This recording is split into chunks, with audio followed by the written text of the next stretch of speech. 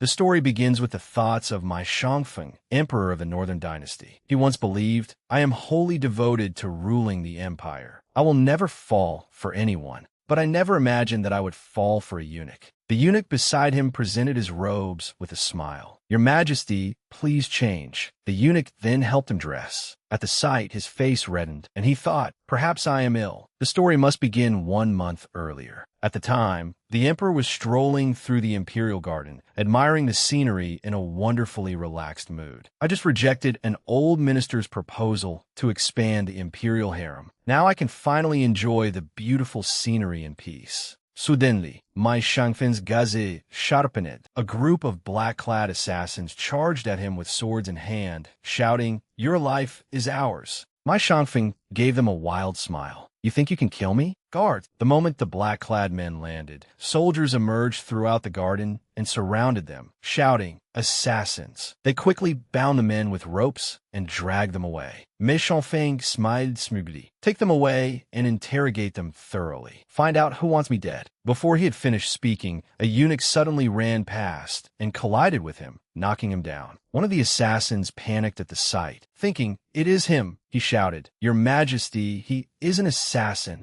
Li Mufeng broke into a cold sweat. I do not know why you are framing me, but she immediately clung to my Shangfeng's leg and wailed. Your Majesty, I have been falsely accused. This servant is not an assassin. The bound assassins continued shouting, no, he is an assassin. My Shangfeng angrily tried to wrench his leg free. Let go. But she stubbornly held on. Not unless your Majesty hears my defense. My Shangfeng stared at her in surprise. You want me to hear your defense? Looking at Li Mufeng's awkward expression, he calmly said, very well, defend yourself. She immediately released him, delighted. My Shangfeng turned his gaze in a certain direction, and Mu, commander of his secret guards, immediately nodded in understanding. Li Mufeng walked up to the black-clad men and asked, you claim I am one of your accomplices? They replied, that is right. You are one of us. She immediately raised 2 fingers. There are 2 problems with that claim. First, if I truly were an assassin, why did I not simply kill His Majesty when I collided with him? The assassin broke into a cold sweat. Well, before they could come up with an answer, she continued, second,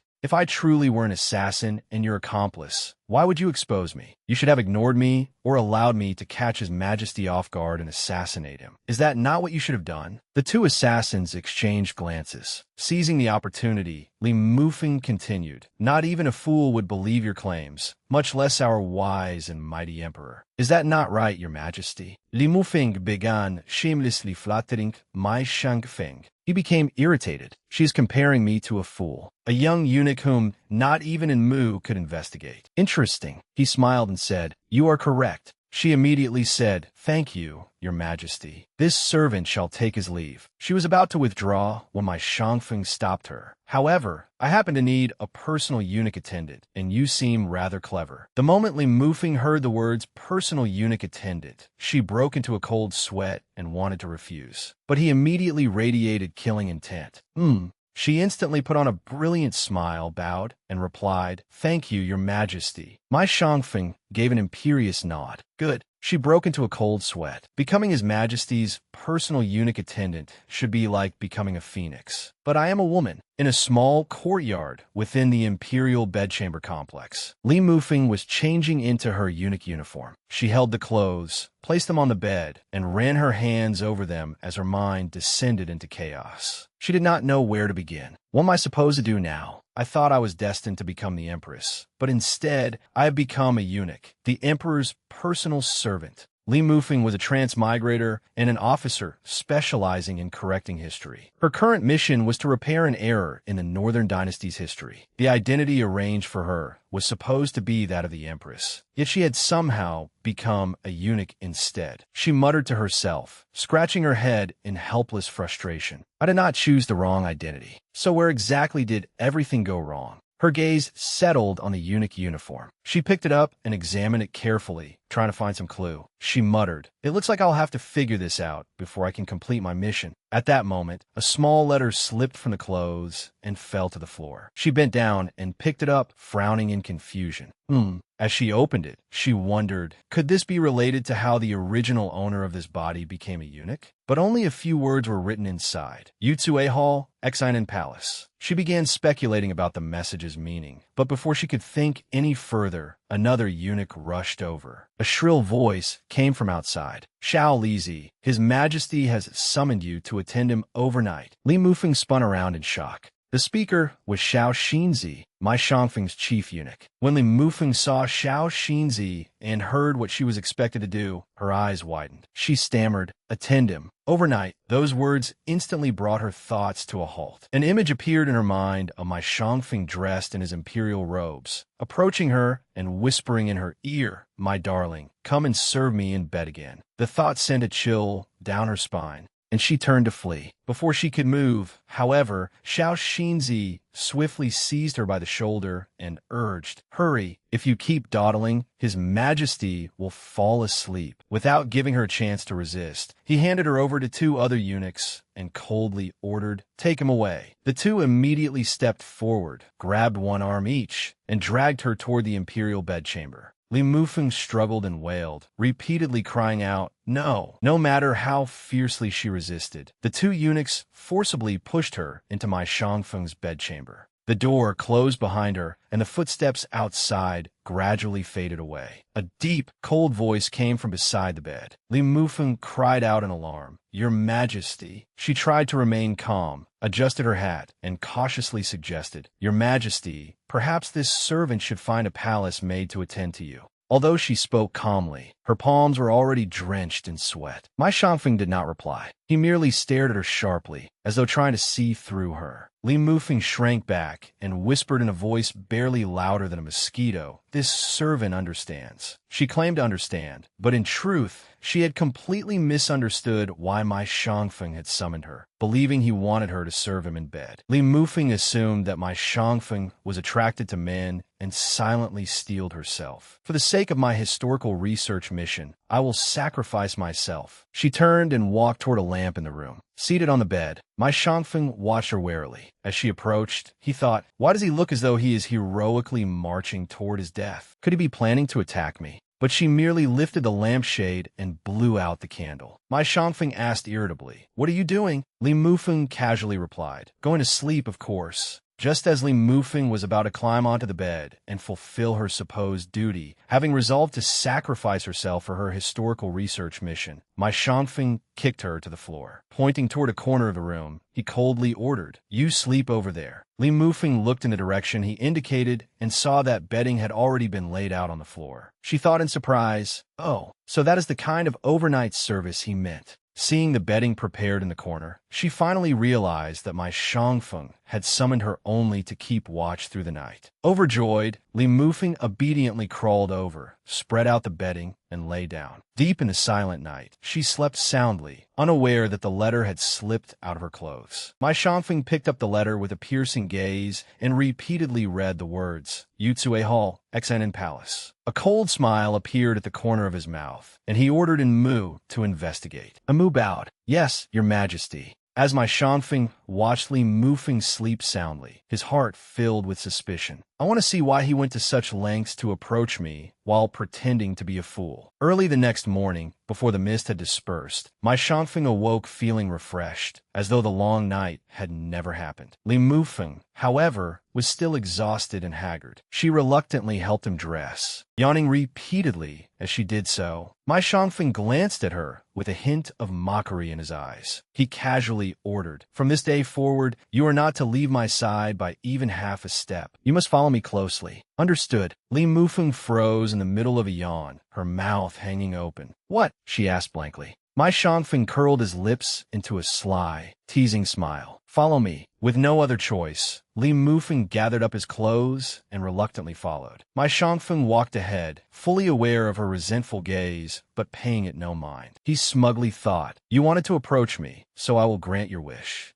Li Mufeng silently followed behind him, her heart full of unease. I must follow him like a shadow. Does that mean I even have to follow him to the privy? At the thought, she sighed helplessly. Forget it. I will just ignore him. Just as she had predicted, she was forced to remain beside him all day. Even when my Shangfeng went to the privy, she had to stand guard outside. Aggrieved and teary-eyed, she silently lamented her fate. When he held court, she leaned against a pillar and dozed off. Thinking about it made her clutch her head in frustration. From that day onward, she followed my Shangfeng everywhere. Whether he was going to the privy, attending court, or leaving court, she could not leave that wretched emperor's side by even half a step. My Shangfeng walked quickly without the slightest concern for the person behind him. Li Mufeng could only hurry after him, panting as she ran. Your Majesty, please wait for this servant. My Shangfeng looked back and casually ordered, hurry up. That night, in my Shangfeng's bedchamber, he slept soundly in the warm room, while Li Mufeng tearfully prepared her bedding on the floor. She miserably wondered, I still have not discovered the cause. How did the original owner become a eunuch? What exactly went wrong to make history deviate so drastically? She tossed and turned, her mind racing. And what in the world is wrong with that wretched emperor? Why did he suddenly become so clingy? A sudden thought made her shudder. Could it be? Could that wretched emperor actually? Is that why the original owner disguised herself as a eunuch to win his love? Is that the truth behind history being altered? No, I must straighten him out. She continued tossing and turning, feeling that the situation was becoming increasingly complicated. Early the next morning, Li Mufeng rose before dawn and sat beside my Shangfeng's bed. Gazing at his peacefully sleeping face, she wondered, how can I straighten him out? Li Mufeng leaned closer until her face was almost pressed against my Shangfeng's. At that moment, my Shangfeng suddenly opened his eyes. Startled by her magnified face beside him, he hurriedly asked, what are you doing? She immediately grabbed his robes and said, Your Majesty, it is time to rise. She then cheerfully turned and walked away. My Shangfeng watched her in utter confusion. What is wrong with this man so early in the morning? Li Mufeng hurriedly brought my Shangfeng's robes over to him. This servant heard the new group of palace maids recently arrived. They have soft, delicate figures and would be very easy to push down. They are highly capable. My Shangfeng fell silent. Soft, delicate figures that are easy to push down? What does that have to do with a eunuch like you? Li Mufeng bent down to fasten his belt. After court, this servant will accompany your Majesty to see them. Perhaps one of them will catch your eye. As she looked at him, she thought, I am not afraid. I'm not afraid. Good heavens, he is terrifying. Meanwhile, my Shangfeng stared at her suspiciously. Could he be hinting that he wants me to find a woman for him? Once he had finished dressing, he turned and asked Li Mufeng, after saying so much, do you no longer want your tongue? Hearing this, Li Mufeng misunderstood again. He is this angry? It seems he truly despises women. In the golden throne hall, my Shangfeng sat upon the imperial throne and addressed the ministers. Present any matters requiring my attention. If there are none, court is dismissed. Li Mufeng hurried after him, calling, Your Majesty, let us go and take a look. He immediately interrupted her. Deliver this to the Empress Dowager. He handed her the imperial seal, and she hurriedly accepted it. After acknowledging the order, she ran off. My Shangfeng glanced after her before stepping into the room. As soon as he entered, Mu, commander of the secret guards, dropped down from the rafters and bowed. Your Majesty, my Shangfeng immediately asked, Mu, have you finished investigating? Mu signaled with his hand. Yes, Your Majesty. Pleased, my Shangfeng sat down and listened to Mu's report. Last night, I captured the messenger at Yutsue Hall. Yutsue Hall may be where they exchange messages. Does Your Majesty want me to dispose of Eunuch Li? He replied, He has yet to reveal his true purpose. I have been rather bored lately, so keeping him around for amusement would not be a bad idea. And Mu asked worriedly, But would that not place Your Majesty in danger? My Shangfeng smiled with interest. That man alone? I know how far to let this go. Meanwhile, in a garden, Li Mufeng sat writing something and cheerfully said, It is finally finished. Now I can investigate. My Shangfeng happened to pass by. Seeing her smug smile, he became suspicious. Could he be writing a secret letter? Li Mufeng continued drawing and writing. My Shangfeng approached and asked, What are you doing? Li Mufeng replied, I am drawing an erotic palace illustration for Your Majesty. My Shangfeng asked, Why are you drawing such a thing? Li Mufeng did not realize that he was standing behind her and continued excitedly, To make His Majesty fall for women instead of eunuchs. My Shangfeng approached her, radiating murderous intent. Li Mufeng finally realized who was behind her, and cold sweat poured down her body. She turned around, trembling, and saw my Shangfeng glaring at her murderously, his entire body seething with fury. He immediately grabbed her by the collar, lifted her into the air, and demanded, "Who told you that I like eunuchs?" She was so frightened that she nearly burst into tears. My Shangfeng held her up furiously, and Li Mufeng struggled in vain. Weeping, she imagined my Shangfeng handing her over to the guards and ordering, "Guards, drag him away and behead him." She imagined herself being taken to the execution grounds and beheaded, filling her heart with despair. Believing the situation could still be salvaged, she hurriedly explained, "Your Majesty, you misunderstood. This servant was not talking about you, but the previous emperor." In the book this servant read, "The previous emperor was so wise and mighty that anyone could tell at a glance that he liked beautiful young ladies. How could he possibly have liked eunuchs?" She looked at him pitifully through tear-filled eyes. "What should I do? Will he believe me?" While Li Mufeng hung there in terror, a figure suddenly appeared and left her astonished. It was Prince Yin, my Shanshan. Looking at him now, it was difficult to imagine that he would launch a rebellion 2 years later. "I will use him to divert my Shangfeng's attention for now." She hurriedly pointed behind them. "Your Majesty, Prince Yin is over there." My Shangfeng turned around suspiciously and saw my Shanshan, smiling and waving. "Imperial brother." My Shangfeng immediately tossed Li Mufeng gazide. She thought, "My miserable little life is finally safe." But before she could celebrate, she heard my Shangfeng order, "I want that book you mentioned on my bed tonight." She was stunned. My Shangfeng led my Shanshan into the room. As Li Mufeng stood beside them, pouring tea, my Shangfeng lifted his cup and asked, "How long will you stay this time?" Miss Shanshan smiled. "About half a month. The martial arts assembly will be held soon. I want to arrive early. Perhaps this year, I might even become the Wulin Alliance leader." Miss Shangfeng sighed. "When that time comes, I truly wish I could trade places with you." My Shanshan hurriedly waved his hands. "Imperial brother, I could never manage it. You should remain emperor and leave the affairs of the martial world to me." Li Mufeng breathed a sigh of relief. The historical records state that my Shangfeng devoted himself to state affairs, ushered in a prosperous age for the Northern Dynasty, and was a wise ruler. I never expected him to dream of roaming the martial world. Just then, someone rushed over and bowed. "Your Majesty, the Minister of War and General Wang requests an audience." He immediately asked, "Why have they come?" "I will step outside for a moment." "Shao Lizi, remain here and attend Prince Xian." My Shangfeng stepped outside and found the Minister of War and General Wang arguing loudly. "I believe, in my opinion, Minister Liu is wrong. You are the one who is wrong." My Shanshan and Li Mufeng stood off to one side, watching them argue. My Shangfeng frowned and took a sip of tea. Only when the two men rolled up their sleeves and prepared to start fighting did he irritably set down his teacup. "Enough. Stop arguing. I know how this matter should be handled." Li Mufeng suddenly turned around and saw my Shanshan standing behind her. She wondered, "Why is he looking at me like that?" My Shanshan winked at her and asked, "My imperial brother is very handsome, is he not?" Li Mufeng exclaimed in surprise, "What?" My Shanshan leaned closer to her. "Although what you are doing is rather strange, rest assured, I will not let anyone discover that you entered the palace to serve as my imperial brother's personal eunuch attendant." After hearing this, Li Mufeng thought, "Is he saying that he knows my true identity?" But the original Li Mufeng was always recuperating outside the capital and rarely returned. When did they meet, and how did they become so close? My Shanshan looked at the two men who were about to fight and said, "It seems my imperial brother will need quite some time to settle this matter. I will take my leave." He gestured that he was departing, and my Shangfeng nodded.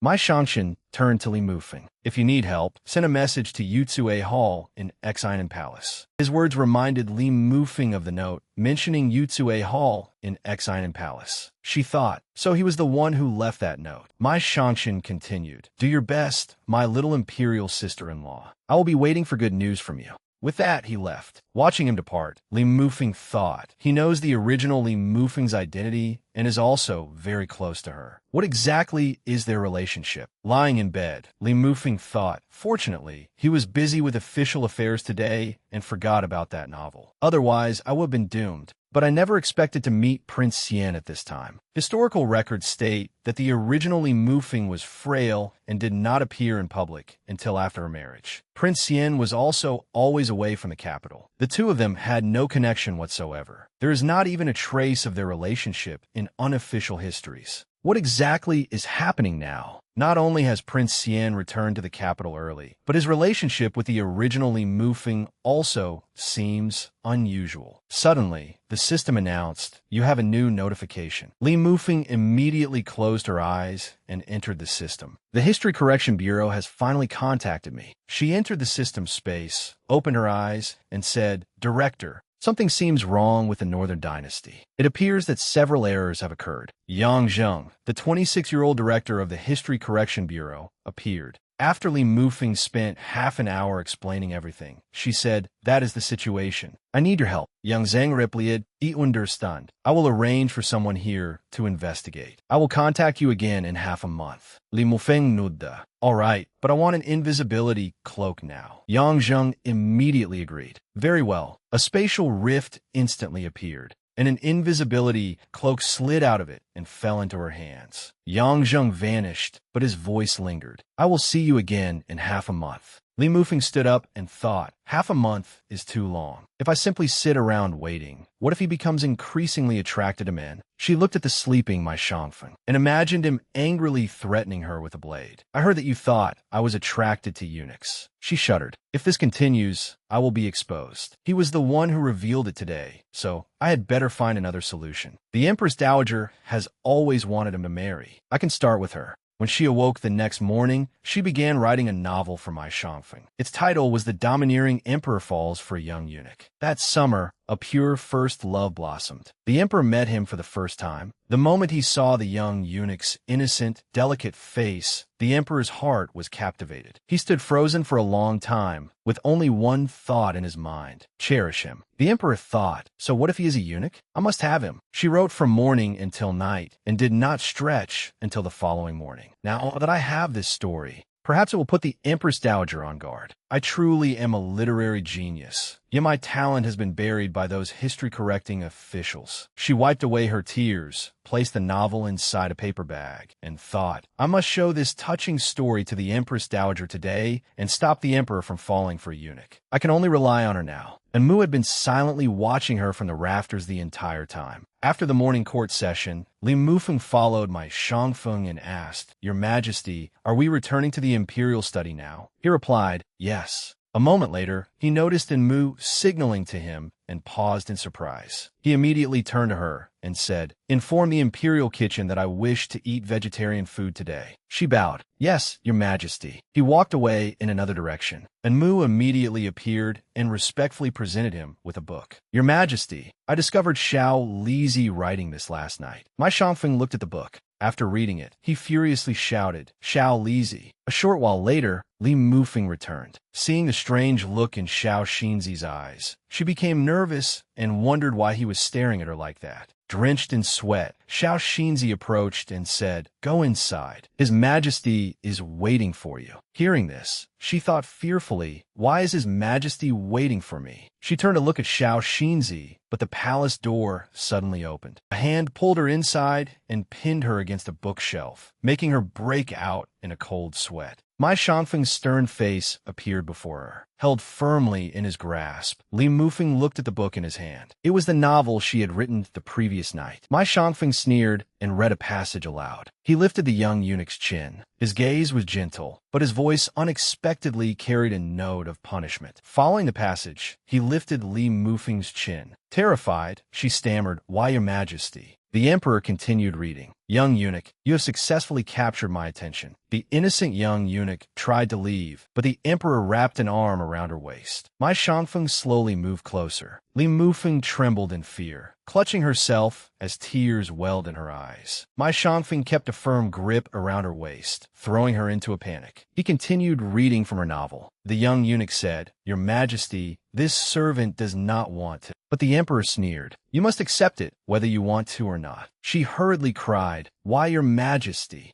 My Shangfeng acted as though he had not heard her and continued reading, making her even more terrified. After saying that, the emperor lowered his head and kissed the young eunuch on the lips. As he kissed her, he said, "Young eunuch, tonight I want you to belong to me." As he spoke, he leaned closer to her. Hearing this, she panicked and screamed inwardly, "Do not do this!" Just then, the palace door was pushed open, and the Empress Dowager rushed inside. "Your Majesty!" The moment she entered, she saw my Shangfeng pinningly moving against the wall and cried in alarm, "Your Majesty!" A moment later, my Shangfeng hurriedly sat down and hid the novel beneath a pile of books. The Empress Dowager sat beside him. He smiled and asked, "Imperial Mother, what brings you here?" Li Mufeng was pouring tea. When she heard the Empress Dowager reply, "Li Mufeng, the Li family's legitimate daughter, has returned." Startled, Li Mufeng dropped the teacup. "The Li family's legitimate daughter? Was I not transported here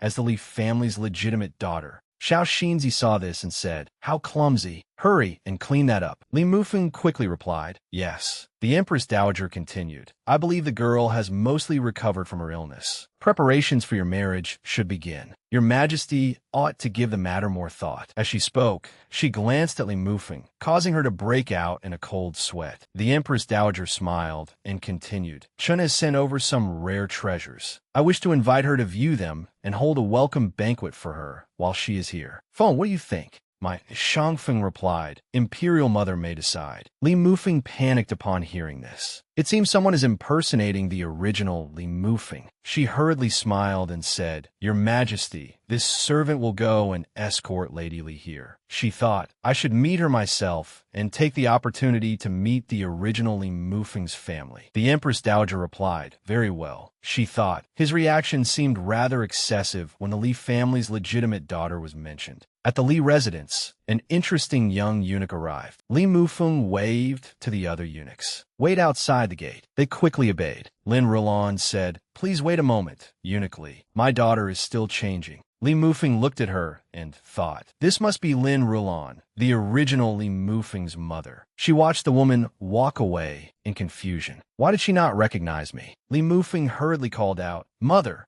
At that moment, a young lady emerged and said, "I am sorry, Mother. I am late." Lin Rulan said, "Why did changing your clothes take so long? Eunuch Li is still waiting for you." Li Mufeng was startled. This woman is different from the original Li Mufeng. Lin Rulan introduced them. "Feng, this is Eunuch Li, His Majesty's personal eunuch attendant." "Eunuch Li, this is my daughter, Li Mufeng." The moment the young lady saw Li Mufeng, she flinched in shock. The bracelet in her hand fell to the ground and shattered. Li Mufeng thought in astonishment, "If she is Li Mufeng, then who am I?" The young lady exclaimed, "It is you." Li Mufeng frowned at the young lady. She had originally assumed that someone was impersonating her, but the current situation did not seem that simple. Lin Rulan asked anxiously, "Feng, are you feeling unwell again?" The young lady hurriedly replied, "I am fine. My hand merely slipped." Lin Rulan quickly said, "I'm glad you are all right." Li Mufeng remained suspicious. If she is merely an imposter, why does she look completely different from me? Why did the original Li Mufeng's mother fail to recognize me? Could the system have malfunctioned? There is no need to investigate too many possibilities. I should identify the truth before taking action. This is probably not a system malfunction, but if the system is working properly, what exactly is happening? Lin Rulan looked at Li Mufeng, cleared her throat, and said, "It is getting late. If Feng is ready, I must trouble Eunuch Li to escort her into the palace." Li Mufeng replied in surprise, "Yes. This way, Lady Li," she thought. "It seems I must investigate this matter further." Li Mufeng continued to stare at Lin Rulan through clenched teeth. She truly does not recognize me. Inside the carriage, Lady Li asked, "What is the matter, Eunuch Li? Why are you sighing?" Li Mufeng replied in surprise, "Ya me fine." She thought, the History Correction Bureau will not contact me for another half a month. She said to the young lady, "I was merely thinking about a play called The Civet Cat Swaps the Crown Prince. Have you ever heard of it, Lady Li?" She thought, perhaps I can determine whether this situation has anything to do with her. She continued, "It is a fascinating story about a cuckoo laying its eggs in another bird's nest. In the end, the civet cat in the story is executed, and the crown prince regains his rightful place. The ending brought joy to many people and conveyed an important lesson. Anyone who tries to replace someone else will ultimately meet their doom. If you have time, Lady Li, you should go and listen to it. Lady Li smiled and replied, "Very well. I will listen to it when I have time. Thank you for the recommendation," eunuchly. Li Mufeng replied, "You are welcome." Li Mufeng noticed a hint of unease on Lady Li's face. The woman did not seem guilty, yet something about her still felt strange. When the carriage arrived at the palace gate, a eunuch called loudly, "Eunuch Li has arrived." Li Mufeng thought, "Forget it. I should wait until I have thoroughly investigated the Li residence." Inside the palace maids began to sing and dance. Clutching her stomach, Li Mufeng ran over to my Shangfeng and said through a sheen of sweat, "Your Majesty, this servant has a stomachache and needs to use the latrine." The emperor nodded. "Go." Glancing at her poor performance, he thought, "She is making another excuse to slip away." As soon as she received permission, Li Mufeng slipped away. Mai Shangfeng waved his hand, signaling someone to follow her. Amu immediately acknowledged the order and followed her. As Li Mufeng walked away, she thought, "The most urgent matter is to visit the Li residence and determine whether everyone believes that young lady is the real Li Mufeng." She looked around before putting on the invisibility cloak. Good heavens, this thing is rather difficult to wear. Amu had been watching her the entire time. When she suddenly vanished without a trace, he was startled. Where did she go? He immediately leaped down. Li Mufeng heard movement behind her and jumped in alarm. Someone is there. Seeing the man looking around, she became nervous. Is he searching for me? When Amu found no one, he immediately leaped onto the roof. Li Mufeng fronat. I must find out why this man was following me. Using Qigong, Amu sped across the rooftops as lightly as though he were flying. His figure flickered in and out of sight beneath the night sky, and every leap was as light as a feather. He left no trace behind. Wearing the invisibility cloak, Li Mufeng exhausted herself trying to keep up. Every step felt as though 1,000-pound weight were pressing down on her. As she ran, she complained inwardly, "Good heavens, why does everyone know Qigong? The next time I contact the History Correction Bureau, I must ask them for a pair of wings." She panted heavily, her legs nearly giving out, but she gritted her teeth and continued following Amu. Suddenly, he landed on a rooftop near the imperial study as lightly as a feather. Li Mufeng hurriedly hid in a dark corner, never taking her eyes off him. She did not even bother wiping the sweat from her brow as countless questions arose in her mind. Why did he come to the imperial study? Could his target have been someone else rather than me? She crept toward the entrance of the imperial study, but suddenly stopped. A tall, muscular guard stood watch before her. Compared to him, she was merely a tiny shadow. Li Mufeng assessed the difference in strength and swallowed nervously. Even with an invisibility cloak, I still cannot walk through walls. She searched her surroundings, trying to find another entrance. Looking up at the roof, she silently estimated the distance from where she stood. Seeing that it was far beyond her reach, she thought, I should ask for the ability to jump higher as well. Unable to find a reasonable way inside, Li Mufeng could only wait patiently outside the imperial study. 2 hours later, a cold wind swept past, making her shiver. Her eyelids grew heavy, and she could not suppress a yawn. Why has he not come out yet? No matter whom he came here for, he will surely appear again. For now, it is more important to determine who I really am. She raised her head and looked at the bright moon in the night sky. The moonlight was gentle, but her thoughts were in turmoil. It is already quite late. If I leave the palace now, it will be very late by the time I return, and the emperor may become suspicious. Perhaps I should find Prince Yin first and ask whether he knows what is happening. Having made her decision, she quietly moved into a secluded corner, removed the invisibility cloak, and prepared to leave. Before she had gone far, however, she overheard several young ladies talking. His Majesty treats Lady Li so well. He is personally escorting her home. Of course, do you not know who Lady Li is? She is the future empress. Li Mufeng was startled. She slowly turned her head and focused on the two young ladies nearby, her brows furrowed in confusion. Mai Shangfeng is escorting the fake Li Mufeng home. She immediately turned toward them and heard them continue. I am so envious. I wish I could receive His Majesty's favor too. So do I. I would even be willing to become a palace maid. Their words made Li Mufeng uncomfortable, not because she was jealous, but because she was suspicious. Historical records stated that Mai Shangfeng's feelings for Li Mufeng began when he escorted her home and encountered assassins. Li Mufeng risked her life to save him. But was that not supposed to happen half a year from now? Why is it happening so early? Forget it. The current situation is already extremely strange, so something occurring a little early could be considered normal. She muttered, I had better hurry back. If I was not transported into the wrong person after all, missing this life or death encounter will only cause more trouble later. With newfound determination, she turned and hurried away to find Prince Xian. Li Mufeng hurried back into the palace. As soon as she arrived, she saw Xiao Xinzi directing the busy palace maids. Handle that gently. Do not break it. That is a jade table presented as tribute by Persia, so be careful. The moment she saw Xiao Xinzi, she was overjoyed and sighed in relief. Xiao Xinzi is still here. I made it back in time.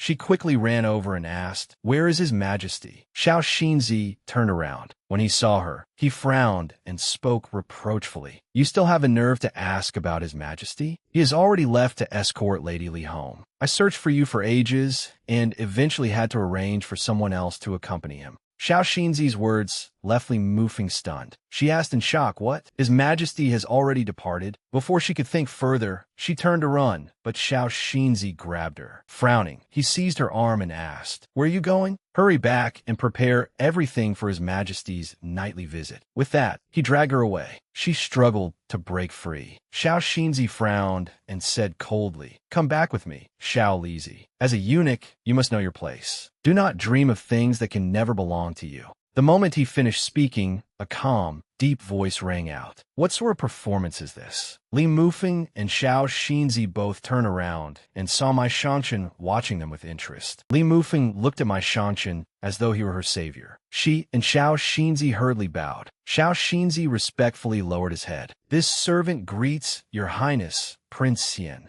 Li Mufeng quietly pleaded with my Shanshan, Save me. My Shanshan chuckled and amiably put an arm around her shoulders. Xiao Lizi, come out for a stroll with me. Xiao Xinzi, surely you have no objection. Xiao Xinzi hurriedly replied with a respectful bow. This servant would not dare. Hearing this, she stuck out her tongue at Xiao Xinzi, then followed my Shanshan outside. After they had walked some distance, he glanced at her and asked, Tell me, what trouble have you gotten into? She hurriedly replied, Your Highness, I want to find His Majesty. He smiled and nodded. All right, I'll take you out of the palace. She looked up in surprise. Your Highness, aren't you going to ask why I'm looking for His Majesty? He replied casually, his voice full of affection. Why ask? I already told you that no matter what you want to do, I will help you. She stared at him blankly, her thoughts in turmoil. What exactly was their relationship? Why did they seem unusually close? Suddenly, he wrapped an arm around her waist and said in a low, commanding voice,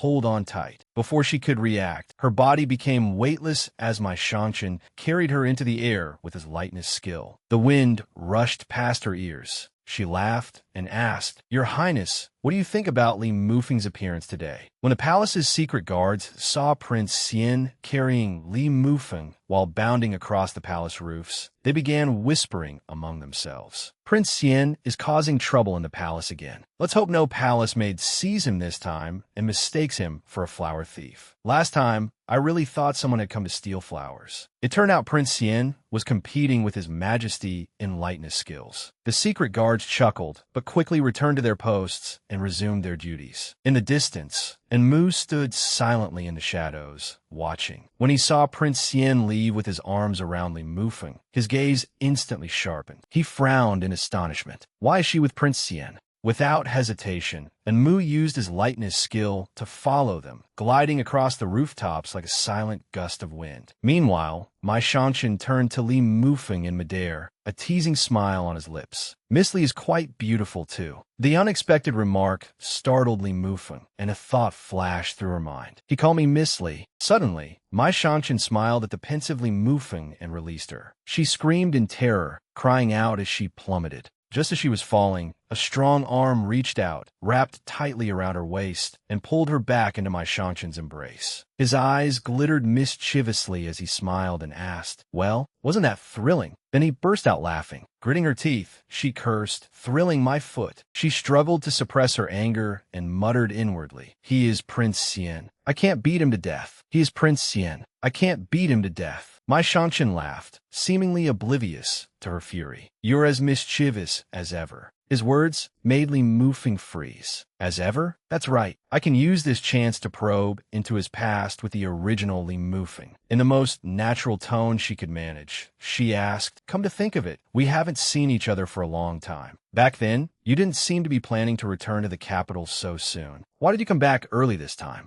My Shanshan stopped and set her down, his piercing gaze fixed on her as though he wanted to see through her every thought. Li Mufeng panicked, breaking out in a cold sweat. Why is he looking at me like that? Could it be that he and the original Li Mufeng weren't actually close enough to discuss such things? Maybe he's already noticed something strange about me. While Li Mufeng was anxiously thinking, my Shanshan suddenly burst out laughing, shattering the tense atmosphere. "I thought you only cared about Imperial Brother and didn't care about me at all." Li Mufeng sighed in relief. But before she could celebrate, my Shanshan continued, "I originally planned to return in 6 months, but I came back early after hearing that you had disappeared." Astonished, she hurried after him as he strode forward. My Shanshan suddenly lifted a tree branch and said with a smile, "Now that you mention it, there's something I want to ask you. You said you liked Imperial Brother and asked for my help, so I deliberately arranged for you to enter the palace as a palace maid. How did you end up becoming a eunuch instead?" Before Li Mufeng could react, my Shanshan released the branch. The branch snapped around her, trapping her in place. She stared at him in furious silence. Yet she continued trying to calm herself. "Don't lose control and beat him to death. He is Prince Xian. I can't beat him to death. He is Prince Xian. I can't beat him to death." Seeing her trapped, my Shanshan quickly pulled her free. He then hurriedly changed the subject and pointed at a horse. "Imperial Brother has been gone for a while. Let's hurry and find him. Otherwise, if he runs away with Miss Li, don't come crying to me." Li Mufeng gritted her teeth in helpless frustration. In my native tongue, there's only one way to describe this. I'm utterly speechless. I'll settle the score with him later. However, judging from what Prince Xian had said, he was the one who had arranged for her to enter the palace, and he did not know that she was Li Mufeng. My Shanshan helped her onto the horse, then leaped up behind her. He sharply pulled the reins, and the horse galloped forward. Li Mufeng clutched her head, 100,000 questions racing through her mind. Could the system really have malfunctioned? Did I not transmigrate into Li Mufeng, but into someone else? At the same time, outside the Li residence, the false Li Mufeng curtsied to the emperor and said gently, "Thank you for escorting me home, Your Majesty." Maintaining a dignified yet cordial manner, my Shangfeng nodded. "Very well." The other Li Mufeng took a jade pendant from her sleeve and respectfully offered it to him. "I made this jade pendant while staying at the country estate. I wonder if Your Majesty likes it." The emperor reached out to accept it. Just then, the sound of approaching hoofbeats came from the distance. The emperor turned and looked surprised when he saw my Shanshan riding toward them with another person. At the same time, the false Li Mufeng instinctively withdrew the jade pendant. A trace of displeasure crossed her face as she tightly gripped the gift she had intended to present. My Shanshan quickly helped Li Mufeng down from the horse. Seeing this, my Shangfeng frowned and asked in a low, probing voice, "Why are the two of you here?"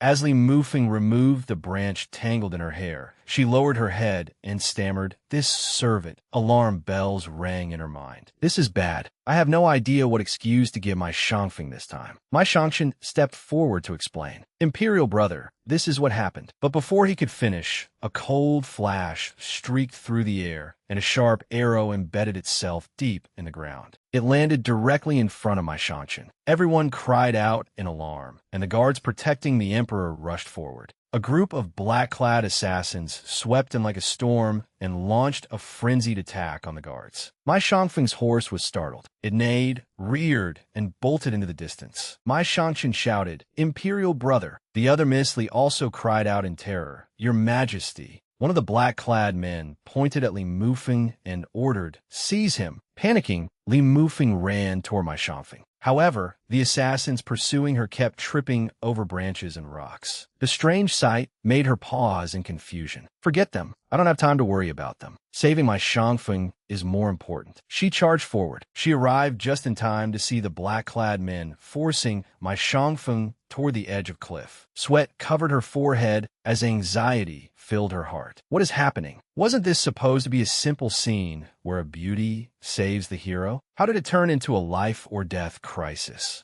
My Shangfeng stood on a boulder as the black-clad men forced him backward toward the cliff. Li Mufeng broke out in a cold sweat. The history books said that because my Shangfeng was such a formidable martial artist, he never faced a truly fatal crisis. But now there have been so many deviations. What if something really happens to him? She crouched behind a bush. Then she rushed in front of my Shangfeng and shouted, "Your Majesty, get out of the way." He turned around and stared at her in shock as she charged toward him. But at that moment, an assassin swung his sword, and a sharp blade slashed across her shoulder. Agonizing pain tore through her. Gritting her teeth, Li Mufeng thought, "That hurts, but it's too late to stop now." My Shangfeng was horrified by the sight. He had never expected her to truly risk herself to save him. Unable to stop her momentum, she crashed into my Shangfeng and sent them both tumbling over the cliff. Li Mufeng clung to him as tears streamed down her face, forgetting to ask the director whether suicide while on duty counted as a workplace accident. My Shangfeng recalled in Mu asking him about Xiao Lizi. He had replied, "I know what I'm doing. Leave things as they are for now. Go handle the matters I instructed you to deal with." The scene then shifted to him covering Li Mufeng with a blanket. A while later, Li Mufeng jolted awake and shouted, "Your Majesty, watch out." My Shangfeng was sitting beside her with a book in his hands. Startled, he asked, "You're awake? Are you feeling uncomfortable anywhere?"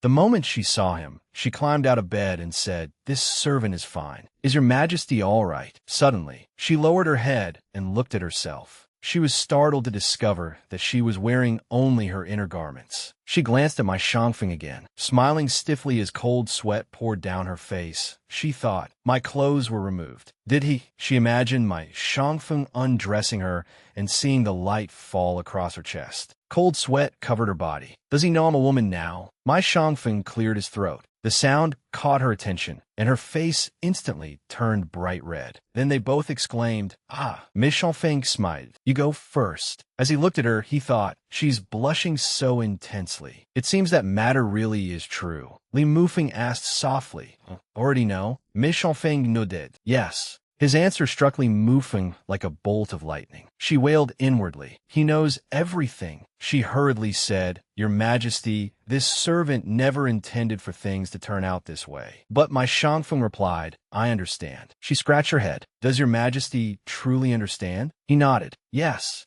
Li Mufeng became suspicious. How can he understand my identity when I haven't even explained it yet? My Shangfeng held up the book and said, "I know how you feel. You saved my life. Although such feelings would shock the entire world, I am not an old-fashioned man. I can allow you to remain by my side, but do not entertain any other ideas." Li Mufeng looked at the novel in my Shangfeng's hand and froze. She recalled what she had written in it. He fell in love with His Majesty at first sight. Because of what happened that day, he voluntarily entered the palace and became His Majesty's personal eunuch attendant, merely so he could stay by His Majesty's side. Now this obsessed beauty joins the Emperor in wreaking havoc throughout the realm. Li Mufeng was stunned. After finishing her previous novel, she had been unable to sleep and had casually written a short story to pass the time. Unable to look my Shangfeng in the eye, she asked, "When you said you understood, were you talking about this?" Cold sweat ran down her back. So he wasn't saying that he knew I was a woman? My Shangfeng asked in return, "What else would it be?" She glanced at her clothes again and asked, "Then what happened to this servant's clothes?" He smiled. "Your arm was injured. For convenience, I removed your outer garments." "Why?" "Well, they're not allowed to."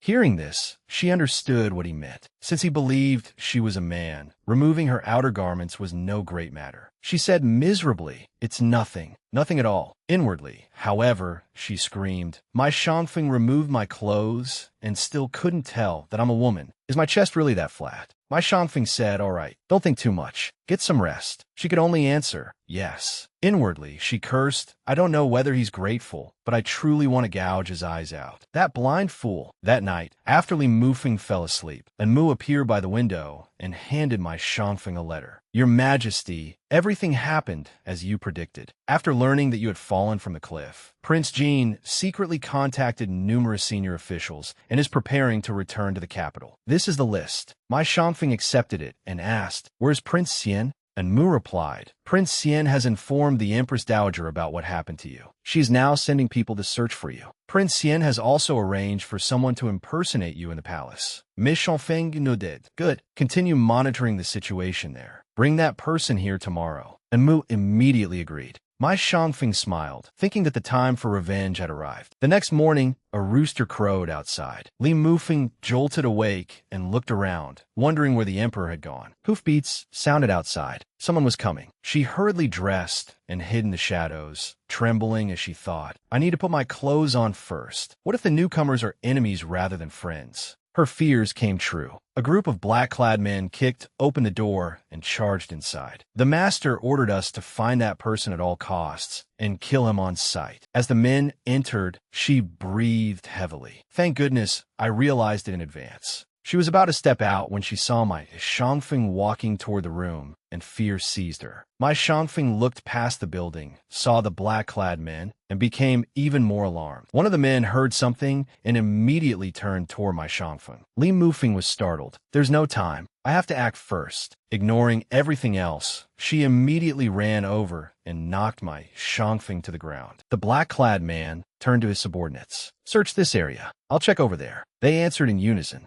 Li Mufeng held my Shangfeng tightly, pinning him beneath her so the assassins would not discover him. My Shangfeng reached out and grabbed her, but because he could not see her, he was utterly confused. Li Mufeng thought, endure it, Li Mufeng. If you let go now, everything you've done will be ruined. Hurry up and leave, sir. Stop standing there. The black-clad man continued looking around. When he finally left, she sighed in relief. He's finally gone. Suddenly, my Shangfeng sat up, startling her. Hearing the movement, the black-clad man turned back with a puzzled expression. Li Mufeng forcefully pushed my Shangfeng down again. The black-clad man muttered in confusion. There's no one here. He turned to his subordinates and said, there's no one on this side. Search farther ahead. They replied, yes. Hearing this, Li Mufeng sighed in relief and sat up. Then she was startled to discover that she had been tied up. She thought in astonishment, where did this rope come from? My Shangfeng seized her and said, I do not know what kind of creature you are, but you dare play supernatural tricks before me. Hearing this, she trembled. What should I do? What should I do? If he grabs my collar and removes my clothes, I'll be exposed on the spot. It seems I was worried about the wrong thing. No, I can still save myself. She immediately kicked him in the groin. Trembling in pain, he shouted, how dare a monster like you kick me? She hurriedly ran away. But my Shangfeng continued chasing her, terrifying her. She ran toward a tree and panicked when it blocked her path. She turned around and discovered that my Shangfeng had somehow appeared behind her. He was reaching toward her, making her even more frightened. I'm finished. Suddenly, the black-clad men shouted, so you really are here. One of them immediately raised his sword and approached my Shangfeng. Come here, let's have some fun with our emperor. Seeing this, she thought in terror, not again. One of the black-clad men swung his sword at my Shangfeng and said, don't be too rough. The master ordered us to take him alive. Anything else is permitted. My Shangfeng gritted his teeth and immediately used his lightness skill to leap aside. Li Mufeng was terrified. No, anyone can see these people are enemies. My Shangfeng removed his cloak,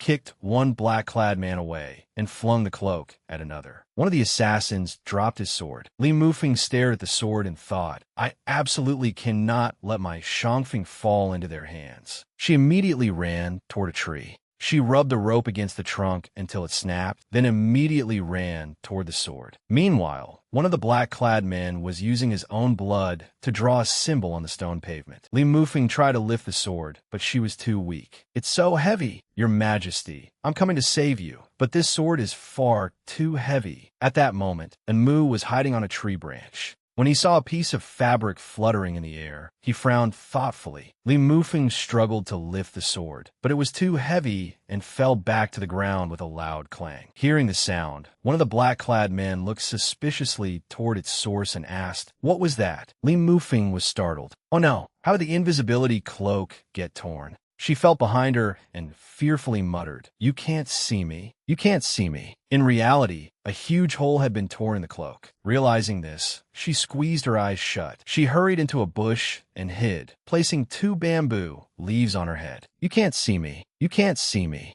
However, everyone stared in horror, their mouths hanging open, when 2 leaves suddenly appeared in midair. One of the black-clad men ordered, hurry. The others immediately acknowledged him. They charged toward my Shangfeng. Li Mufeng removed the cloak and looked at him. What terrible luck. I could choke just drinking water. I was almost exposed. In truth, she had already been exposed. She hurriedly rolled up the cloak and thought, shrink a little so I can put you away. When she found that she could not store it, she tossed it aside. She grabbed a sword and charged at the black-clad man. Release his majesty. My Shangfeng and the man in black were both startled by her sudden appearance. Li Mufeng hurriedly stood in front of my Shangfeng. He was astonished by the sight. He never expected that this young eunuch would risk his life for him. Meanwhile, she lamented inwardly. This sword is so heavy. My Shangfeng shook his head, signaling to one of the assassins. The assassin understood, nodded, pulled a flute from his robe, and began to play. Everyone who heard it became dizzy. Some even vomited and collapsed to the ground. The flute's shrill sound also gave Li Mufeng a splitting headache. She thought, I've never heard anyone play a flute that could make people dizzy before. The flute summoned a swarm of snakes. The moment Li Mufeng saw them, her face turned deathly pale. She tossed her sword aside, threw herself into my Shangfeng's arms, and cried fearfully, the snakes will bite us. My Shangfeng frowned at the approaching snakes and immediately swung his sword, cutting them down one after another. Then he smiled, held her, and said, it's all right. She stared at him in surprise. What?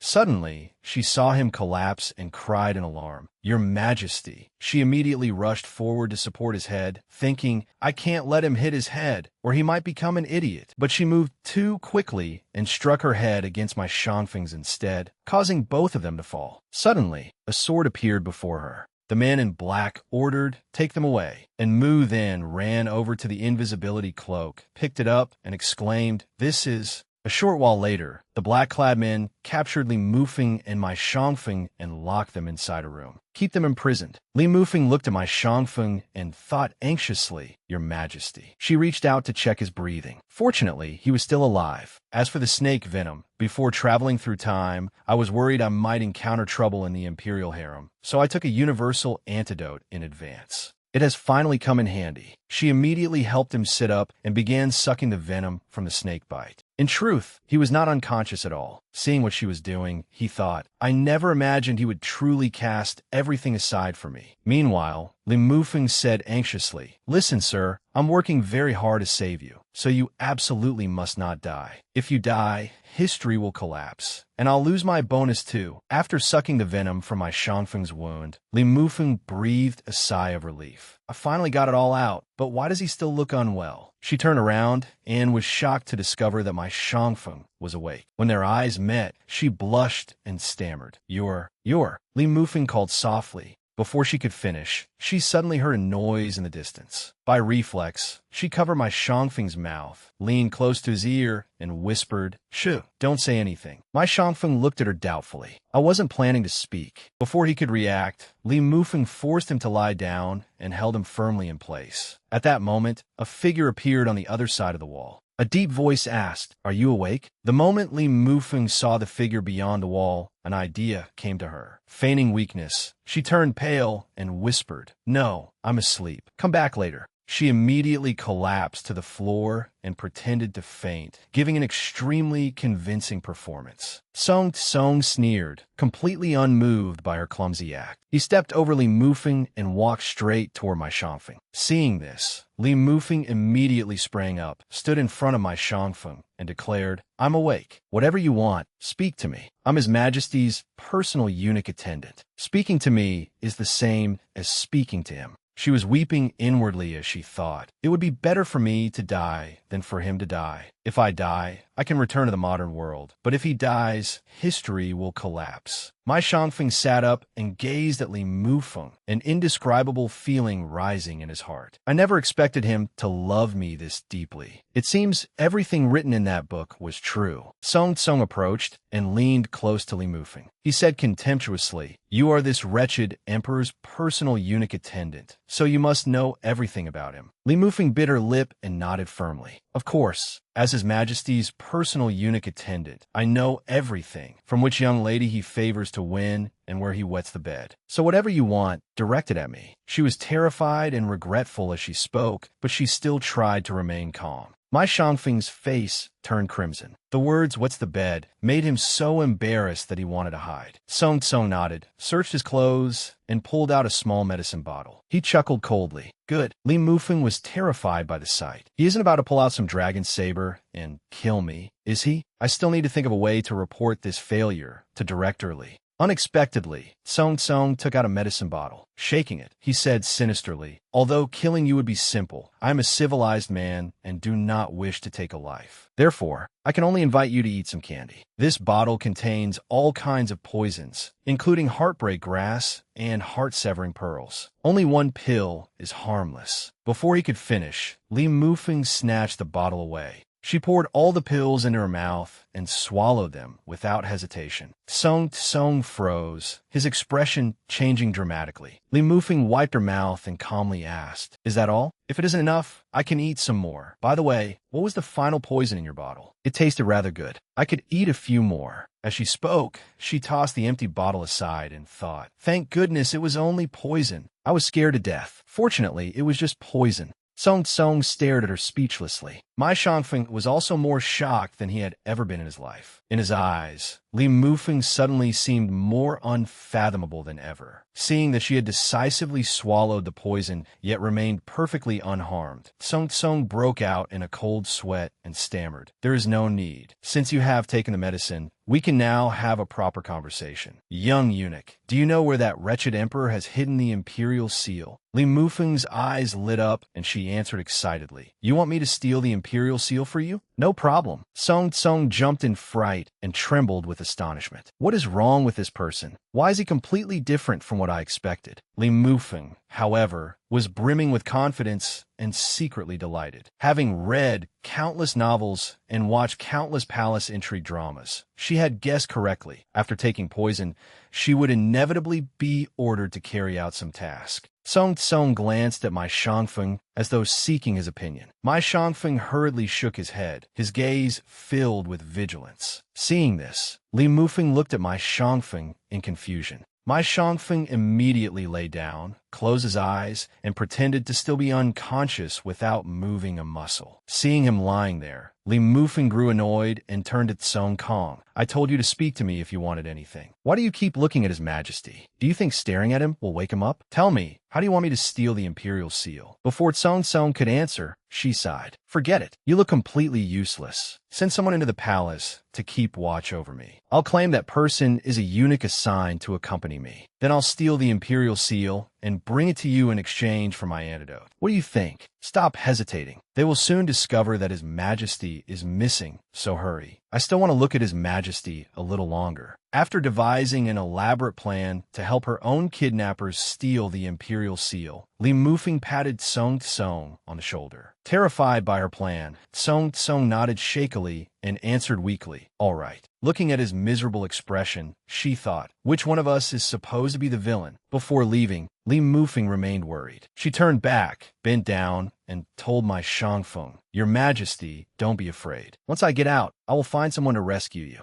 With that, she left with another man disguised as a eunuch. Once Li Mufeng had gone, my Shangfeng sat up and watched her receding figure with a complicated look. Being protected by a young eunuch is rather interesting. After Li Mufeng departed, Song Tsung sat on a tree branch, spinning an apple in his hand. Once the carriage carrying Li Mufeng disappeared into the distance, Song Tsung jumped down and bowed to the man beside him. "Your Majesty, I have made all the arrangements. Prince Jin knows the young eunuch is in my hands. He has also agreed to meet me once he obtains the imperial seal. Miss Shangfeng nodded coldly. Good. Song Tsung hesitated before asking. However, the young eunuch was not poisoned, and Prince Jin has a divine physician serving him. Should we have little Ten bite you again? Hearing this, my Shangfeng flushed crimson. He extended his hand, and a snake immediately slithered onto his wrist. It was Little Ten. Looking at Little Ten in his hand, he could not help recalling how Li Mufeng had sucked out the venom for him. An indescribable feeling rose in his heart. Young eunuch. Meanwhile, Li Mufeng had returned to the emperor's bedchamber in the imperial palace. She signaled to the person beside her. After receiving a nod, she went inside. A guard stepped forward, cupped his hands, and said, "Eunuch Li has returned. His Majesty has been waiting for you for quite some time. Walk 10 steps in this direction." The guard led Li Mufeng inside, then told the other person, "You should wait outside the door." He announced, "Your Majesty, Eunuch Li has returned." Li Mufeng was utterly confused by the situation. She entered, but before she could say anything, a tall man approached. He spread his arms, embraced her, and said, "Xiao Lizi, you have finally returned." Stunned, she pushed away the man who looked exactly like my Shangfeng and thought anxiously, why have there been so many real and false emperors lately?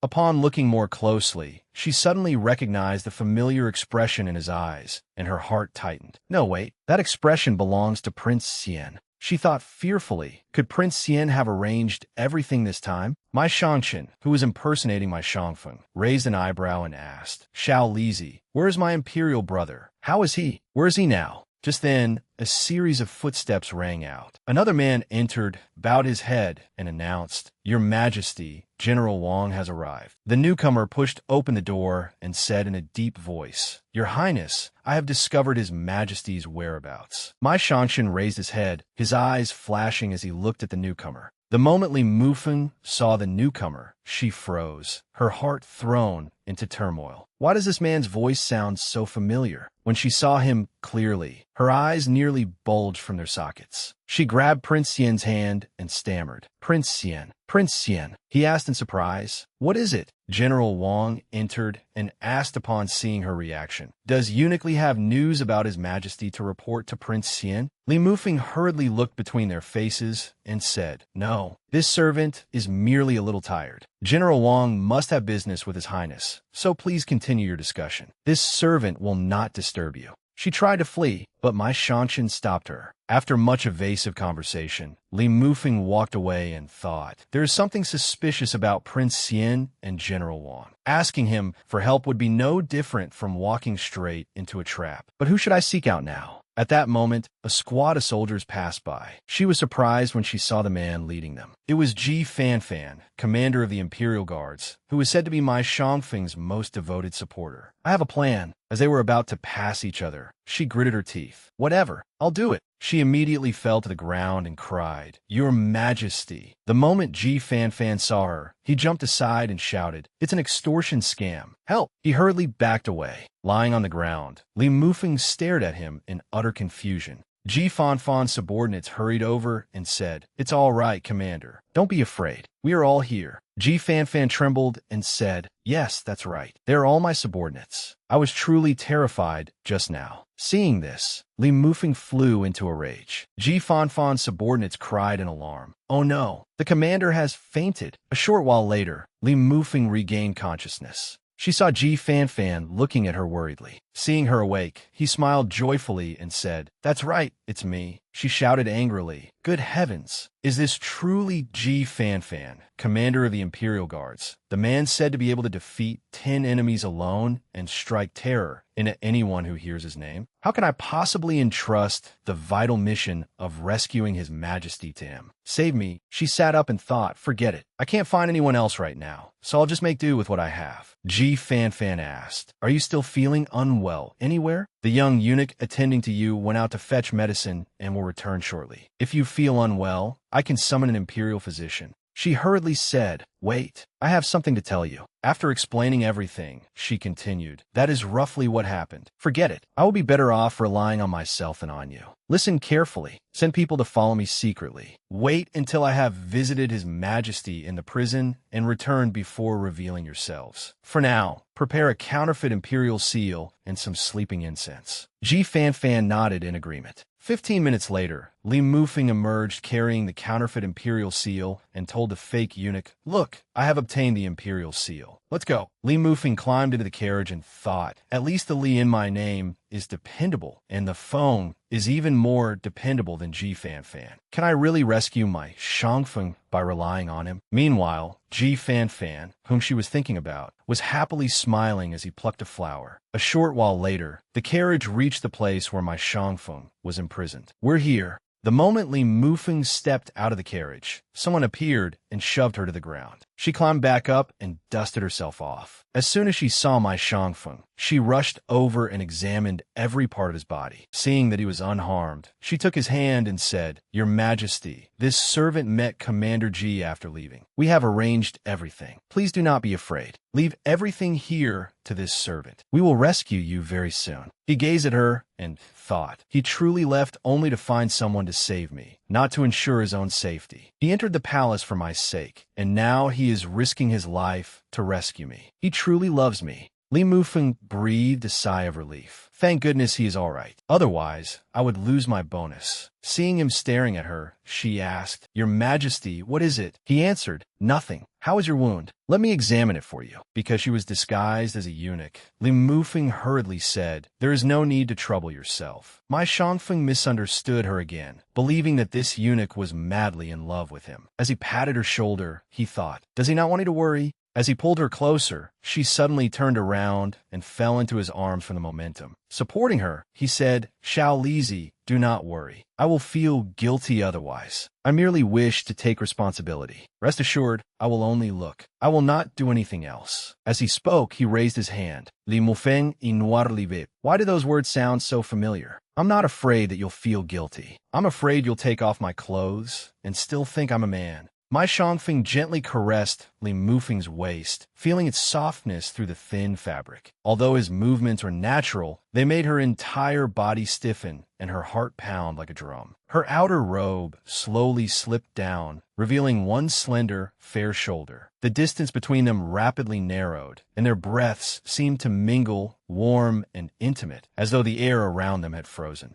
Li Mufeng lowered her head to avoid his gaze, her cheeks involuntarily turning red. Her heart was filled with anxiety. He will definitely discover that I'm a woman this time. How am I supposed to explain it? While she remained lost in panic, my Shangfeng was in an entirely different state of mind. He studied her and thought, does he blush whenever I touch him? He reached out, gently lifted a loose strand of hair from her shoulder, and stroked it between his fingers. His gaze rested on her flushed face. A sharp gleam flashed in his eyes, as though he were searching for something hidden. Li Mufeng panicked and stepped back to avoid him, but before she could move away, my Shangfeng swiftly seized her hand. He pulled her closer. "Something is wrong," my Shangfeng murmured, his sharp gaze fixed on her arm. Hearing the alarm in his voice, Li Mufeng thought, I'm about to be exposed. But my Shangfeng's next words caught her by surprise. "This wound looks unusual." Realizing that he was suspicious of her wound rather than her sex, Li Mufeng could not help breathing a sigh of relief. She hurriedly lowered her head and explained softly, "Your Majesty, this wound is..." After hearing her explanation, my Shangfeng looked puzzled. He stood up in disbelief and said, "Once we return, have an imperial physician dress your wound again." Li Mufeng pulled her robe back into place, lowered her head, and answered, "Yes." Her heart was filled with complicated emotions. I could overlook what happened last time, but this time he took off my clothes, though it was only my outer robe, and touched me, though it was only my waist and arm. Yet he still had not realized that she was a woman. Li Mufeng was furious that my Shangfeng's eyesight was so poor that he could not distinguish a woman from a man. It was a devastating blow to her pride. Just then, footsteps rang out. Seeing Tsong approach, Li Mufeng jumped in alarm and hurriedly stood in front of my Shangfeng. She said coldly, "I have already obtained the imperial seal for you. What else do you want?" But Tsong walked past her without saying a word and headed straight toward my Shangfeng. Li Mufeng watched him anxiously and thought, I need to send a signal. I hope that female leader is reliable, or we will really be in trouble this time. She took a deep breath, prepared to act, and shouted, "Don't. Unet pesti, gong suden li nen let before my Shangfeng." "Greetings, Your Majesty." The plan succeeded. Before Li Mufeng could finish speaking, Tsong continued, "Everything happened exactly as Your Majesty predicted. I pretended to surrender to the Prince of Jin and gained his trust." Tsong recalled what he had said when he met the Prince of Jin. "Your Highness, are you truly willing to remain nothing more than a prince? You may be content, but I am not. I want power. How about this? I will seize the imperial seal and help you control the emperor. Then we could divide the realm equally between us." Tsong continued. "At my instigation, he obtained the imperial seal and ultimately decided to seize the realm. I have also uncovered every clue connected to him. Here is the list. I subdued the Prince of Jin and imprisoned him in the Imperial Dungeon. Would your Majesty like to go there now? My Shangfeng slowly turned around. His gaze was calm, as though he had anticipated everything from the beginning. He nodded. Yes. After witnessing everything, Li Mufeng finally realized that it had all been part of my Shangfeng's plan. The realization left her deeply disappointed. He suddenly turned around and fixed his gaze on her. In a deep, commanding voice, he asked, "Why are you standing there in a daze? Hurry up and follow me." Li Mufeng snapped back to her senses as though awakening from a dream. She hurried after him and replied, "Yes, Your Majesty." Their steady footsteps echoed through the quiet corridor. As my Shangfeng walked, he glanced at Li Mufeng. His tone was slightly reproachful, but it could not conceal his concern. "The medicine Song Tsong gave you earlier was not poison. It was a tonic. You are unbelievably foolish, putting anything into your mouth. Remember this. Even if I order you to eat or drink something strange, you must refuse." Li Mufeng smiled awkwardly, lowered her head, and quietly explained, "Understood. This servant only did it for Your Majesty."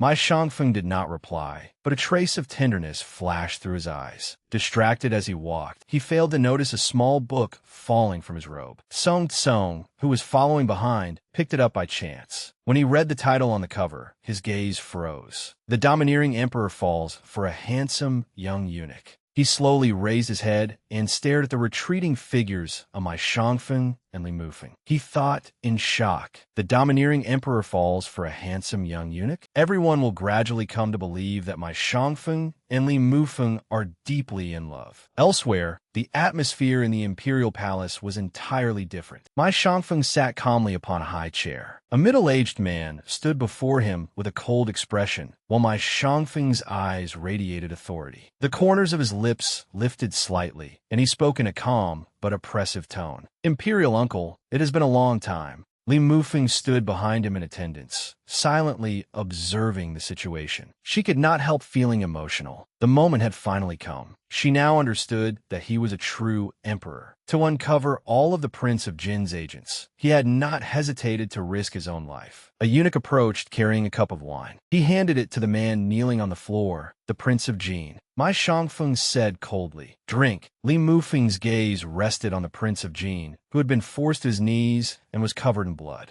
Her emotions surged. She thought, even when dealing with his own close relative, he shows no familial affection. He is truly decisive and ruthless. Suddenly, a voice from nearby broke the tense atmosphere. "Imperial brother, these grapes are very sweet." The speaker was my Shangchen, the virtuous prince. My Shangchen sat there leisurely, holding grapes in one hand. His expression was innocent, as though he had nothing to do with the schemes unfolding around him. My Shangfeng smiled and replied, "If you like them, I will have every grape in the palace picked for you." Miss Shangchong beamed. "I was only joking." "Even so, thank you, Imperial brother." Li Mufeng silently observed the relationship between my Shangfeng and my Shangchen. She could not help feeling puzzled. My Shangfeng trusted the virtuous prince so completely that he had even allowed him to impersonate the emperor, effectively placing his life in the prince's hands. What happened later that caused the two brothers to turn their swords against each other? Troubled by this question, she looked toward my Shangfeng again. While she was lost in thought, my Shangfeng suddenly turned around and looked at her, his brows slightly furrowed. "He is staring at me again." Mistakenly believing that she liked him and wanted to admire him, he said, "Xiao Lizi, return to your room and rest." She was startled, but lowered her head, acknowledged the order, and left the palace hall. The system suddenly informed her that its investigation had found no problems whatsoever with her identity as a time traveler. She breathed a sigh of relief. However, after she had walked only a short distance, a carriage stopped in front of her. A resentful female voice came from inside. "Eunuch Li, I have been waiting for you for a long time." Li Mufeng raised her head and saw a lavishly dressed woman, the false Lady Li. She sat inside the carriage with a smug expression. "Li Mufeng statut silently, her gazet tourning solem." She thought, the system clearly confirmed that there is nothing wrong with my identity. I am Li Mufeng, the future empress of the Northern Dynasty. Then who is she?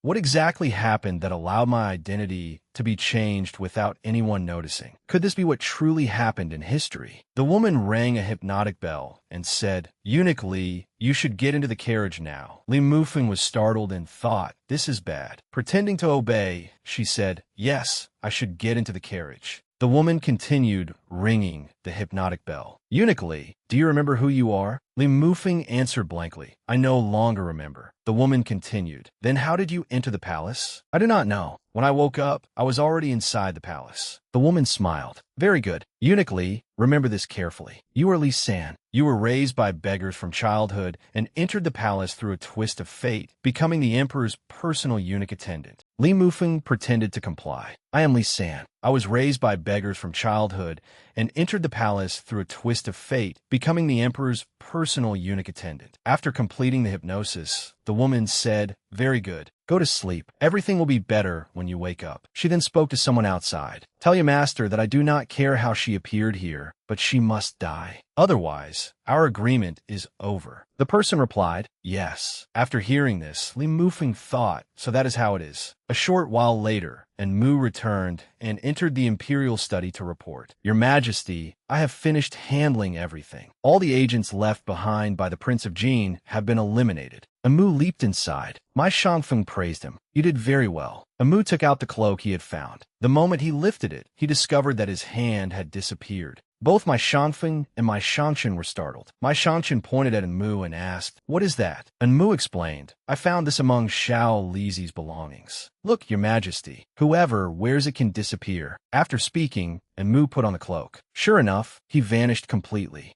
Enmu then removed the cloak and reported, "I have always felt that Xiao Lizi is highly suspicious. I recommend imprisoning him in a secret guard's dungeon for interrogation." My Shangfeng thought, so he was the one behind those mysterious incidents. When my Shangfeng did not respond, Amu called out, "Your Majesty?" My Shangfeng said, "I know what I'm doing. Members of the Ada tribe will arrive in a few days, and they are highly skilled in the use of poison. Investigate the true purpose of their visit." Amu replied, "Yes, Your Majesty." My Shangshan's eyes lit up. He thought, does Imperial Brother become distracted whenever Xiao Lizi is mentioned? So there truly can be something between two men. Meanwhile, outside, the man was still sobbing. I was truly terrified at the time. My Shangfeng fell silent, utterly speechless. My Shangfeng asked again, "Has Xiao Lizi returned to his room to rest?" And Mu replied, "Yes, Your Majesty." My Shangfeng wrapped his arms around his chilled body and thought, this will not do. My Shangfeng abruptly turned around and said, "I am returning to rest. All of you may withdraw." My Shangshan was startled. When Enmu was about to follow my Shangfeng, my Shangshan grabbed his arm. Enmu exclaimed, "Your Highness." My Shangshan motioned for him to be quiet and whispered, "Do not follow him. I have something interesting to show you."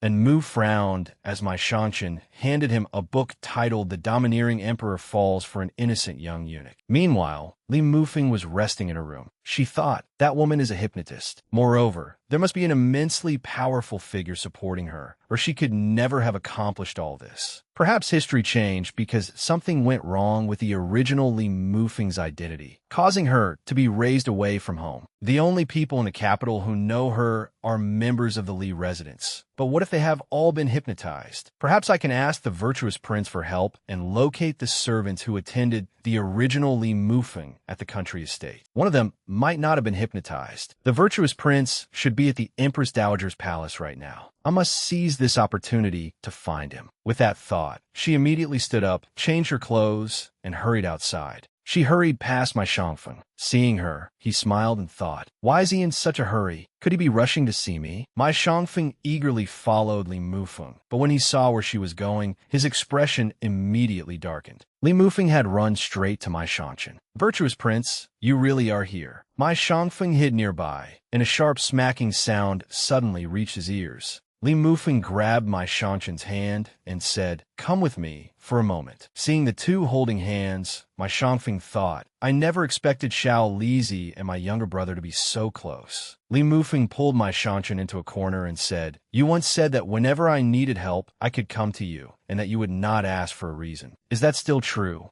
My Shangchen patted her head. Of course, my promise will always stand. Tell me, what do you want me to do? She immediately replied, I heard that the Li family's legitimate daughter was raised at a country estate from childhood and only recently returned. I need you to help me find some of the servants who attended her there. After hearing this, my Shangchen frowned in confusion. He gripped Li Mufeng's shoulders and said, I can help you, but I have one condition. She immediately asked, what condition? Unexpectedly, my Shangchen lifted her into the air and said, play the lift me high game with me once. Li Mufeng was so furious that she was rendered speechless. That evening, Li Mufeng attended my Shangfeng while he bathed in the hot spring. Blushing, she sat beside him holding a towel. She then moved forward and wiped his back. My Shangfeng glanced at her and thought, although I know Xiao Lizi entered the palace because he loves me, he cannot be so concerned about the Li family's legitimate daughter merely because he is jealous. There must be some connection between him and the Li family that I do not know about. And then there is about his relationship with my Shangchen. Her hand slowly slid from his back toward his chest, interrupting his thoughts. His face turned red, and he cried, wait.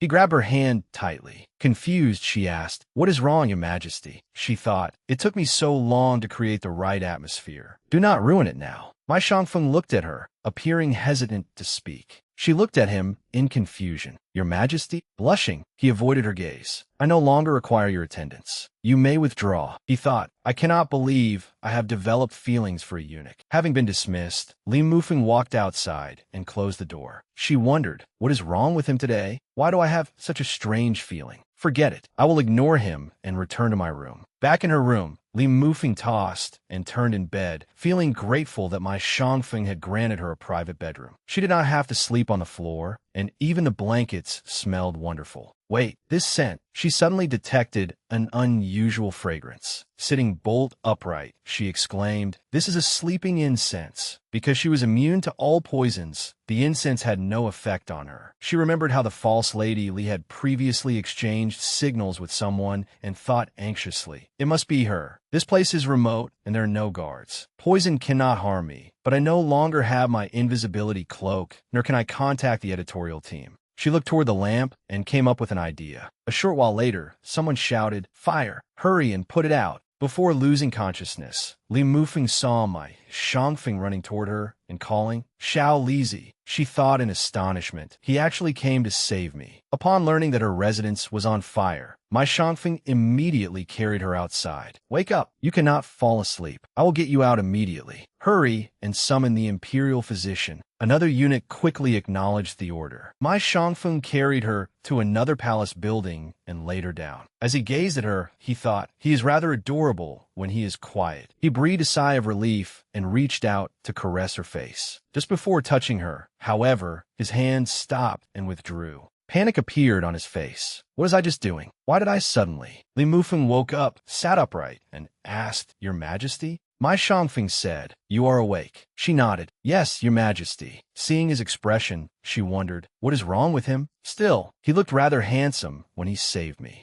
She recalled how he had carried her out of the flames and gave him a shy smile. My Shangfeng stood up. I will send someone to investigate the fire. For the next few days, you will temporarily stay at Fragrant Pavilion Court. She nodded. Yes, Your Majesty. Watching him leave, she thought, is Fragrant Pavilion Court not an extremely remote place? Has His Majesty discovered something? After stepping outside, my Shangfeng turned to Enmu. I have arranged for him to stay at Fragrant Pavilion Court. The person trying to harm him may appear again. Remember this. I do not want Xiao Lizi to suffer even the slightest injury. Enmu bowed and replied, Yes, Your Majesty. From that day onward, Enmu began protecting Li Mufeng around the clock, leaving no blind spots. No matter what she did, he followed her closely. During this period, Li Mufeng developed a great fondness for my Shangfeng's bathing pool. After she pleaded with him repeatedly, my Shangfeng finally allowed her to use it when no one else was present. She was so delighted that she nearly cried. That evening, she stepped into the pool and said, It has been so long since I had a proper bath. I can finally bathe without worrying. She was about to undress when she heard something and stopped. Seeing no one behind her, she thought, Why do I keep feeling as though someone has been watching me lately? The 1-month deadline has not passed yet. Could that woman already be trying to kill me? Just then, she saw a shadow flash past. She immediately hid behind the curtain of water. A short while later, and Mu was surprised when she failed to emerge. He thought, could he have fallen in? His Majesty said he must not suffer even the slightest injury. Does drowning count if it leaves no injuries? He sighed and thought, forget it. I had better go inside and check. I cannot let him actually drown. And Mu entered fragrant pavilion court and approached the bathing pool. Suddenly, Li Mufeng reached out and dragged Mu into the water. She pressed close to him and said, caught you, brother. Now that I have captured you, I only need to shout and the guard will appear. So you had better confess honestly. Tell me, were you sent by that impostor from the Li family? And Mu was shocked. The Li family's impostor? She continued threatening him. Speak. Stop pretending you know nothing. At that moment, the door suddenly opened. Mai Shangfeng entered and froze when he saw Mu and Li Mufeng together in the water. Li Mufeng hurriedly tried to explain herself to the emperor. As she stood up, a blade accidentally sliced through Mu's clothes. Both of them froze, utterly speechless. Unable to tolerate the sight, Mai Shangfeng immediately pushed Li Mufeng outside. Later, in the imperial study, Li Mufeng listened to Mu's explanation and asked Mai Shangfeng, so he is the guard your majesty assigned to protect me? He nodded. Li Mufeng broke into a cold sweat and thought, good heavens, I actually tore off his clothes. She turned toward Mu and said awkwardly, well, my good sir. When Mu saw her extending her hand, his mind automatically conjured an image of Mai Shangfeng embracing her and pointing at him angrily. How dare you touch my young eunuch? Li Mufeng continued, I truly failed to recognize an ally. Mu broke into a cold sweat and glanced at Mai Shangfeng, who was impatiently tapping the table. He hurriedly stepped backward. Li Mufeng moved forward and said, please forgive my reckless behavior. I nearly left you completely naked. However, she failed to grasp Mu's hand. Seeing how wary he was, she thought, he will not even let me touch him. This is bad. It looks like I will have to find a way to appease him. Mu was also sweating. He thought, thank goodness I did not let him touch me. Otherwise, his majesty might have me assassinated. After that day, with Mu by her side, Li Mufeng no longer worried about being assassinated. She began trying to win Mu over. Carrying food, she ran after him and called, Lorden, are you tired? Have some soup. Would you like some soup? Please do not run away, Lorden. Terrified, Mu fled from her.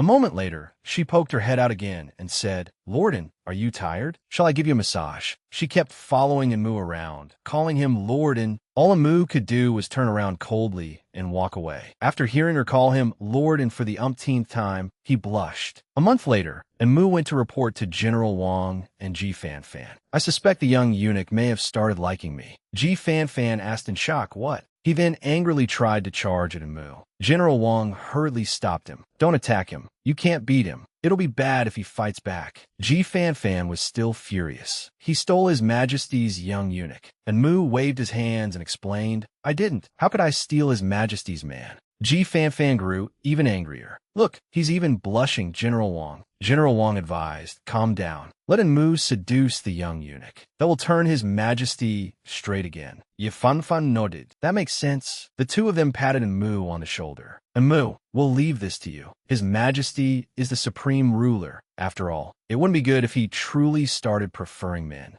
General Wang also stepped forward. Just think of a way to explain yourself. This is the perfect opportunity to set him straight. All you have to do. He then turned and grabbed Ji Fanfan's arm, demonstrating how to seduce the young eunuch. By doing this, we can destroy their romance. You may lose your life doing this, but for the sake of changing His Majesty, you can do it, Mu. The two stared at Mu with shining eyes. Mu broke into a cold sweat and stared back at them with wide, terrified eyes. That night, after Li Mufeng fell asleep, she entered the system's space and thought, it's been a month, yet Prince Yin still hasn't found anyone at the estate. The History Correction Bureau hasn't contacted me for a month either. Mu appeared beside Li Mufeng. Seeing her fast asleep, he remained silent and leaned closer to her. She turned around, saw him, and asked, Lorden, are you still awake because you want me to give you a massage? He blushed. No, it's nothing. I only came to see if you were still alive. She was stunned. What does that mean? Is he still holding a grudge over what happened? Does he want to take this chance to kill me somewhere else? Meanwhile, False Lady Li shouted angrily, Useless! It's been a month, and you still haven't killed her. The man replied, His Majesty has detected our movements. If we strike again, we'll be exposed. She immediately said, In that case, tomorrow, Everyone in the Lee residence except the Lee family's parents will die in an unexpected fire. Even if Lee Mufeng regains her memory, no one will be left to verify her identity. The man answered understood. Inside the palace, Lee Mufeng paced anxiously around her room. A month had passed since she sent the message, but there had been no reply. She sat down, gripping the hem of her clothes with trembling hands as fear filled her heart. It's been a month, but there's still no news. I hope the message gets out this time. Otherwise, Amu might really kill me.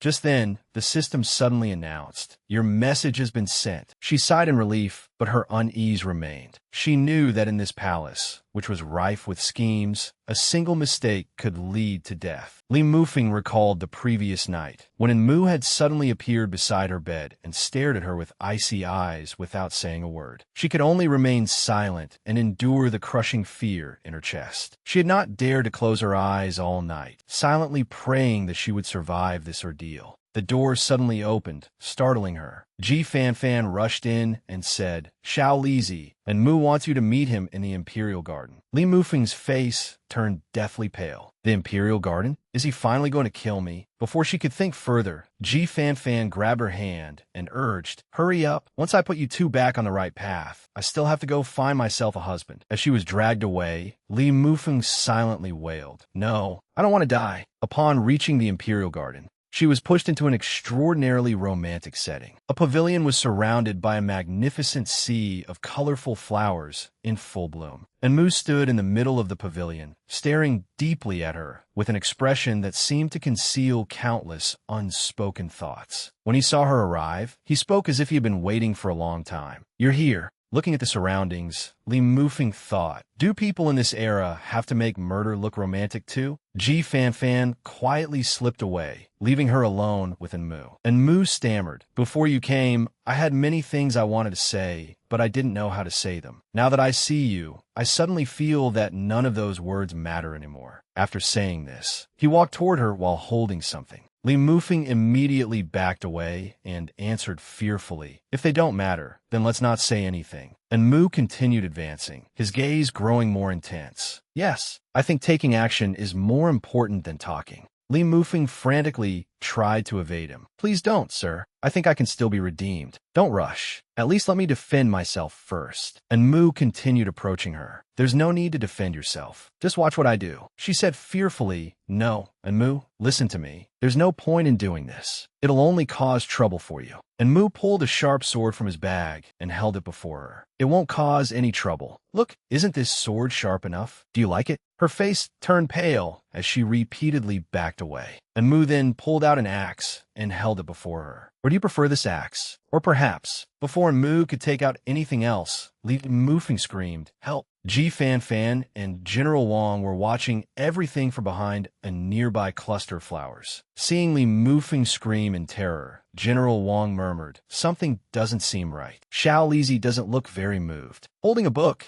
Ji Fanfan said with conviction, "Impossible. We followed the book perfectly. Look," he then read aloud. "Amid a brilliant garden of flowers, give your beloved the thing he loves most, and he will surely be deeply moved." He pointed at the sea of flowers and the axe. The flowers and his favorite thing are both here. Could it be that a young eunuch doesn't count as a man? Perhaps we should have used the 36 stratagems for courting girls. Hearing her scream so loudly, and Mu hurriedly covered her mouth. "I told you to stop screaming." At that moment, Mai Shangfeng appeared and broke the tense stalemate. "What are you doing?" he asked coldly, his gaze sweeping over the two of them. Lee Mufeng felt as if she had found a lifeline and was overcome with joy. "Your Majesty, I'm saved." The moment she saw her savior, she pushed Mu away, threw herself into Mai Shangfeng's arms, and cried, "Your Majesty." Inwardly, she sobbed, "I was scared to death." Mai Shangfeng frowned as he looked at the person in his arms. "Does he love me that much?" The moment he saw me, he couldn't restrain himself from leaping into my embrace. And Mu stood nearby, staring at the young eunuch with a dark expression. He understood my confession, but deliberately rejected me. All three harbored different thoughts, yet none of them understood the truth. They were all misunderstanding one another. Mai Shangfeng wrapped an arm around Lee Mufeng's waist, a contemplative look flashing through his eyes.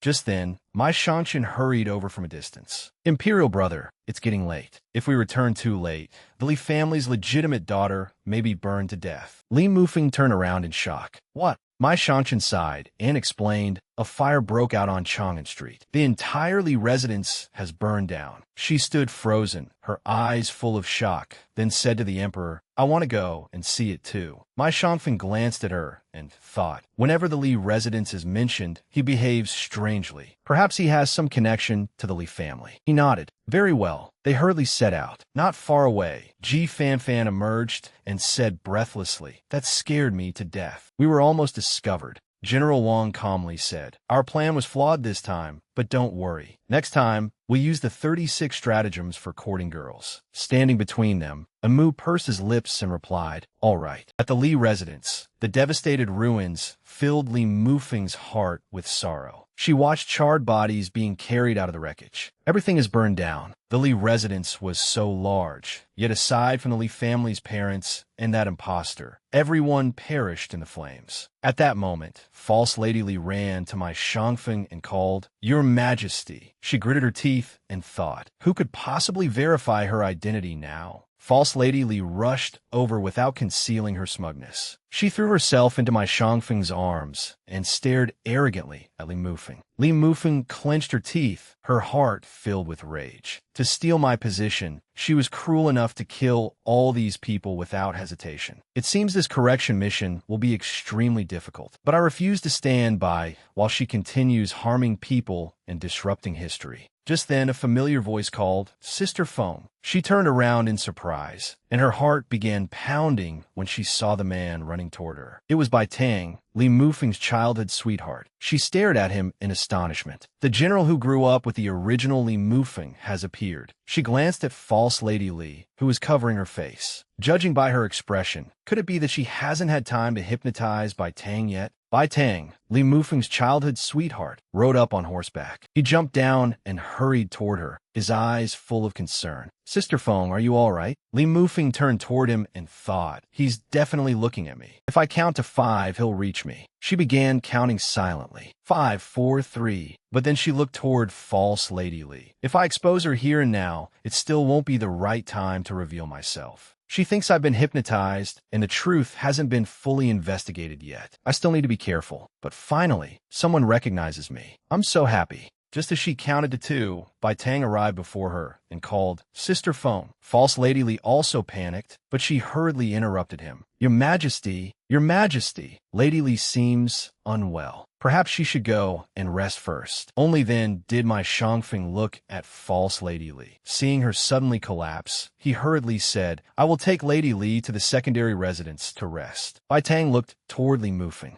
She shook her head, so he turned back toward false Lady Li with a puzzled expression. False Lady Li said, Thank you for your concern, Your Majesty. Li Mufeng then turned and left. After seeing them off, everyone respectfully escorted the emperor to his carriage. The emperor asked Bai Tang, You only returned today? Do you wish to accompany me back to the palace or return home? Bai Tang watched Li Mufeng enter the carriage. I will accompany Your Majesty into the palace. Once I have reported on the southern frontier, I will return home. Miss Shangfeng nodded. Very well. That night, outside Heart Guiding Hall, Li Mufeng stared at the door and thought, Bai Tang will definitely come to find me tonight. I need to find a way to slip away first. She ran over to Xiao Xinzi and said, Xiao Xinzi, my stomach hurts. I want to go back and rest. Xiao Xinzi asked in confusion, If your stomach hurts, why are you holding your head? She immediately moved her hands to her stomach. Oh, right, I forgot. Xiao Xinzi snapped irritably. Get lost. She returned to her room and began waiting for Bai Tang. Hearing a noise outside, she exclaimed happily, He's here. The moment she opened the door, someone swung a saber at her. She nimbly stepped back and thought in terror, Good heavens, what's going on? Just as she thought the attacker was about to cut her down, Anmu appeared and blocked the blade for her. Go back inside. Anmu drew his sword and attacked the assassin. She immediately turned and ran into her room. Be careful. She then extinguished the lamp, curled up in a corner, and listened to the clash of swords outside. After a while, everything fell silent. She gently opened the door. Are they gone? Suddenly, a hand patted her shoulder, causing her to scream in terror. Just as she was about to call on Mu, the person behind her covered her mouth. Don't scream. It's me. She turned around in astonishment. Bai Tang. Li Mufeng then told Bai Tang everything that had happened. And that's the whole story. After listening, Bai Tang asked, so the person I met today was an imposter? But how could I have known? 5 years have passed, and an 18-year-old girl can change so much that she practically becomes a different person. Li Mufeng had been smugly drinking tea, but she spat it all out upon hearing this. She wiped her mouth and asked, in that case, you wouldn't have risked coming to see me, would you? Bai Tang replied, that's right. You're thinner than before and much smarter. It seems you've suffered a great deal. He stroked her head, annoyed by his praise of her intelligence. She hit him. He then stood up and said, don't worry. Now that I've returned, I won't let her bully you anymore. I'll go tell His Majesty the truth right now. Hearing this, she hurriedly cried, wait. Other than you, everyone believes she is Li Mufeng. If you suddenly reveal the truth, no one will believe you. Why don't we do this instead? She leaned over and whispered into Bai Tang's ear. After listening, Bai Tang said, Enmu will be back soon. I should leave. She winked at him. All right, don't rush things. Sure enough, Enmu soon returned, but Bai Tang had already slipped out through the window. She hurried over to Enmu and asked, how did it go? Are you all right? Enmu answered, I'm fine. Suddenly, he recalled Ji Fanfan's words. The 36 stratagems. Stratagem 7. Courting a wife. To make her worry about you. Create an injury, even if you don't have one. Enmu immediately struck himself hard in the back. He then pretended to stagger. Actually, with that, he collapsed. Li Mufeng hurried over to support him and called worriedly, Enmu, I'll help you onto the bed, then call the commander to examine you. Enmu grabbed her and said, don't call the commander. I want a kiss from my lovely big sister. Li Mufeng's skin crawled upon hearing this. She placed Enmu on the bed, but he continued, please, my lovely big sister. Li Mufeng looked utterly baffled. She immediately covered Enmu's mouth and demanded, what kind of demon are you? Enmu's skin also crawled. Why is this different from what General Wang said? He said asking for a kiss would make her heart flutter. Did we use the wrong method? Should we have used the eunuch who loves me instead? Li Mufeng sat beside the bed, caring for him and replacing the cloth on his forehead. I don't know what happened to him last night, but he was rather adorable. I'll go prepare some food for him. She stretched and left. The moment she left, Enmu opened his eyes and wondered, adorable again? 3 days later, Li Mufeng sat at a table, holding a brush and staring at a sheet of fine paper. It's been 3 days. Why hasn't there been any news from Bai Tang? Suddenly, footsteps approached. Xiao Xinzi told her, Xiao Lizi, Her Majesty the Empress Dowager has ordered you to escort Lady Li into the palace. She thought, so they're bringing the imposter into the palace. She immediately ran out and said, let's go to the Li residence. Just as the carriage was about to depart, a commotion erupted outside. Li Mufeng lifted the curtain and saw a group of people charging toward them while shouting, protect Lady Li. Kill this young eunuch. Immediately afterward, a black-cloaked man charged at her. She seized the opportunity to pull off his face covering, revealing Bai Tang. She thought in shock, could he have been hypnotized too? At that moment,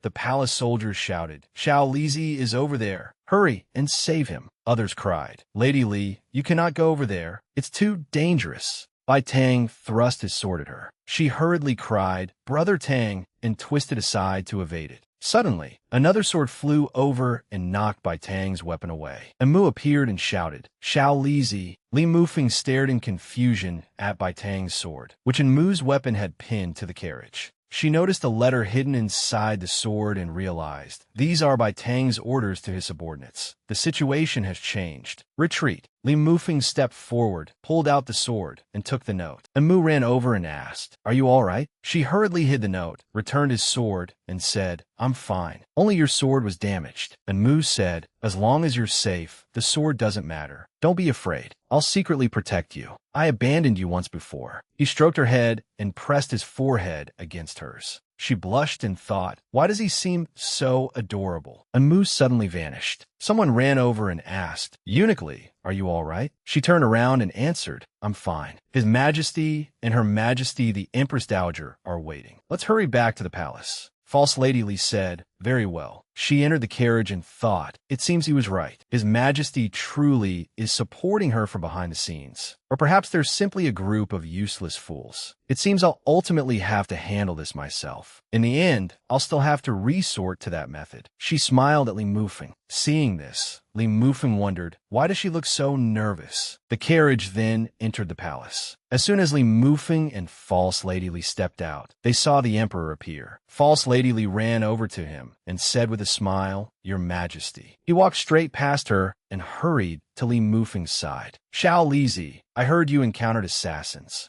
Are you all right?" You check her all over. She hurriedly replied, "This servant is fine. Fortunately, Your Majesty, please stop pulling me around. I'm about to faint." Just then, the Empress Dowager approached and coughed pointedly. Your Majesty, Fenger was also attacked. Only then did he turn and ask, "Lady Li, are you all right?" She smiled. "I am fine. The assassin escaped." The Empress Dowager approached her. "Fenger, you have suffered. Your Majesty, the Li residence was burned down. It would not be proper for Fenger to remain at the estate indefinitely. Why not let her stay in the palace for a while? First, she can cultivate a relationship with you. Second, she can recuperate properly. What do you think?" She looked toward my Shangfeng and Li Mufeng. Li Mufeng was puzzled. Miss Shangfeng nodded. "Very well. Mother may decide." The Empress Dowager continued, "There is one more thing. This is Fenger's first time in the palace, so she is unfamiliar with palace affairs. I want Xiao Lizi to attend to her. You have no objections, do you?" The Emperor replied, "None." He thought, "This will give me the perfect opportunity to see what their relationship truly is." That evening, Li Mufeng muttered wearily, "I finally finished making all the arrangements for her." She recalled false Lady Li telling her, "I will have to trouble Eunuch Li from now on," and broke out in a cold sweat. I wonder what she intends to do in the palace. Let me see what Bai Tang left me. Li Mufeng unfolded the note. Just as she was about to sit on the bed and read it, she noticed something beneath the bed. Startled, she cursed inwardly. "This is bad." She immediately grabbed the intruder by the ankle and flung him out. When she saw that it was Enmu, she asked in astonishment, "What is going on?" And Mu blushed as he looked at her, recalling what Ji Fan and General Wang had told him. How do you pursue a eunuch? If you want to win over a stubborn eunuch, you must first use a seduction tactic. And Mu was wearing cat ears and a collar as he blinked at her. Li Mufeng's face instantly turned bright red. And Mu reached out to touch her hair. She immediately fled, crying for help and shouting that there was a madman after her. As she ran, she crashed into my Shangfeng. Seeing him stare at her with a stern expression, she thought fearfully, "Why has today been so overwhelming?" Afterward, Mai Shangfeng returned to the imperial study and sat down. And Mu and Li Mufeng followed him inside. Mai Shangfeng looked at Mu's outfit and said with a headache, "Put on some clothes at once." Li Mufeng hurriedly covered her eyes and handed Mu his clothes. Mu accepted them, answered yes, and got dressed. Li Mufeng secretly peeked at him and thought, "I never expected Mu to have such a good figure." Once Mu had finished dressing, Mai Shangfeng frowned. "Speak, what exactly is going on?" And Mu stood there obediently, but smoke seemed to rise from his head when he heard the question. Li Mufeng found the sight utterly baffling. And Mu recalled what Ji Fan had once told him. "And Mu, for His Majesty's sake, you must brave fire and death. You must never betray us." At the time, Mu had replied, "I would never do that." Mu then took a book from inside his robe and handed it to Mai Shangfeng. "General Wang gave this to me." The moment Li Mufeng saw the book, she thought in astonishment, "I think I have just uncovered a terrifying secret." And Mu said, "Your Majesty, this matter is very complicated." The Emperor looked at Li Mufeng and signaled to her, "Wait outside." She had no choice but to acknowledge the order and wait outside. She thought in confusion, "Good heavens, this is turning into an ongoing drama. It is already bad enough that the Emperor likes a eunuch, but even the man at his side likes eunuchs." Upon realizing this, her gaze went blank. It must be true. She paced back and forth anxiously. "This is bad. Things seem to be getting even more complicated. So Enmu does not want to kill me. He wants to flirt with me. He wants to, but if he discovers that I am a woman, he really will kill me." She recalled how Enmu had wielded his sword to save her. Thinking about today, and then about false Lady Li, she found her life even more terrifying. There is a tiger before me and a wolf behind me. What am I supposed to do now? I almost forgot about him. She clutched the note in her hand and read it. "I have infiltrated the tiger's den. Once I expose her true face, I will meet you again, Sister Feng. You must protect yourself and wait for word from me." She thought, "No, I cannot wait any longer. For the sake of my life, I must take the initiative. Since she wants me dead, I will turn her plan against her and give her the opportunity she wants." She then wrote a letter to Bai Tang. "I wish to meet you tomorrow night, Brother Bai. I need your help with something. Please come and see me." She wondered what my Shangfeng and Enmu had discussed that day. She ran to Prince Yin and gave him the letter. "Please help me deliver this to General Bai." Prince Yin smiled. A love letter, Xiao Lizi? I've had a change of heart. After that day, and mood disappeared, and my Shangfeng no longer summoned her of his own accord. Li Mufeng felt somewhat uneasy. She made arrangements as quickly as possible and went to tell Bai Tang about her plan. Soon, the day of their appointed meeting arrived. Li Mufeng hid in the distance and watched false Lady Li. Although I do not know what happened, I must escape my current predicament. She ran over and called, Lady Li. The other woman asked, what is it? Li Mufeng replied, you mentioned earlier that you were not feeling well. I know of a medicinal hot spring nearby. After you finish visiting your parents, may this servant take you there? The other woman asked with interest, a medicinal hot spring? Certainly. Thank you, eunuch Li. Li Mufeng smiled. There is no need to thank me, she thought. She knows my Shangfeng has people watching me, so she does not dare act rashly. But if we meet at the hot spring, she will know that my Shangfeng's men would never dare watch her bathe.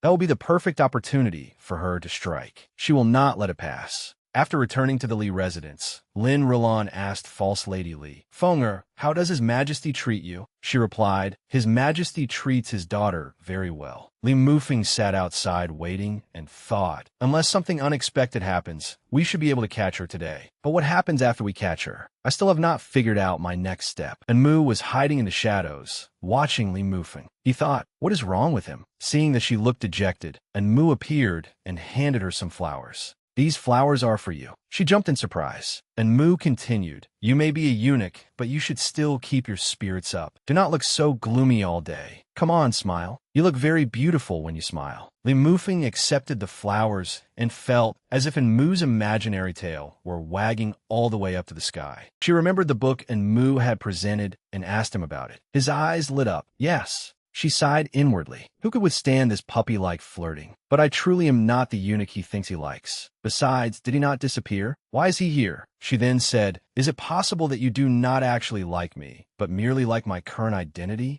Amu blushed and asked, how did you know I liked you? Li Mufeng thought, brother, you are making it so obvious. I would have to be a complete fool not to notice. Amu looked at her. Since you already know, could you stop liking His Majesty and like me instead? Amu lunged forward, pushed Li Mufeng down, and held her. Will you? He thought. General Wang had to be beaten black and blue before His Majesty agreed to let me follow him. Now that Xiao Lizi has left the palace, I must seize this opportunity. Besides, I do like Xiao Lizi a little. Wait! Li Mufeng hurriedly pushed Amu away. Stop rubbing against me. Who could possibly endure this? Suddenly, Mu seemed to realize something. Why does his chest feel different from General Wang's? Could he be? He asked Xiao Lizi, why is your chest so soft? She jumped in alarm. Could I be what? Fear filled her heart. This is bad. Is he about to discover that I am a woman? Amu pointed at her. Could it be that you started gaining weight after becoming a eunuch? She stared at him blankly, and Mu continued muttering. I once heard that many people become increasingly feminine after turning into eunuchs. But do not worry. No matter what you become, I will still like you. She replied wearily, thank you so much.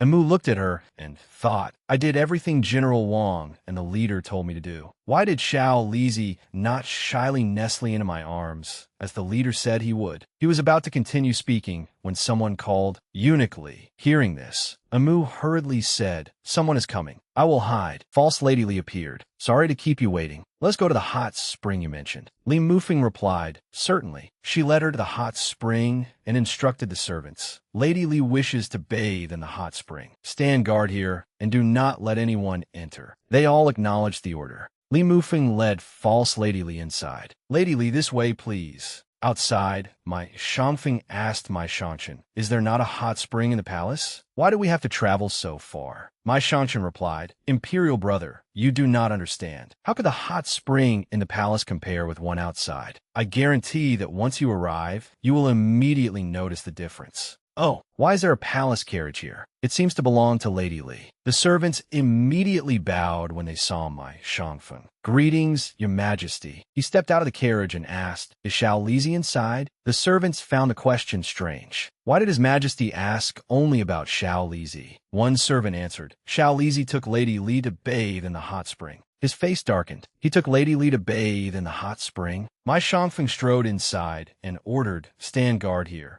I want to see exactly how Xiao Lizi is helping Lady Li bathe in the hot spring. His subordinates acknowledged the order. Miss Chanchon winked. How interesting. How could I miss such a wonderful show? He immediately ran inside. Imperial brother, wait for me. I want to come too. The servants watching this broke out in cold sweats. This is bad. Blood will surely flow today. Inside the bathing area, Li Mufeng said to false Lady Li, Lady Li, this is the hot spring. Bai Tang hid nearby and watched the impostor. Everything is ready. Now I only need to wait for the right moment. False Lady Li entered and said, It is very quiet here. There does not seem to be anyone around. Li Mufeng replied, Before coming, I stationed people below to keep watch. Lady Li may bathe without concern. No one would dare spy on you. The impostor smiled. Indeed, other than His Majesty, who would dare watch the future Empress bathe in a hot spring? Only. She reached out and pulled Li Mufeng closer. You once told me that the civet cat in the civet cat swaps the crown prince would die horribly. Then guess what sort of ending awaits the crown prince? Li Mufeng replied, Naturally, he will die without an intact corpse before the leopard discovers him. Just as the impostor pulled out her hairpin and tried to stab Li Mufeng, an object struck the hairpin from her hand. Bai Tang immediately appeared and stood protectively in front of Li Mufeng. The impostor's face filled with fear. You are not hypnotized? Li Mufeng smiled. Of course I was not hypnotized. Lady Li, did you really think such amateurish hypnosis could fool me? I do not know how you traveled here, but you have obstructed an officer in the performance of her duties and impersonated a historical figure. Those are two serious offenses. Unfortunately for you, you are under arrest. She seized the impostor's arm. The other woman laughed loudly. Do you think capturing me will restore your identity? Will anyone believe what you say? Yes, you're Li Mufeng. But other than Bai Tang, who else knows that now? She grabbed Li Mufeng's hand. Everyone in this world believes that I am Li Mufeng. What makes you think they will believe you and recognize me as an impostor? Li Mufeng, impersonating the future empress is the crime of deceiving the sovereign.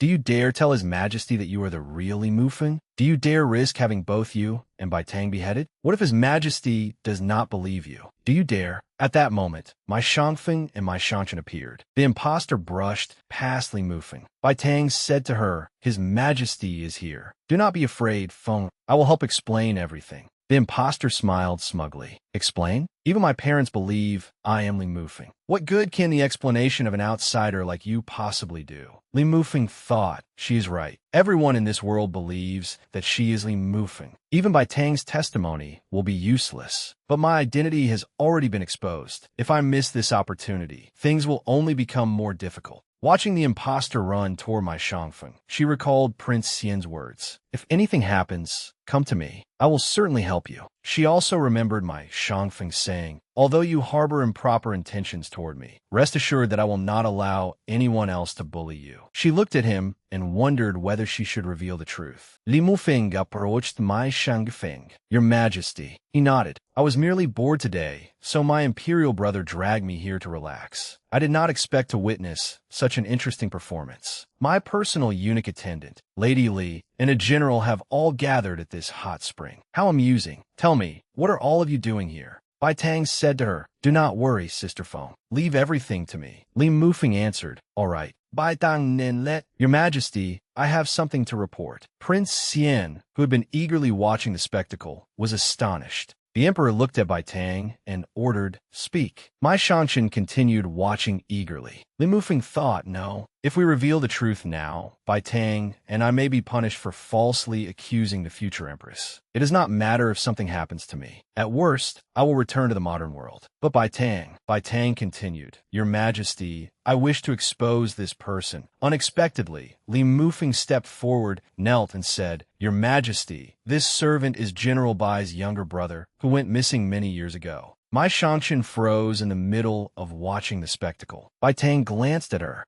After a moment of silence, he said, That is correct. Xiao Lizi is my younger brother, who went missing many years ago. My Shangfeng responded, So that is how it is. Li Mufeng solemnly fabricated a story. That is why we are here. Brother Tang wanted Lady Li to plead on our behalf and asked that this servant be allowed to leave the palace. After hearing this, the emperor asked, Is that truly so? She answered, Of course. But please rest assured, Your Majesty, this servant has already refused them. In life, this servant belongs to Your Majesty, and in death, this servant will still belong to Your Majesty. She clung to my Shangfeng's leg. This servant will never leave Your Majesty's side. Whether you ascend to heaven or descend into the earth, this servant wishes only to follow Your Majesty. He nodded. Very good. How obedient. Inwardly, however, he thought, only Xiao Lizi could offer such a clumsy excuse. She looked at him and thought, he can still smile, so he must believe me. He turned to Bai Tang. You heard him, my dear subject. You have no objections, do you?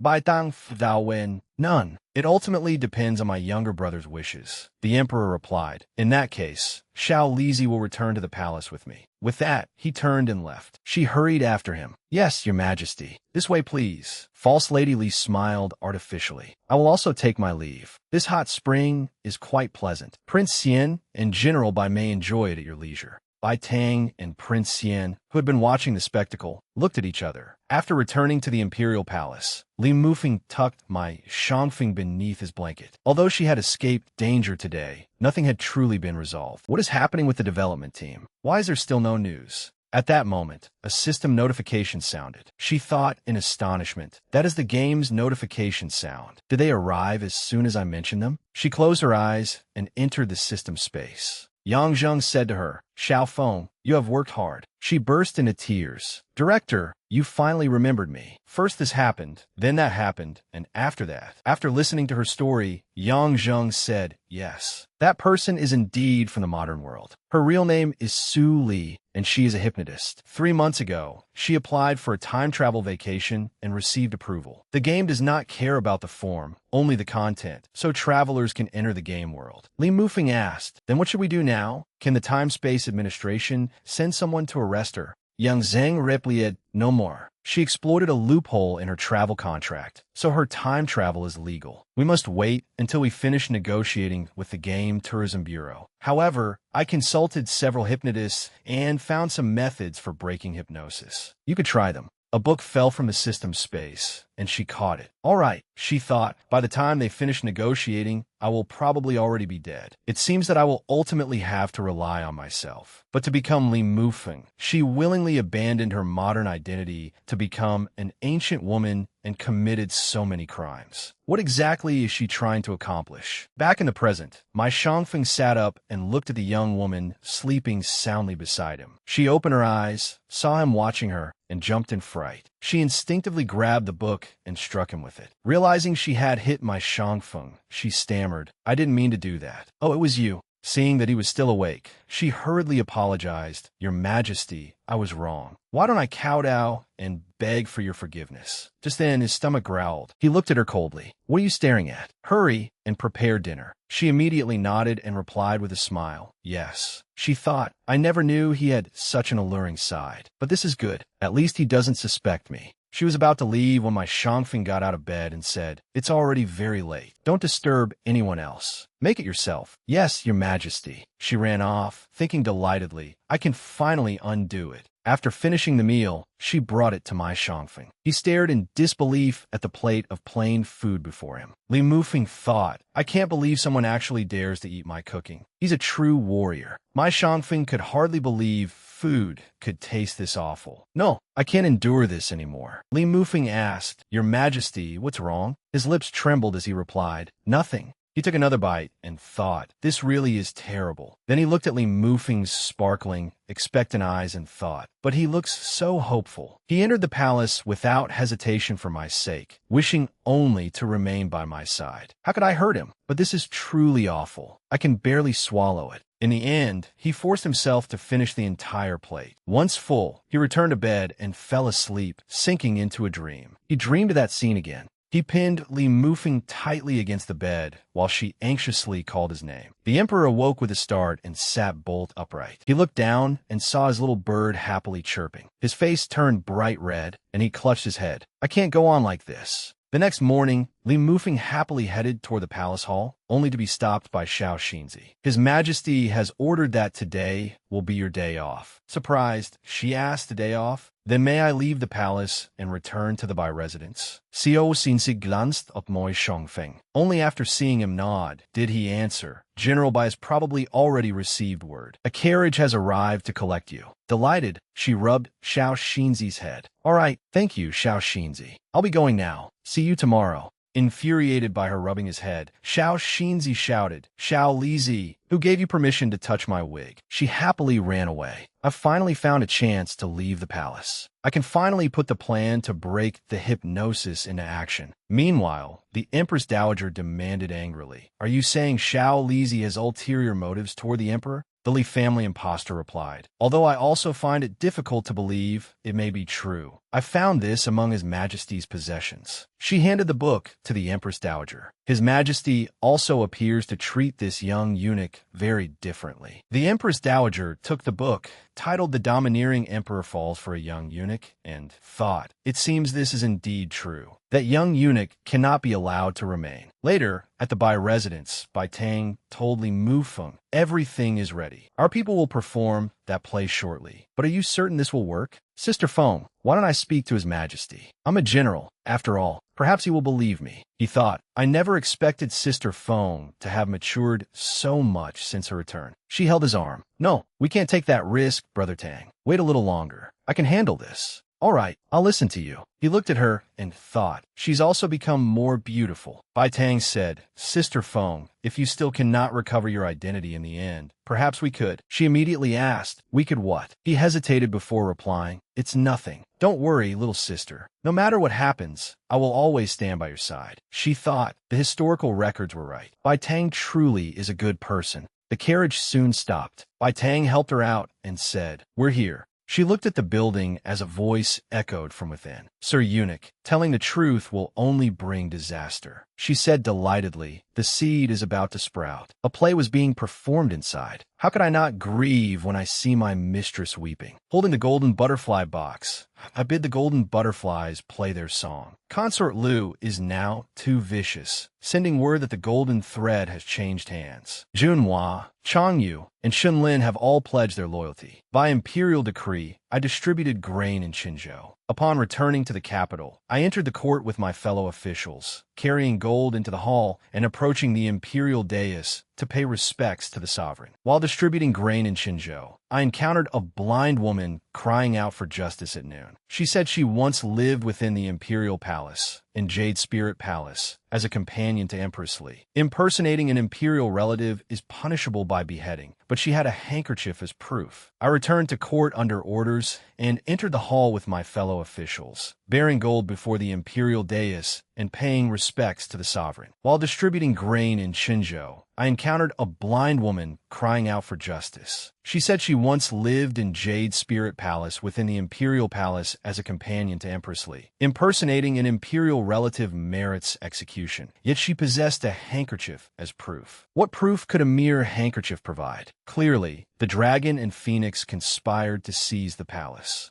When Lin Rulan saw Bai Tang, she said, Tang, you're here. Lord Li asked, How did you find the time to arrange this play for us today? Bai Tang replied, I have the day off, so I had some spare time and wanted to entertain you both. Do you like this play? The actors continued performing. What do you mean? The dragon and phoenix conspired to seize the palace. Remember the solemn laws of the imperial court. How can the mother of the nation, the rightful empress, be left to languish in a cold and desolate place? Would that not make the entire realm laugh at us? Your words are far too insolent. I shall punish you. Lord Li then said, That's enough. A play is only meant as entertainment. You have only just returned, so you should devote more time to affairs of state. Bai Tang replied, Your guidance is correct, uncle. Speaking of that, I remember how Sister Feng loved discussing affairs of state when she was young. I wonder whether she is still the same now. On his way back to the palace, he thought, Sister Feng is the future empress. After all, I should give this some thought. Lin Rulan smiled. Those children truly grew up together as childhood sweethearts. Feng has no brothers or sisters, so it would be good if the two of them could rely on each other. But Feng really has changed. Bai Tang agreed, saying that Feng had never been able to wear jade before. Yet after her return, he had discovered jade ornaments on her. Hearing this, the other two asked in astonishment why that was.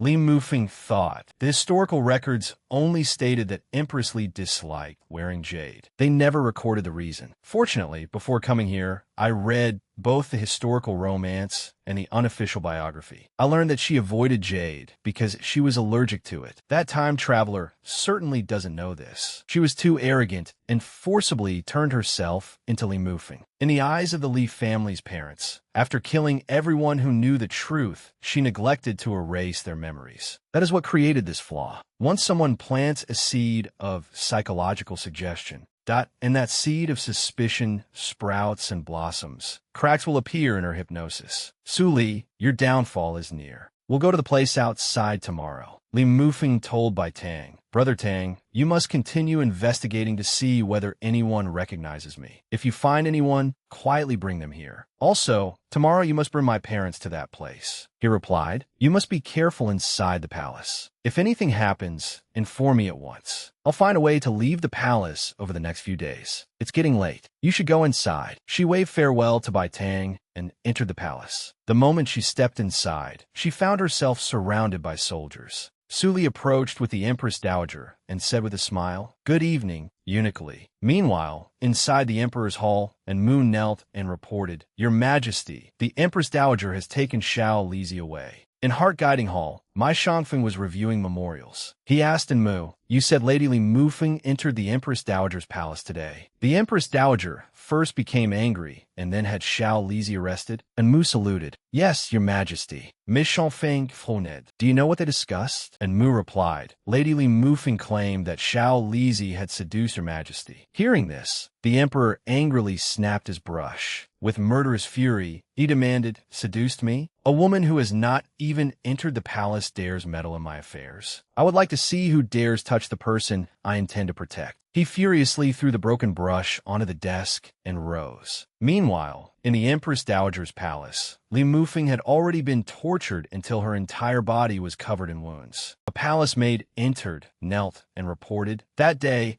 I saw Xiao Lizi enter Your Majesty's bedchamber. After he left, the phoenix seal was gone. A soldier then arrived and presented the phoenix seal. Your Majesty, we found your phoenix seal in Xiao Lizi's quarters. The Empress Dowager declared, Then kill him without mercy, before turning and leaving. Su Li sneered, approached Li Mufeng, and said, Li Mufeng, so what if you're from the Correction Bureau? Haven't you still been defeated by me? She reached out and lifted Li Mufeng's face. Li Mufeng said weakly, Let go of me. Su Li smiled, rose, and asked, You think you're worthy of ordering me? Once you've finished beating her, send her on her way. Her subordinates answered in unison, Yes. Li Mufeng looked at them and thought, After all my painstaking efforts, I never expected to die here. I want to turn things around, but perhaps I pushed things too far. She closed her eyes and waited for the whip to fall. Suddenly, Mai Shangfeng rushed in and seized the whip. Li Mufeng opened her eyes in astonishment and saw him kneeling beside her. Xiao Lizi, she called out, Your Majesty. He immediately lifted her into his arms and ordered them to summon an imperial physician. Su Li panicked. Your Majesty, this was the Empress Dowager's order. He turned and glared coldly at her, frightening her into silence. At that moment, Ji Fanfan arrived, his eyes flashing with anger for the beauty's sake. I would very much like to do that as well. General Wang saw this and said, Don't treat me like that. Inside the palace chamber, and Mu brought over the medicine. Your Majesty, perhaps I should apply the medicine to Xiao Lizi. Your imperial person is priceless. It truly would not be appropriate. Mai Shangfeng replied, It's fine. I'll do it myself. He placed her on the bed and asked, How is the investigation into the Li family progressing? Have they committed embezzlement or any other crimes? Amu answered no. The Li family is completely innocent. I have not found anything suspicious so far. However, I did discover something.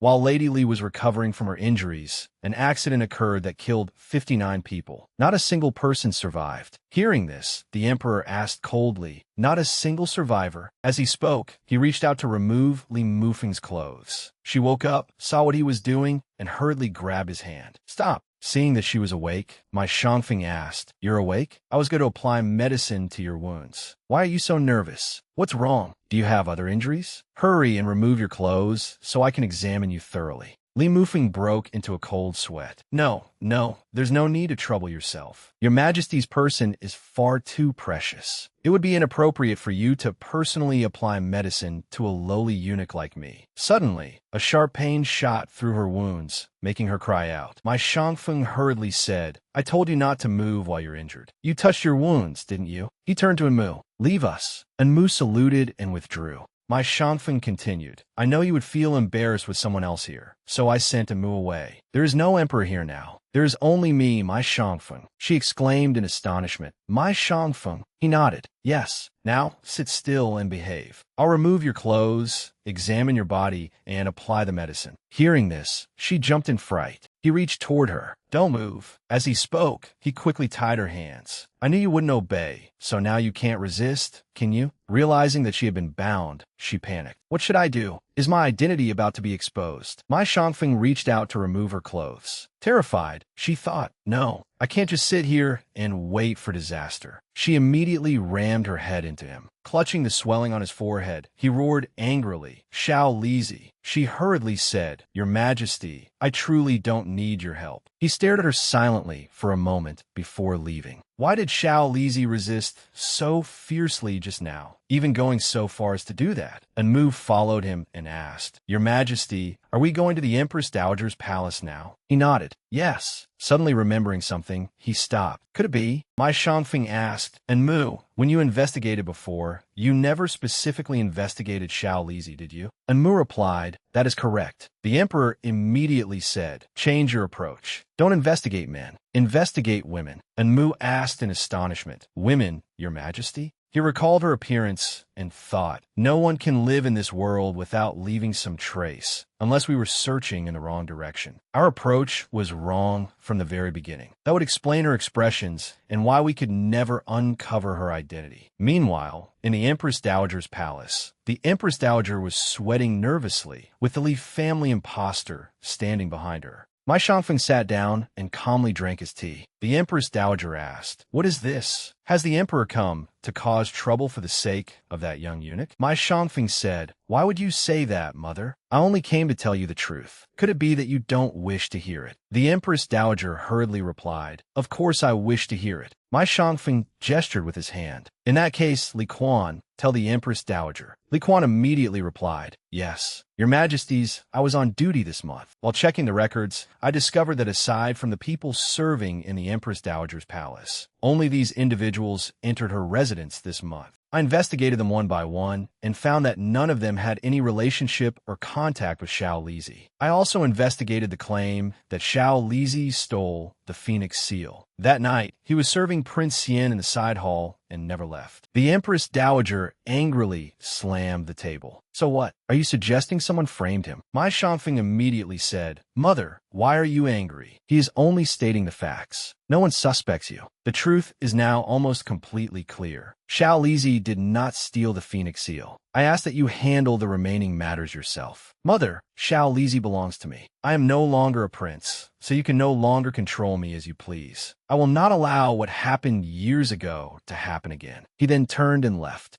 Suli stepped forward and helped the Empress Dowager stand. "Your Majesty, what was the Emperor referring to? Was it something concerning Xiao Lizi? Why does this seem so similar to what happened years ago?" The Empress Dowager recalled checking Shangfeng's pulse that year. She had personally watched his servant being beheaded while the young boy wept and begged, "Mother, please don't do this." The Empress Dowager held her head and said, "I'm fine." She thought, "So that child has remembered what happened all these years." A while later, my Shangfeng returned to the room where Li Mufeng lay and sat beside her. At that moment, she was having a nightmare. In her dream, she heard Su Li say, "Li Mufeng, you dared compete with me for a man. I'll make your life a living nightmare." Li Mufeng screamed in terror, No. The Empress Dowager also appeared in the dream and ordered her to be beaten to death. She cried out fearfully, "Please don't." My Shangfeng hurriedly comforted her. "It's all right. Everything is all right now." She stared at him in surprise. "Your Majesty?" He stroked her head and asked, "Did you have a nightmare?" "Don't worry. Rest and recover. As long as I am here, no one can hurt you. You're injured, so rest. I'll remain by your side." She pulled the blanket over herself and looked at him with tearful eyes. He smiled. "You don't need to worry. I have already explained everything to the Empress Dowager. I won't allow what happened years ago to happen again. You can rest assured." Surprised, she thought, "What happened years ago?" He stroked her head and said, "Go to sleep." She agreed in thought, "So he can be gentle too." My Shangfeng recalled the servant being escorted to the execution ground, screaming fearfully, "Crown Prince, save me." He thought, "This time, I absolutely will not let it happen. Never again."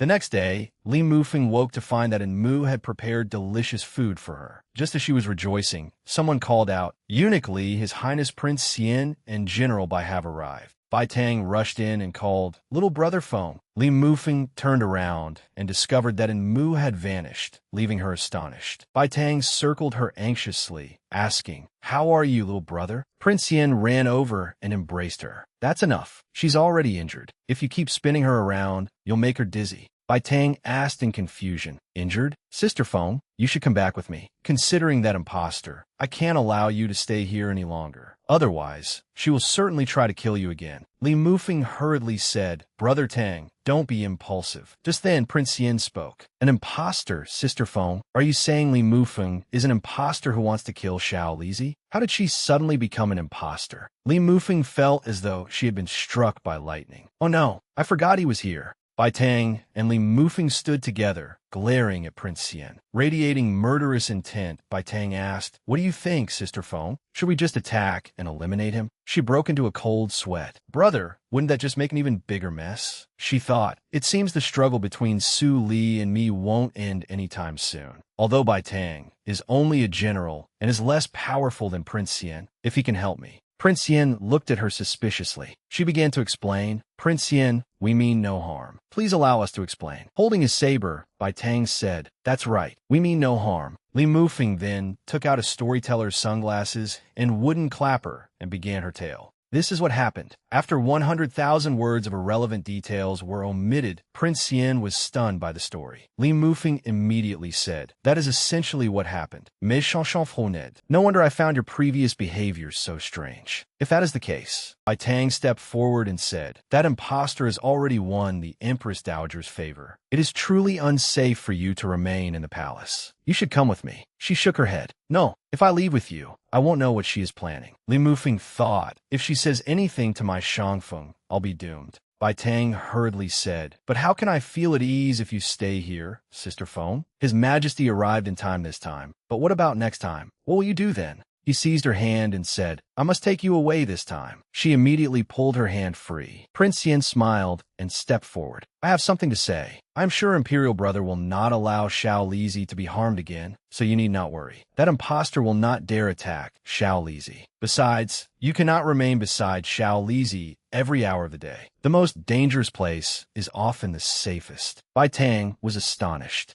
Once everything was settled, Bai Tang approached Prince Yin. "Your Highness, I apologize for requiring your cooperation this time." Miss Chanchon smiled. "It is all right. This is even better. Now I can help her openly." "Little Tang Tang, do not be so tense. Just relax. With me supporting you, nothing will go wrong." Bai Tang's entire body stiffened. That night, Suli went out and someone told her, "I have learned a great deal about Li Mufeng. If you refuse to let go, disaster may soon befall you. I will give you one final chance. Take this pill and work for me. I can help you remove every obstacle." Suli fell silent for a moment before saying, "So this was your true objective. You helped me change my identity while secretly saving Li Mufeng behind my back. That was your plan all along. Unfortunately for you, I do not obey others. I do not need you this time. I will resolve this myself. Our partnership ends here." The person replied, "Ends here? Suli, you think too highly of yourself. Before long, you will beg me to help you." After that day, Suli intended to use a courtesy visit as an opportunity to see Li Mufeng, but she discovered that many guards have been stationed around Li Mufeng, making it impossible for her to approach. My Shangfeng brought Li Mufeng some tea and said, "Do not worry. From now on, I will not allow anyone to hurt you again. She thought bashfully, I never imagined he would go this far for me. It is a pity I'm not a real eunuch. Otherwise, perhaps.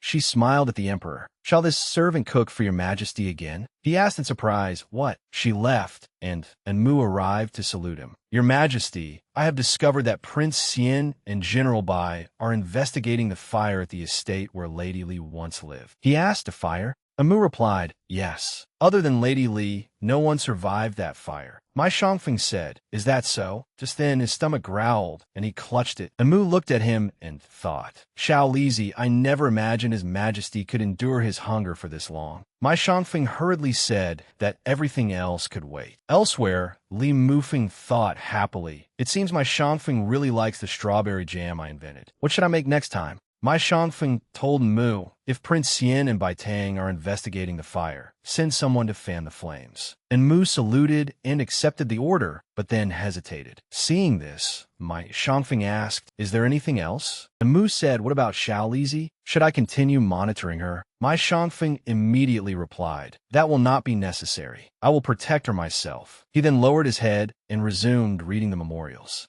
A short while later, and Mu signaled to my Shangfeng from outside. Seeing this, my Shangfeng turned to Li Mufeng beside him and said, Lady Li appears to have been asking about you these past few days. Did you know her before? Li Mufeng was startled. What does my Shangfeng mean by that? Has he already discovered something? Impossible. If he knew anything, he would not be looking at me like this. She immediately answered, no, I did not know her before. He smiled and asked, is that so? She explained, of course. This servant is merely an insignificant young eunuch. How could I possibly know Lady Li? Miss Shangfeng nodded. Very well, I understand. You have a day off. Bai Tang is waiting outside, so you may go. She hurriedly accepted the order and thought, for some reason, I feel as though he has already discovered something. Never mind. I should continue with the plan to break the hypnosis. That must be my priority now. After that day, Li Mufeng and Bai Tang took the Li parents to places they had once visited with Li Mufeng every other day. As their memories gradually returned, the Li parents slowly became able to describe what Li Mufeng had looked like as a child. Meanwhile, Prince Xian found a servant who had worked at the estate 1 year earlier. The man had returned home to recuperate after falling gravely ill. To prevent further complications, Prince Xian invited my Shangfeng to see the lanterns in the city. Li Mufeng used the opportunity to sneak away and meet the man. That night, while Su Li was in the palace, a carrier pigeon flew down and landed on her hand. After reading the letter, she exclaimed in shock, what? She ground her teeth, and the letter fell to the ground. It read, someone survived the fire that day and is now in Prince Xian's hands. Tomorrow, Li Mufeng will meet him at the Lantern Festival. If you wish to save him, come to the temple gate tomorrow. The next day, the carriage stopped outside.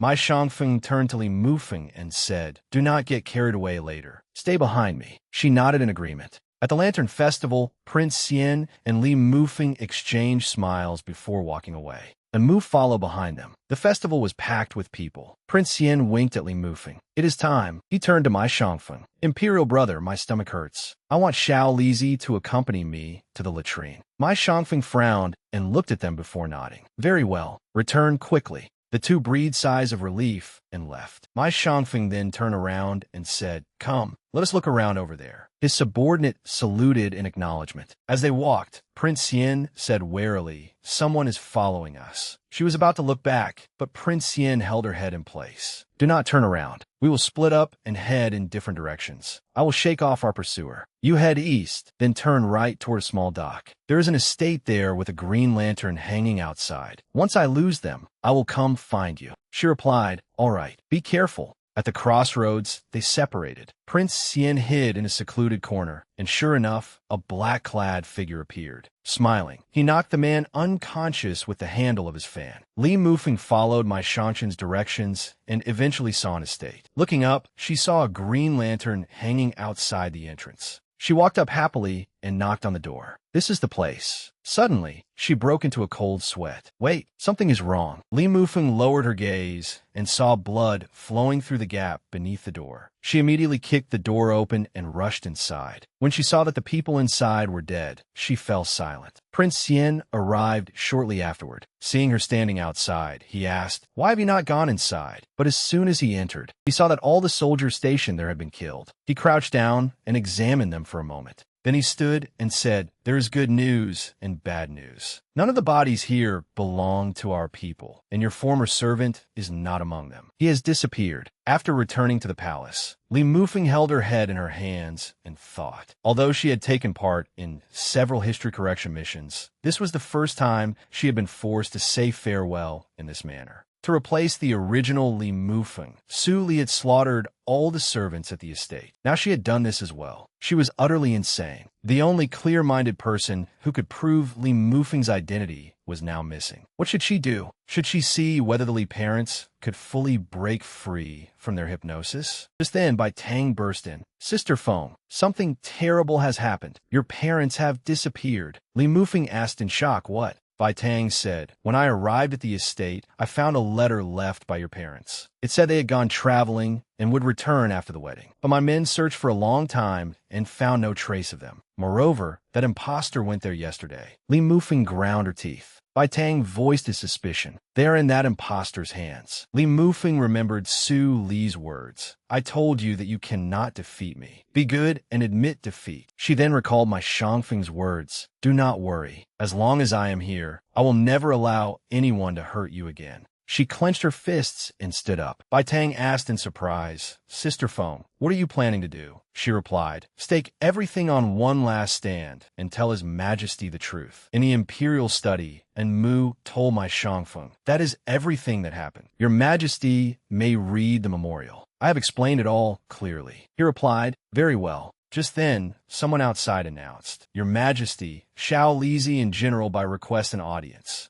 And Mu smiled and turned around, only to hear my Shangfeng say, "They are here. Let them enter." Li Mufeng and Bai Tang entered and saluted. "Your Majesty, I have something to tell you." Seeing Li Mufeng and Bai Tang holding hands, my Shangfeng said, "What a coincidence. I also have something to tell you." A dangerous gleam flashed in his eyes, and he waved to Xiao Xinzi. Xiao Xinzi immediately withdrew and closed the door behind him. My Shangfeng took out a memorial and threw it toward her. "Look at it." As soon as she opened it, she was startled to see that the portrait depicted her. My Shangfeng said, "Lady Li, you disguised yourself as a man and infiltrated the palace. What exactly are you trying to do?" Holding up the portrait, Li Mufeng asked, "What am I trying to do?" "Your Majesty could uncover this, yet you could not discover anything else? For example, my true identity." He smiled. "Why do you not guess whether I know your true identity?" Just then, Xiao Xinzi rushed inside. "Your Majesty, something terrible has happened. An assassin attacked the Empress Dowager." My Shangfeng asked in shock, "What?" He immediately ran outside.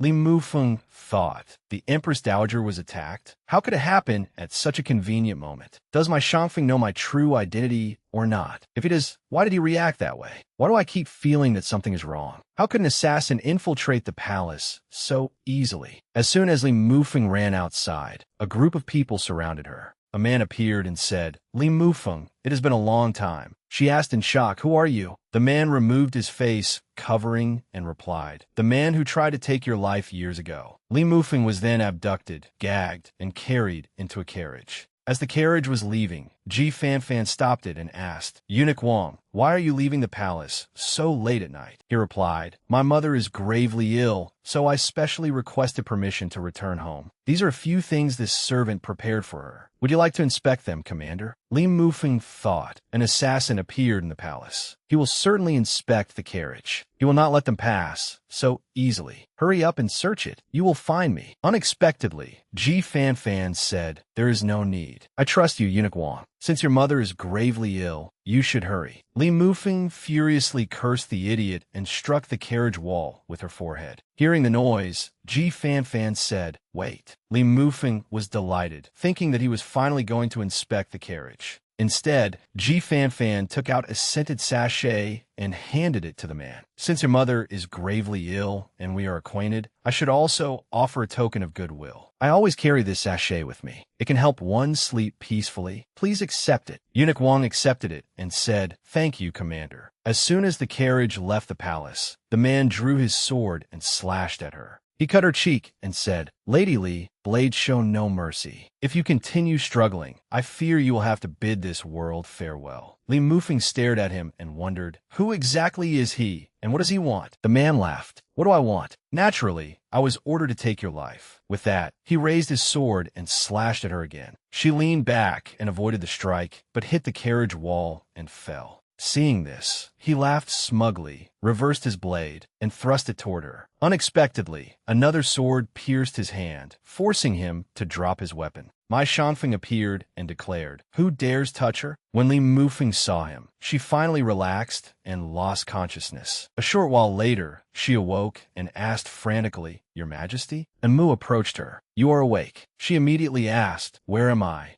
And Mu replied, "I know what you want to ask. I was the one who saved you. This is my private residence. Do not worry. No one other than me can enter, so this place is very safe." And Mu then handed her some medicine. She thought, so His Majesty was not the one who saved me. I thought. She then asked Mu, "When can I return?" And Mu said, "You do not need to return. The Empress Dowager was attacked by an assassin, and Lady Li was injured while saving her. His Majesty has agreed to marry Lady Li next month, and he has also released you from palace service." Li Mufeng asked in shock, "What? Mai Shanfeng is going to marry Su Li?" She lowered her head and thought, "No, I cannot let them marry. Once they do, the entire course of history will be fixed. What should I do?" And Mu stepped forward and said, "You should lie back down." Just then, a notification sounded. She thought in surprise, "The editorial team is contacting me now." She hurriedly lay down. Before everyone's astonished eyes, she entered the system. Yang Zheng told her, after discussions and a review by the higher authorities of the Time Travel Administration, Su Li's time travel has officially been recognized as legal. This means that once Su Li and the Emperor marry, we will directly eliminate the real Li Mufeng in order to preserve the course of history. She asked in shock, "You intend to let Su Li replace Li Mufeng completely?" Yang Zheng handed her a communication device. This device can use the space-time trajectory to send messages to me, but can only be used a limited number of times. If you need any further help, contact me. Regardless of the outcome, your mission will be considered successful. Prepare yourself. 1 month from now, we will come and take you back to the real world. She thought sorrowfully. As the editorial team said, if I cannot reclaim my identity, this method truly would preserve history. But the original Li Mufeng is only sleeping. She is not dead. As long as I can change history, she can still return. But if they do this, they will completely erase her existence. Even if this mission is considered successful, I cannot accept a living person being erased like this. This is murder. Am I truly supposed to stand by and become their accomplice? After considering it, Li Mufeng made her decision. No, even if it is for the greater good, I cannot accept this. I must get out and expose that imposter. With that thought, Li Mufeng pushed the door open and walked out. And Mu was standing outside. When he saw her pass, he asked, "You are awake? Why are you in such a hurry? Where are you going?" Li Mufeng looked at him and answered, "I am returning to the palace." And Mu frowned. "You cannot return. This place is Peach Blossom Haven. Its entrance opens only once every 3 months, so you cannot leave. If it is not urgent, you should wait." Li Mufeng frowned and thought, "No, I cannot wait any longer. 3 months from now, that imposter will already have married my Shangfeng. By then, nothing can be changed. If the entrance can open, there must be a mechanism controlling it. The mechanism activates every 3 months, opening the entrance. As long as I find it, I can open the entrance ahead of schedule." With that thought, Li Mufeng immediately grabbed in Mu's hand. "Come on, let us find the mechanism." Over the next half month, Li Mufeng and Mu searched for the mechanism, but found nothing. Only half a month remained before Mai Shangfeng's wedding. After searching for the mechanism for a long time, Li Mufeng grew increasingly despondent as the wedding day drew closer. Seeing how heartbroken she was, and Mu could only pat her head and comfort her. He later went to my Shangfeng and said, "Your Majesty, Xiao Lizi has been trying to find a way out lately. I can tell that being trapped here is making her miserable. Do you truly have no intention of letting her leave?" After hearing in Mu's report, my Shangfeng replied, "I understand. I will make the decision myself. Just stay here and look after her." And Mu called out, "Your Majesty." My Shangfeng said, "I must return. The matter is settled." Amu had no choice but to obey.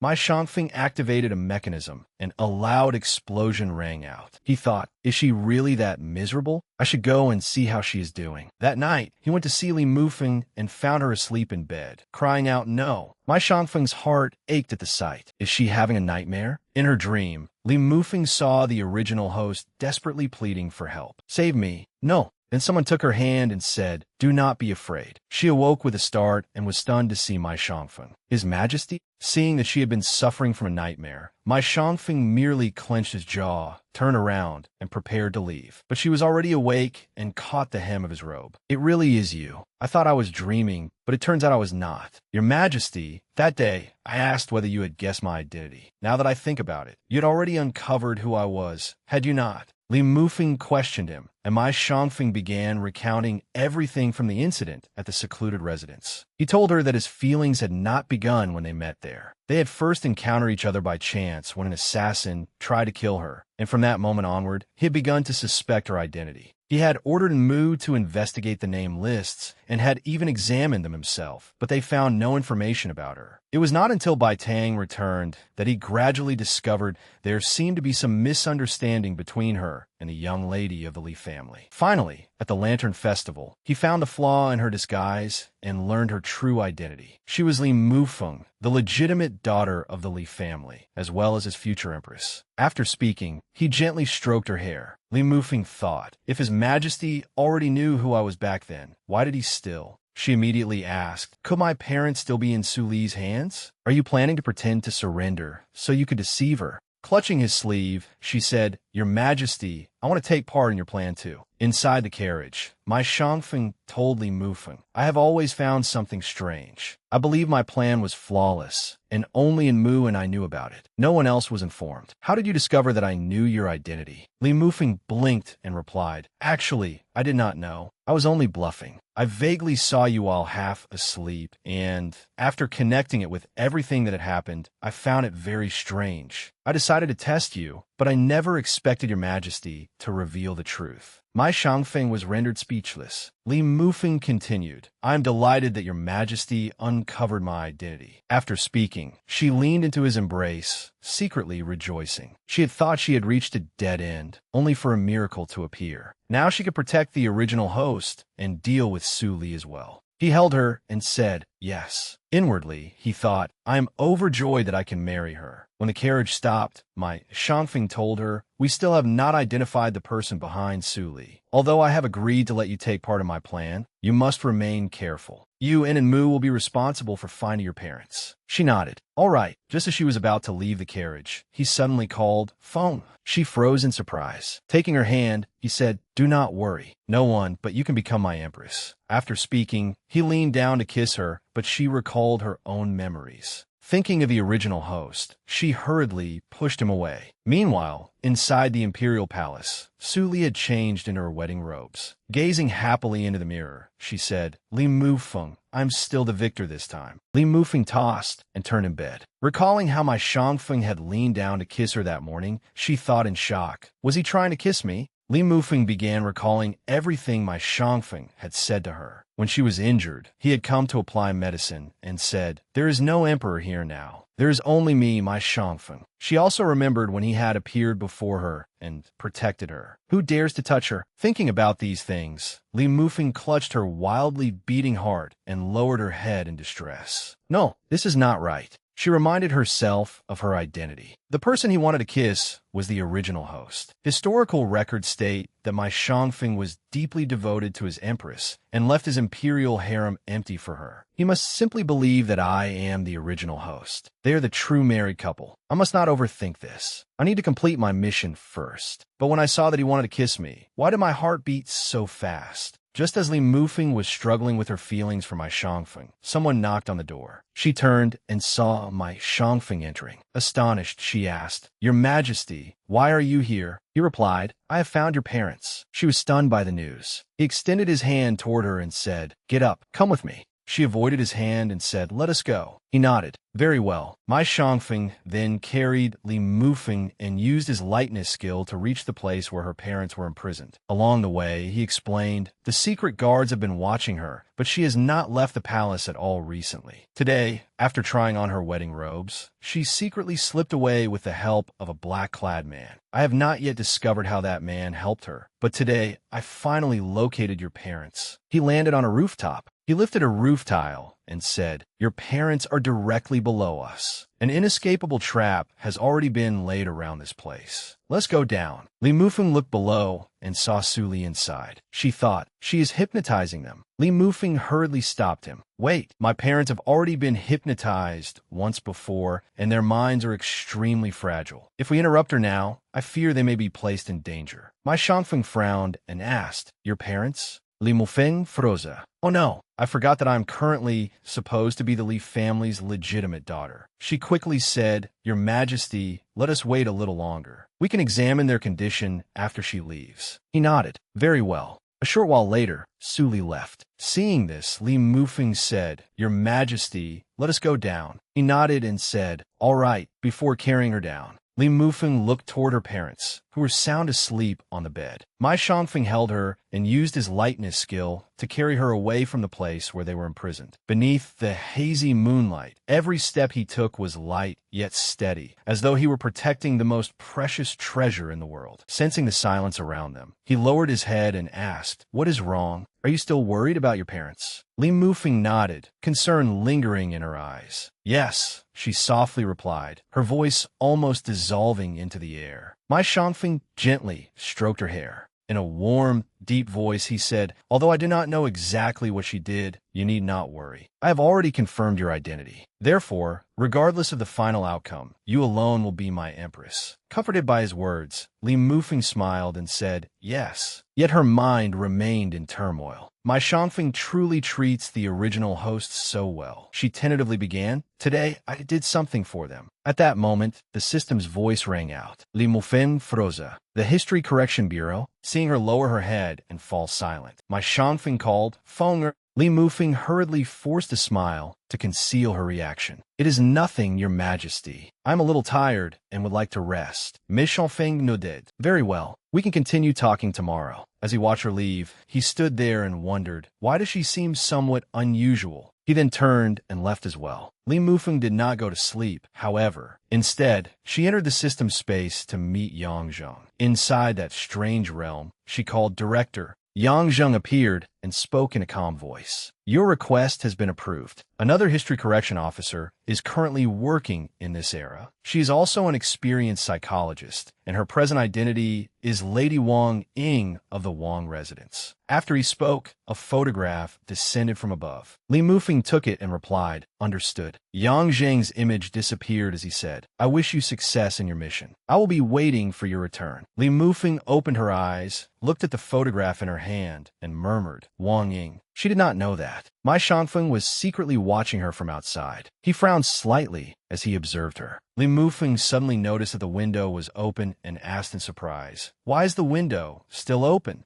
The next morning, Li Mufeng was still dressed as a eunuch when she bowed to him. "Greetings, Your Majesty." He nodded, "Yes," as he stepped outside and saw Li Mufeng standing nearby. My Shangfeng thought, both the true and falsely Mufeng have many suspicious traits. What exactly is their connection? At that moment, Su Li saw him and smiled happily, while Li Mufeng hid behind the door and observed her. As soon as Su Li saw my Shangfeng, she approached with a sweet smile. "Your Majesty, I have something to show you." She produced a silver pocket watch attached to a chain. Its surface reflected the lamplight with a mesmerizing gleam. Gently swinging the chain, Su Li called, "Your Majesty." My Shangfeng stared directly at her, his eyes gradually becoming unfocused as his consciousness seemed to fall into an endless void. A voice echoed within his mind, calling "Your Majesty" over and over as though from a distant place. His mind wavered, and his gaze lost its usual sharpness. Meanwhile, Li Mufeng was sleeping soundly in her room when a thunderous crash outside startled her awake. Her heart raced as unease surged within her. She quickly sat up and softly called, "Your Majesty." It had only been a nightmare. In the dream, Su Li had hypnotized my Shangfeng, causing him to forget her. And Mu entered and asked what was wrong. Li Mufeng replied, "Something may have happened to His Majesty. We need to check on him." And Mu obeyed, carrying Li Mufeng and using his lightness skill to reach my Shangfeng's location. She thought, even if it was only a dream, I must check. I will not be reassured until I see him with my own eyes. I hope it truly was nothing more than a nightmare. And Mu carried Li Mufeng onto the roof, where she suddenly spotted Su Li. Li Mufeng fronat. Could that have been more than a dream? Was it a warning from the History Correction Bureau? Did Su Li truly succede in hypnotizing my Shangfeng? After Su Li left, and Mu placed Li Mufeng on the ground and said, "Go inside." Trembling, Li Mufeng pushed open the door and entered. The moment my Shangfeng saw her, he asked, "Who are you?" Elsewhere, Su Li emerged after completing her task and said, "I did as he instructed. I poisoned the emperor before the wedding and have successfully placed him under my control. Will he give me the antidote?" The black-clad man looked at her coldly and said, "There is no need to be impatient. I will naturally bring the antidote on the wedding day." Alarmed, she asked, "Does he intend to break his promise?" The man laughed loudly. "Break my promise to you? You are not important enough for that. Go back for now. Do not worry. I will keep my word." She said, "You had better," then turned and left. The man smiled as he removed his mask. "Your Majesty, you have finally fallen into my hands." Back inside the palace, Li Mufeng gazed at my Shangfeng with tears in her eyes. She embraced him and asked, "Your Majesty, do you truly not recognize me anymore?" Her tears were on the verge of falling. My Shangfeng looked at her for a moment, then turned his face away and said, "I do not recognize you." Li Mufeng was devastated by his answer, but then she suddenly noticed something and exclaimed, "You are lying to me." My Shangfeng was startled. Looking at her, he smiled and asked, "What am I lying to you about?" Li Mufeng immediately moved closer. My Shangfeng kept retreating until he bumped into the table and was forced to stop. Smiling, Li Mufeng asked what he had lied to her about. Li Mufeng placed her hand on the table and leaned close to him. "You are pretending that you were hypnotized, of course." Their gazes met, and my Shangfeng smiled. "As expected, I cannot fool you. How did you discover it?" Li Mufeng smiled proudly. "Your acting was very convincing, but you forgot one thing. If you did not remember me, why would you allow me to examine you?" She spoke smugly, clearly delighted with herself. After hearing her explanation, my Shangfeng nodded. "That is indeed true." He then took her hand and pulled her toward him. Under her bewildered gaze, he turned and pinned her beneath him. "After all, the only person allowed to touch me as she pleases is you, my Empress." He leaned closer, intending to kiss her, and her face flushed bright red. She suddenly turned her head. She saw that Mu was still in the room. Hurriedly pushing my Shangfeng away, she said, "Your Majesty, official business is more important." Furious at being pushed aside, my Shangfeng glared at her. Embarrassed, Li Mufeng said, "Your Majesty, Su Li now believes she successfully hypnotized you. What do you plan to do next?" He replied, "I have already made the necessary arrangements. I intend to use this opportunity to uncover the person behind her. It is getting late. You should return for now." Li Mufeng nodded obediently, then turned and left. As soon as she was gone, my Shangfeng broke into a cold sweat. She nearly discovered it. Not only did I fail to tease her, but I also hurt my waist. Suddenly, Li Mufeng returned and pushed open the door. "Your Majesty, I just remembered something." She saw my Shangfeng clutching his waist. After a moment of silence, Mu hurriedly covered his eyes. "Your Majesty, rest assured, I definitely did not see that your waist was hurting." Li Mufeng also hastily said, "I did not see anything either." My Shangfeng lay on the bed with half his robe removed, exposing his firm back. Li Mufeng's face was bright red as she stared at him, gently running her hand over his back. My Shangfeng lay face down with a flushed face and a displeased expression. A while later, Li Mufeng wiped her hands and said, "It is done, Your Majesty. Your waist was fine before. What happened?" He blushed, coughed, and said, "I am fine. I merely—" He stopped there and quickly changed the subject. "You said you remembered something. What was it?" Li Mufeng took something from inside her robe. "I obtained some information. This person may be able to help us. I would like Your Majesty to help me find her." Li Mufeng handed him the photograph. Looking at it, he thought, "It is her. If I want to uncover the secret connecting Li Mufeng and Su Li, perhaps I can begin with this woman." The photograph was a portrait of Wang Ying. The next day, at Wang Ying's residence, Wang Ying took out her pocket watch and continued the hypnosis treatment. Li Mufeng batcha nervously. Wang Ying swung the watch before Li Mufeng's parents, but they showed no reaction whatsoever. Wang Ying stopped inside. She told Li Mufeng they have been hypnotized twice, and their minds are now extremely fragile. Therefore, instead of forcibly erasing their memories, I am using a method that will restore them. It may take another month for them to regain full awareness. Li Mufeng immediately asked, "Can it be done any faster? The wedding is in half a month. Although my Shangfeng knows that I am Li Mufeng, the legitimate daughter of the Li family, I am still worried something unexpected may happen." Wang Ying contemplated the matter for a moment, then leaned close to Li Mufeng's ear and whispered, "It can be done, but I need something." Li Mufeng nodded after hearing her request. Wang Ying said, "I will leave now. I must rely on you to obtain that item. We will meet again tomorrow." Li Mufeng nodded in agreement and left, thinking, "It seems I will have to make another trip to the Imperial Palace." As soon as Wang Ying stepped outside, and Mu blocked her path. "Lady Wang, His Majesty requests your presence." Wang Ying looked up at the carriage before her. Mai Shangfeng lifted the curtain, revealing his face. After returning to the Imperial Palace with Mu, Mai Shangfeng sat beside the window and gazed outside. Thinking about Li Mufeng, he fell silent for a while. Footsteps suddenly sounded, and Mu reported, "Your Majesty, Lady Li has arrived." Mai Shangfeng immediately asked, "Where is Xiao Lizi now?" And Mu replied, "Judging by the time, she should be on her way here with Bai Tang." He nodded. "Very well. Keep a close watch on Wang Ying. If she reveals anything about today, kill her without mercy." And Mu nodded. "Yes, Your Majesty." At that moment, the door was pushed open, and Mu immediately vanished from sight. Suli excitedly rushed inside and called, "Your Majesty." He asked, "Fenger, why have you only arrived now?" She answered excitedly, "I missed Your Majesty and wanted to see you." She closed the door and continued, "Did Your Majesty miss me?" Before she could finish speaking, Mai Shangfeng struck her unconscious. "You talk too much." Outside, Li Mufeng cautiously peered through the window and waved, "Your Majesty."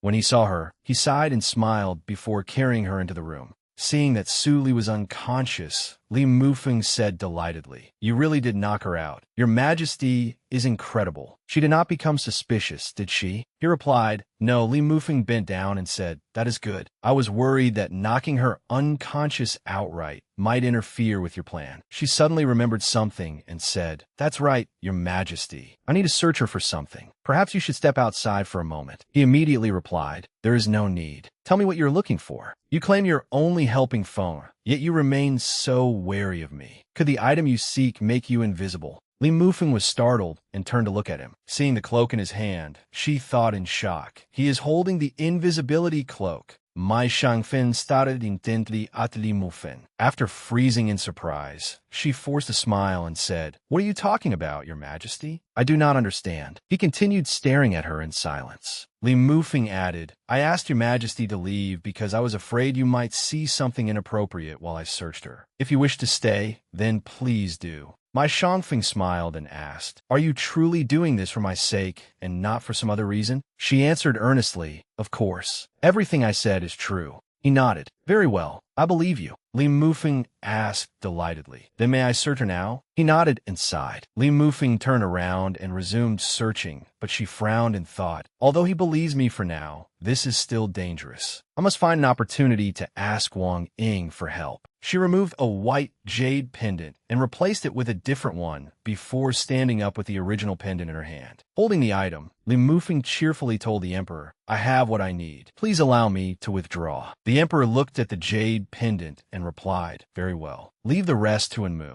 A short while later, Li Mufeng and Bai Tang departed. Mai Shangfeng watched them leave, then ordered Mu to follow them. Mu bowed and accepted the order. They arrived at Wang Ying's courtyard. Li Mufeng handed the jade pendant to Wang Ying and said, "I will have to trouble you." Wang Ying nodded, then used it to hypnotize Li Mufeng's parents. 2 hours later, Wang Ying opened the door and came out. "It is done." Delighted, Bai Tang opened his arms wide and exclaimed, "That is wonderful, Fenger."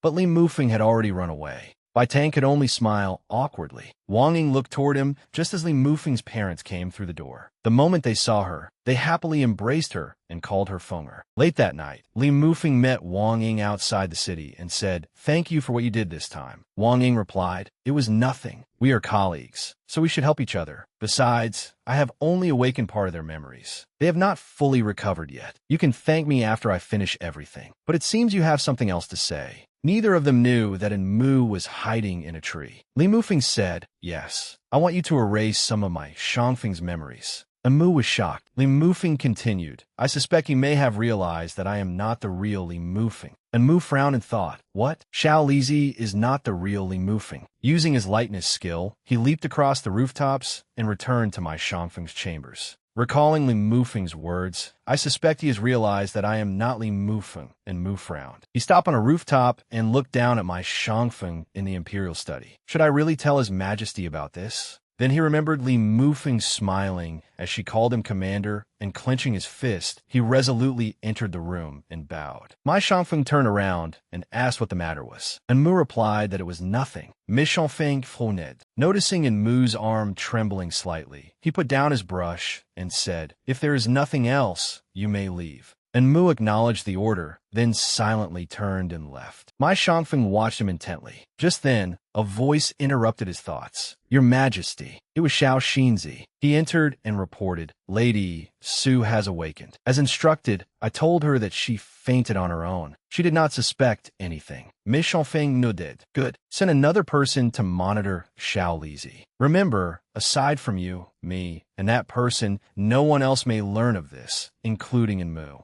Xiao Xinzi was startled. "Your Majesty?" Seeing my Shangfeng's cold, murderous gaze, Xiao Xinzi lowered his head and said, "I obey." After that day, my Shangfeng secretly investigated Li Mufeng. Wherever she went, and whatever she said was recorded. Li Mufeng remained unaware and continued helping Wang Ying restore her parents' health. However, they still found no opportunity to hypnotize my Shangfeng. Meanwhile, Suli continued draging my Shangfeng. Soon, it was the eve of the grand wedding. That night, my Shangfeng and Li Mufeng stood atop the city wall. She gazed down at the capital from above, admiring the scenery. He asked whether she was ready. She blinked and replied, "Everything is ready. At tomorrow's wedding, I will appear and expose her true identity. Do not worry, Your Majesty. Nothing will go wrong." He shook his head and sighed. "That is not what I was asking." She looked surprised. "What?" He took her hand and said, "I wanted to ask whether you are ready to marry me tomorrow and spend the rest of your life by my side." Deep emotions filled my Shangfeng's eyes. This was the first time he had ever felt his heart stirred. He moved closer to her, but as he approached, an image of the original Li Mufeng suddenly appeared in her mind. As he leaned closer, she hurriedly pulled back. She had no right to become intimate with someone without the original Li Mufeng's knowledge. My Shangfeng bent down to kiss Li Mufeng, but she thought of the body's original owner and turned her face away. Seeing her reject him again, my Shangfeng stopped and stared at her. Realizing she had avoided him too many times, Li Mufeng looked up and nervously said, "Your Majesty." As she looked at him, she wondered how she could possibly explain herself. My Shangfeng stared at her for a long time. Seeing her unease, he smiled and stroked her head. "It is all right. We still have a lifetime ahead of us." Li Mufeng thought, "A lifetime ahead of us?" Before she could finish that thought, my Shangfeng added, "The wind is strong up here. Let's return."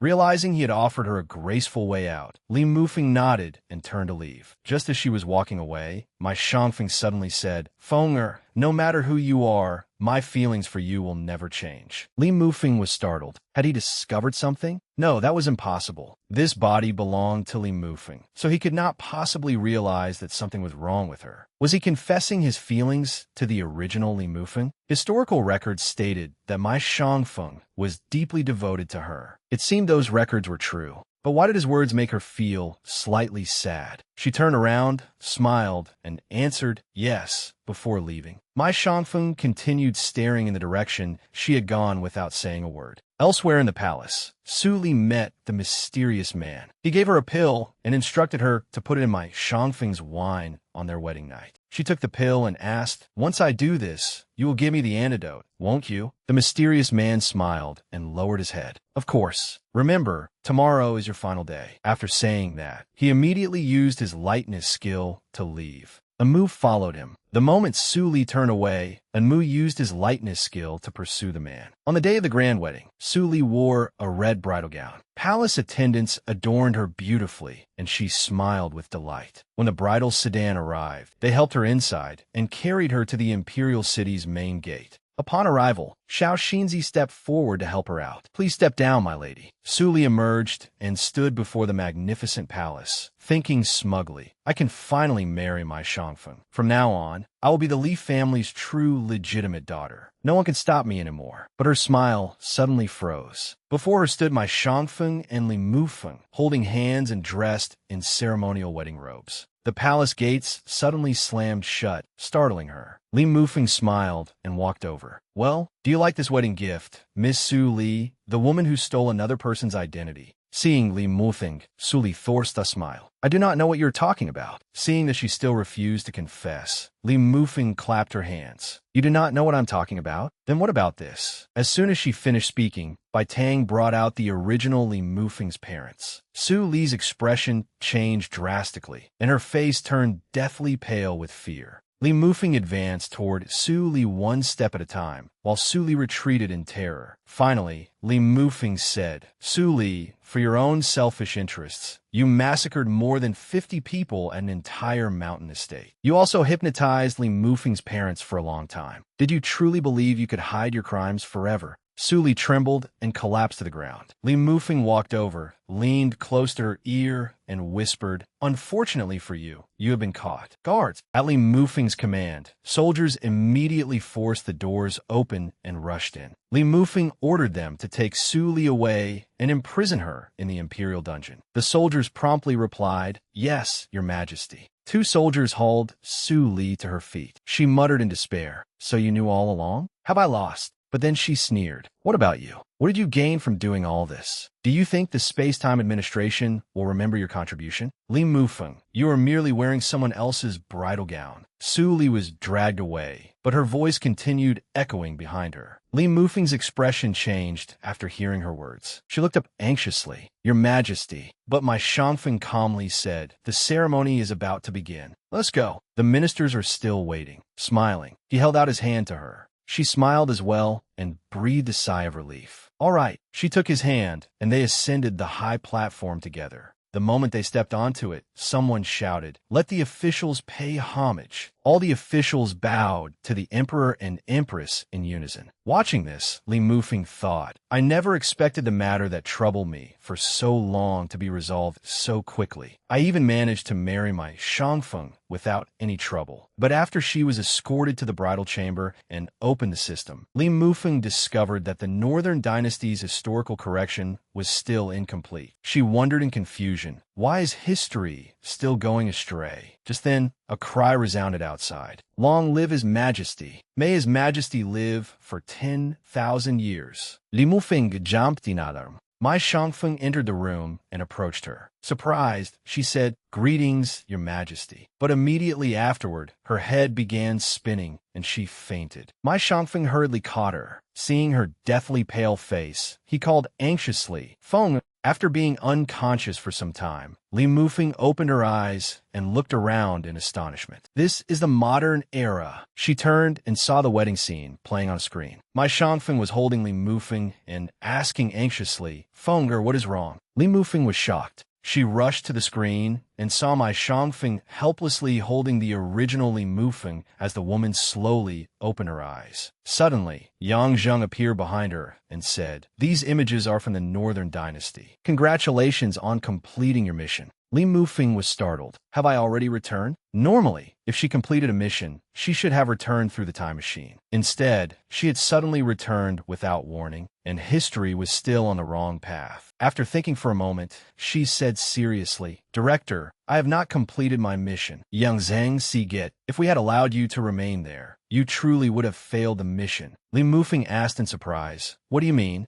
Yang Zheng replied, "It is nothing. We have declared your mission complete. Consider the next few days your vacation. You should go home." Li Mufeng hesitated and appeared ready to say something else. Yang Zheng immediately gave her a cold look. Startled, Li Mufeng hurriedly said, "I understand. I will leave now." She glanced at the screen and saw my Shangfeng frowning. Unable to keep watching, she turned and left. The images on the screen continued. Inside the Northern Dynasty's bridal chamber, my Shangfeng coldly asked the woman, "You are not Fenger. Who are you?" Li Mufeng asked in alarm. "Your Majesty, what are you talking about?" My Shangfeng asked coldly, "Are you pretending not to understand? Then I will personally verify your identity." He immediately seized Li Mufeng's hand and searched her, only to find her trembling with fear. He thought in surprise, "There is nothing here." Li Mufeng continued, calling fearfully, "Your Majesty." After a moment of silence, my Shangfeng asked, "What was the last thing I said to you on the city wall?" Li Mufeng looked completely bewildered. My Shangfeng frowned and seized her hand, convinced that she was not his Fenger. But unexpectedly, Li Mufeng calmly replied, "No matter who you are, my feelings for you will never change." My Shangfeng froze upon hearing this. Li Mufeng cautiously asked, "Was that the sentence your Majesty wanted?" My Shangfeng immediately released her hand and thought, "Only Fenger and I were there last night. No one else could know what happened between us. Could she truly be Fenger? But why?" Li Mufeng timidly said, "Your Majesty, it is getting late. We should rest." He stared at her and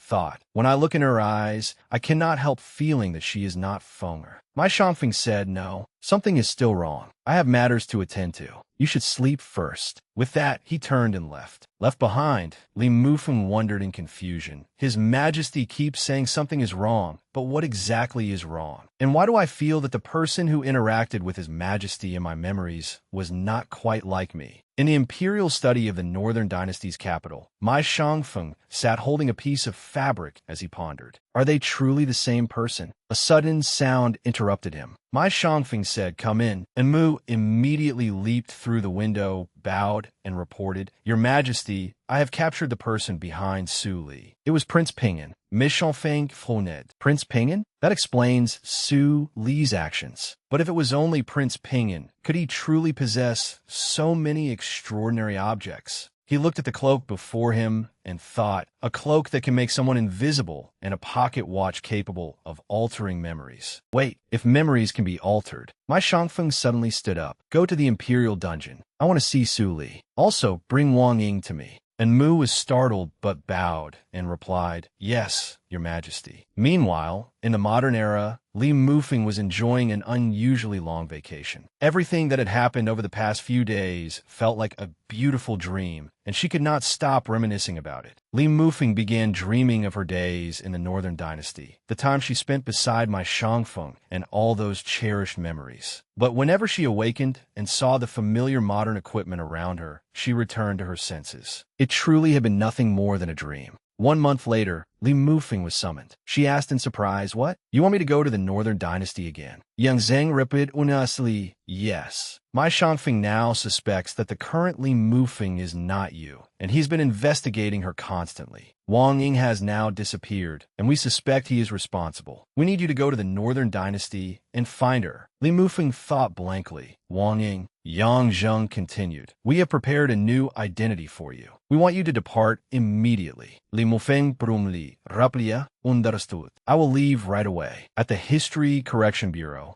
Li Mufeng entered the system chamber as an announcement sounded. Time Traveler, Li Mufeng. Position, History Correction Officer. Destination Identity, Northern Dynasty Commoner. Mission, Rescue the Missing Officer. Li Mufeng looked up and thought, I never expected to return to the Northern Dynasty. She closed her eyes and wondered, did he capture Wang Ying to find me? Meanwhile, outside the Imperial Palace, my Shangfeng raised his head and gazed at the sky. When Enmu emerged, my Shangfeng asked, has she confessed? Enmu replied, not yet, Your Majesty. Can we truly find Xiao Lizi by doing this? My Shangfeng answered, of course. No matter where she is, I will find her and bring her back. Li Mufeng successfully traveled through time. When she opened her eyes, she found herself inside a dilapidated house. She sighed and thought, what kind of luck is this? Last time, I arrived inside the Imperial Palace. This time, I have ended up in this miserable shack. That is the invisibility cloak. She turned in surprise and saw a cloak lying on the table. She picked it up and thought, according to Yang Zheng, Wang Ying is most likely in my Shangfeng's custody. It seems I still have to visit the Imperial Palace. She immediately put on the invisibility cloak and carefully pulled up its hood. Now invisible, she stepped outside and cheerfully said, "All set. Time to head for the Northern Dynasty's Imperial Palace." Li Mufeng hid behind a pillar and cautiously peeked around. 2 hours later, she sat wearily in a corridor and thought, "I've searched everywhere Wang Ying could possibly be imprisoned, but I still haven't found anything. Where could he have hidden her?" She turned toward my Shangfeng's bedchamber. Could she be inside? It's very possible. I should take a look.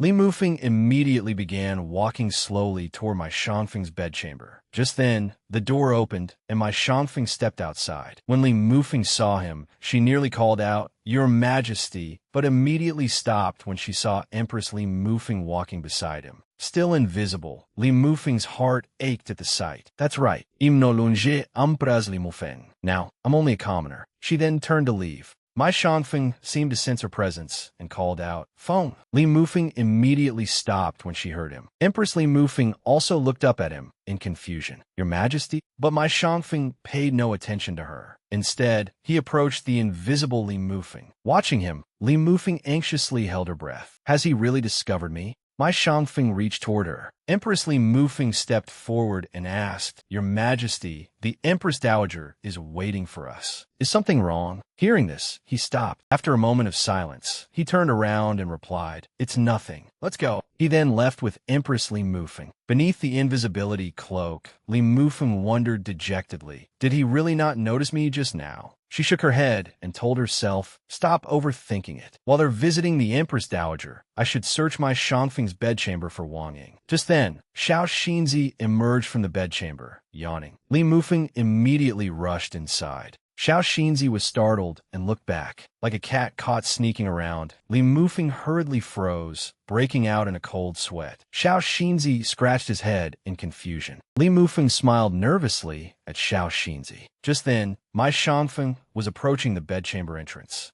After entering my Shangfeng's bedchamber, Li Mufeng carefully surveyed her surroundings. She picked up an exquisite vase and gently ran her fingers over its smooth porcelain surface. According to the usual design of secret chambers, the mechanism was generally hidden on a bookshelf or inside an object on a cabinet. It could be a concealed compartment or perhaps a vase. She set down the blue vase, surveyed the room again, and approached another one. This vase was snow white and intricately carved. Without hesitation, she turned the vase. A faint noise immediately came from the bookshelf. Its two sides slid apart, revealing a secret passage. Li Mufeng smiled in satisfaction. "I found it. There really is a secret chamber." Just as she was about to enter the passage, a uniform cry sounded in the distance. "Long live His Majesty! Long live His Majesty!" The approaching footsteps startled Li Mufeng, and her heart began pounding wildly. With no time to think, she hurried back and turned the vase. The bookshelf quickly closed, concealing the secret passage. At that exact moment, my Shangfeng entered. Wearing the invisibility cloak, Li Mufeng pressed herself into a corner and breathed a sigh of relief. I was almost discovered, but just as she relaxed, my Shangfeng suddenly turned and stared intently at the vase. Li Mufeng swallowed, her entire body breaking out in a cold sweat. She frowned anxiously. Could he have noticed? My Shangfeng approached the vase and gently touched it, his profound gaze suggesting that he was contemplating something. He smiled faintly and said, "Someone really did come." He suddenly turned and looked directly at where Li Mufeng stood. Li Mufeng held her breath, her heart pounding like a drum. But just as panic seized her, my Shangfeng abruptly turned and left. Li Mufeng was bewildered. He looked directly this way. Why did he leave? She shook her head and reassured herself. "I'm wearing an invisibility cloak. He couldn't possibly have discovered me. I should follow him. What if Wang Ying is in there?" Without hesitation, she quietly followed my Shangfeng to search for her companion. After walking for a while, my Shangfeng suddenly stopped. Li Mufeng quickly halted and maintained a safe distance. A voice rang out, "You're here." It was Wang Ying's voice. She sat on a chair, holding an old book and staring directly at my Shangfeng. My Shangfeng nodded slightly. "Yes." Wang Ying sighed. "Why go this far? Even if you imprison me until I die, my answer will remain the same. She is Li Mufeng." Li Mufeng was stunned by Wang Ying's words. She stared at my Shangfeng in shock and thought, No, that's impossible. Traveling through time is already fantastical enough. let alone directly entering the original person's body. This must only be his speculation. He has no evidence. But if he really has figured it out, then she regained her composure and continued, no, Li Mufeng, you're a history correction officer. This is only a mission. You cannot violate your professional ethics. You must remain calm. Even if he has truly figured everything out, he is still only part of mission to you.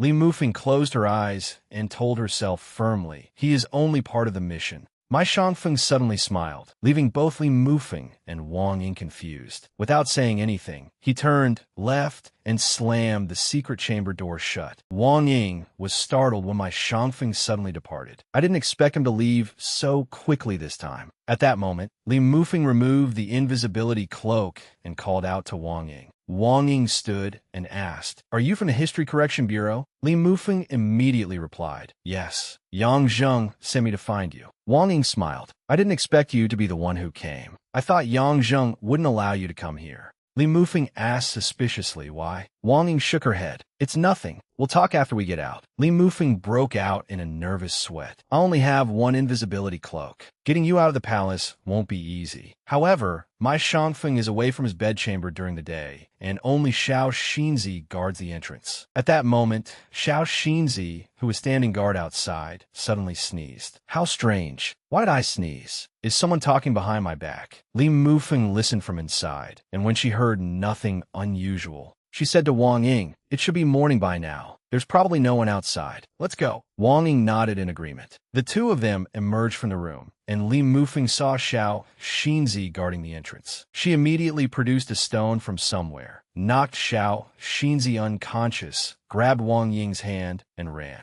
At the entrance to the bedchamber, Li Mufeng cautiously peered outside and surveyed the surroundings. When she saw someone ahead, she turned and nodded to Wang Ying. She then approached the person with a brick in hand, raised it to strike, and thought, "I'm sorry, but..." Mai Shangfeng suddenly smiled. He turned, grabbed her wrist, and said, "I've caught you." The moment Li Mufeng saw him, she was stunned. Mai Shangfeng smiled al tar. But when he saw the unfamiliar face before him, he froze and broke out in a cold sweat. He called again, "Feng." Li Mufeng was startled. "Has he recognized me?" Wang Ying also broke out in a cold sweat. "This is bad. I deliberately had her remove the invisibility cloak, so I could see her more easily. I never expected us to be caught red-handed." Although Li Mufeng had changed identities and should have appeared to Mai Shangfeng as a completely different person, he had still recognized her immediately. Wang Ying coughed softly to draw Li Mufeng's attention. Li Mufeng immediately came to her senses and asked, "Your Majesty, what are you talking about? Who is Feng?" Mai Shangfeng continued, gripping her wrist. "You don't know what I'm talking about." Breaking out in a cold sweat, Li Mufeng replied, "I don't." Mai Shangfeng fell silent for a moment, then glanced at Wang Ying, making her flinch. Mai Shangfeng smiled. He released Li Mufeng's wrist and said, "If you truly don't know, then..." "Enmu." The instant he called his name, Enmu appeared, bowed, and answered, "Present." Mai Shangfeng ordered, "Arrest the assassins who broke into the imperial palace." As soon as he finished speaking, guards surrounded Li Mufeng and Wang Ying. The two women were captured, bound, and taken to the imperial dungeon. Wang Ying sighed. "This rescue has completely backfired. I don't think we can hide the truth much longer. It will be another half-month before the History Correction Bureau can contact us, but we cannot ask them to interfere in this matter. Now that we're imprisoned here, Mai Shangfeng will certainly find a way to investigate our identities. What should we do?" Li Mufeng gritted her teeth and said, "I'd rather die than confess. Both the future and the present are top-secret matters. If they learn that the History Correction Bureau exists, it could create a historical deviation. No matter what happens, we cannot admit anything." Wang Ying asked anxiously, "But given how he feels about you, can you really do it?" Li Mufeng recalled what had happened before. Mai Shangfeng had tightly held her hand and called Feng. She clenched her own hand and firmly told herself, "I can do it." In the imperial study, Mai Shangfeng held the invisibility cloak while Enmu and Xiao Xinzi stood fearfully beside him. Mai Shangfeng turned and asked, "How are they?" Enmu hurriedly replied, "They are still in the secret chamber. Your Majesty, do you wish to interrogate them?" Mai Shangfeng nodded and said quietly, "Bring me the young woman named Feng who rescued Wang Ying." and Mu immediately accepted the order. Just as he was about to leave, my Shangfeng spoke again. Wait, be gentle. Don't frighten her. And Mu acknowledged the order. My Shangfeng looked at the invisibility cloak and thought, did I make the right gamble this time? Inside the secret chamber, Wang Ying sat on the bed, while Li Mufeng sat in a chair, lost in thought. The door suddenly opened, and Li Mufeng sprang to her feet in alarm. And Mu entered and approached Li Mufeng, leaving her confused. He suddenly bent down, making her flinch. It turned out that Mu was untying her. Li Mufeng asked in surprise what was happening, and Mu replied, my master wishes to see you. Li Mufeng nodded in agreement. Behind her, Wang Ying silently watched, and Mu then escorted Li Mufeng away. Wang Ying could only watch Li Mufeng's receding figure, worried about whether she could keep the History Correction Bureau a secret. Meanwhile, elsewhere in the palace, Mai Shangchen strolled leisurely through the grounds with a fan in his hand. He suddenly saw Mu escorting Li Mufeng into the emperor's bedchamber and thought, is Imperial brother still handling official business this late? He walked forward with his fan and said, perfect, I can go find Xiao Lizi and play with him. With that, Mai Shangchen cheerfully turned and ran off. Inside the imperial study, and Mu led Li Mufeng in and bowed. Your Majesty, I have brought her. Miss Shangfeng nodded. Good, you may leave. Hearing this, Mu opened the window and jumped outside. Only Li Mufeng and Mai Shangfeng remained in the room, making her uneasy. Seeing this, Mai Shangfeng sighed.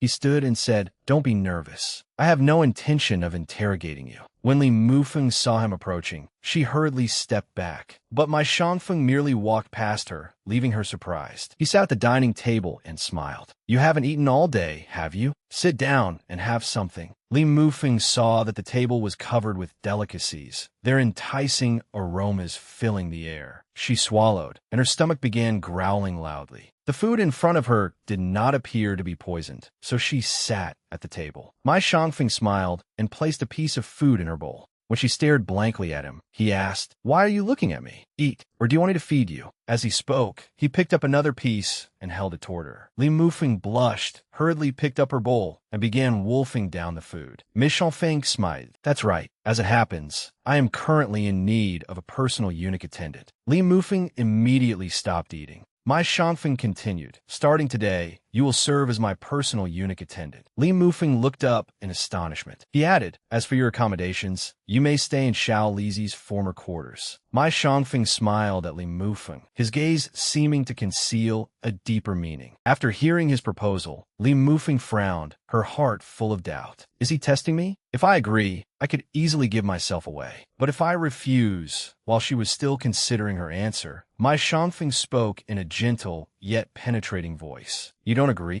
Li Mufeng pursed her lips, considered it for a moment, and then calmly looked up. No, I agree. Mai Shangfeng's eyes brightened at her answer, and his smile became even more pronounced. Xiao Xinzi then escorted Li Mufeng outside. Mai Shangfeng remained in the imperial study, his gaze following her departing figure. Mu stepped forward from behind and bowed. Your Majesty, should I keep her under surveillance? Mai Shangfeng shook his head slightly, confidence flashing in his eyes. No, this time, I want to observe her myself. Walking beside Xiao Xinzi, Li Mufeng could feel the gaze behind her still fixed upon her. She unconsciously stopped. She turned to look back. Sure enough, Mai Shangfeng was still standing there, smiling openly at her. She hurriedly turned away, only to meet Xiao Xinzi's displeased expression. What are you looking at? Xiao Xinzi asked suspiciously. Flustered, Li Mufeng hurriedly replied, nothing. It's nothing. Xiao Xinzi refused to let it go and warned her, I don't know why His Majesty is so interested in you, but I'm warning you, our Empress is still alive and well, so don't get any improper ideas. Li Mufeng blinked and asked, from the way you speak, it sounds like you're very fond of the Empress. Xiao Xinzi said proudly, of course, the Empress and I are very close. Immersed in his memories, Xiao Xinzi smiled and thought, very close indeed. A short while later, Xiao Xinzi led Li Mufeng to the residential courtyard. She stopped, looked around, and said, all right, we're here. You can go back now. Xiao Xinzi looked at her hesitantly, his expression puzzled, but eventually nodded. Then I'll be leaving. Before he could finish, he abruptly turned back and asked suspiciously, "How did you know that the Empress used to live in this courtyard?" The question made Li Mufeng flinch, and her heart seemed to plummet into an abyss. "Oh no, I'll let slip." She hurriedly invented an excuse. "Let me explain." My Shangfeng had quietly appeared nearby and was watching the entire scene. He tilted his head slightly, amusement flashing in his eyes. "Interesting." Xiao Xinzi stared suspiciously at Li Mufeng. She hurriedly wiped away her sweat and explained, "Actually, I didn't know this was the courtyard where the Empress once lived." Xiao Xinzi looked at her in confusion. Li Mufeng put on a serious expression and improvised. "This courtyard looks more imposing than the others, as if someone noble once lived here. That's why I boldly guessed it was this one." Xiao Xinzi stared blankly. "Someone noble?" Li Mufeng hurriedly pushed the bewildered eunuch away. "You should go." Eunuch Xiao Xinzi, "It's already late, and His Majesty should be resting soon. Hurry back, or His Majesty will become impatient waiting for you." Xiao Xinzi was pushed outside the gate. Li Mufeng immediately ran inside and slammed the gate shut. Xiao Xinzi remained deeply suspicious, but he still left. Li Mufeng ran into the courtyard and breathed a sigh of relief. He's finally gone. Xiao Xinzi is simple-minded, so he probably won't overthink it. She raised her head and looked at the courtyard before her. Less than 2 months had passed, yet she had returned to this place. She never expected that she would one day come back in this manner. She opened the door, entered, and sat on the bed, lost in thought. What exactly is he thinking? We shared the same body, so how did he realize that we weren't the same person? Judging by what he's doing now, he must be testing me, hoping I'll admit the truth myself. But then she remembered her identification card and her duty as a history correction officer. I'll stick to my original plan and deny everything, even if it kills me. I only need to wait until the History Correction Bureau contacts me. She sighed and lay down on the bed. By then, I'll have already left this place, and the situation should still be salvageable. They can still become a loving and harmonious couple, just as the history books recorded. That would be for the best. Li Mufeng then gradually drifted off to sleep. While she slept soundly, my Shangfeng slowly approached her and gazed down at her. "Xiao Lizi, I finally found you. This time, I will make you admit that you are still yourself." He reached out and gently caressed her face. From that day onward, wherever my Shangfeng went, he insisted that Li Mufeng follow him. Whenever he stopped abruptly, she would fail to stop in time and bump into him. Each time, he would merely sigh and pat her head. He made no effort to conceal his kindness toward Li Mufeng. Before long, my Shangfeng's behavior attracted the attention of many people in the palace. The palace maids began gossiping. "Have you heard? His Majesty has a new young eunuch." 3 days later, while Li Mufeng was standing outside, Xiao Xinzi approached and called out, "Xiao Lizi, Her Majesty the Empress wishes to see you." Li Mufeng frowned upon hearing this and thought, "The original Li Mufeng wants to see me?" Nevertheless, she followed the eunuch to Phoenix Palace. As soon as she entered, the original Li Mufeng asked, "Are you the newly arrived Xiao Lizi?" Li Mufeng raised her head. She saw the Empress seated upon the Phoenix throne, looking down at her. Although the Empress's gentle gaze carried unmistakable authority, her tone was soft. Li Mufeng hurriedly bowed and respectfully replied, "Yes. This servant is Xiao Lizi." The Empress nodded slightly and studied her with curiosity. "You truly do resemble the person I used to be. Come closer and let me take a better look at you." Li Mufeng did not dare delay and quickly stepped forward. The Empress examined her carefully for a long while before sighing softly, as though recalling something from the past. "His Majesty is truly muddle-headed. How could he let a young woman like you disguise herself as a eunuch?" Those words struck Li Mufeng like a bolt from the blue. Her eyes widened in shock as she stared at the Empress and stammered, "You know that this servant isn't." Before she could finish, the Empress gently took her hand. A warm yet dignified smile appeared on the Empress's face. "Yes, I know." Li Mufeng grew even more flustered. "Then, Your Majesty," the Empress merely smiled and asked, "How about this? May I summon you here often to keep me company and chat with me?" Li Mufeng froze and uttered a bewildered. Just then, someone announced that Prince Xian had arrived. The Empress's eyes immediately lit up, and she rushed forward. "Prince Xian is here? Hurry and invite him in." This left Li Mufeng even more confused. Noticing her puzzled expression, the Empress hurriedly coughed and resumed her dignified bearing. "You may withdraw for now." Li Mufeng acknowledged the order and turned to leave. As she passed Prince Xian, she secretly glanced at him and thought, the original Li Mufeng and Prince Xian. Could she be in love with him? After leaving the Empress's palace, Li Mufeng pondered as she walked. Something is wrong with this plot. If the original Li Mufeng loves Prince Xian, why do the historical records say that she and my Shangfeng were a loving, harmonious couple? But history still hasn't been restored. Could this be the true cause of the historical deviation? Don't tell me my Shangfeng is being cuckolded, and by his own younger brother, no less. She imagined Prince Xian placing a pair of horns on my Shangfeng's head and saying, "Imperial brother, I have a precious gift for you." She then patted her own cheeks and thought, this is far too thrilling. Suddenly, someone behind her asked, "Why are you walking around in a daze? What are you thinking about?"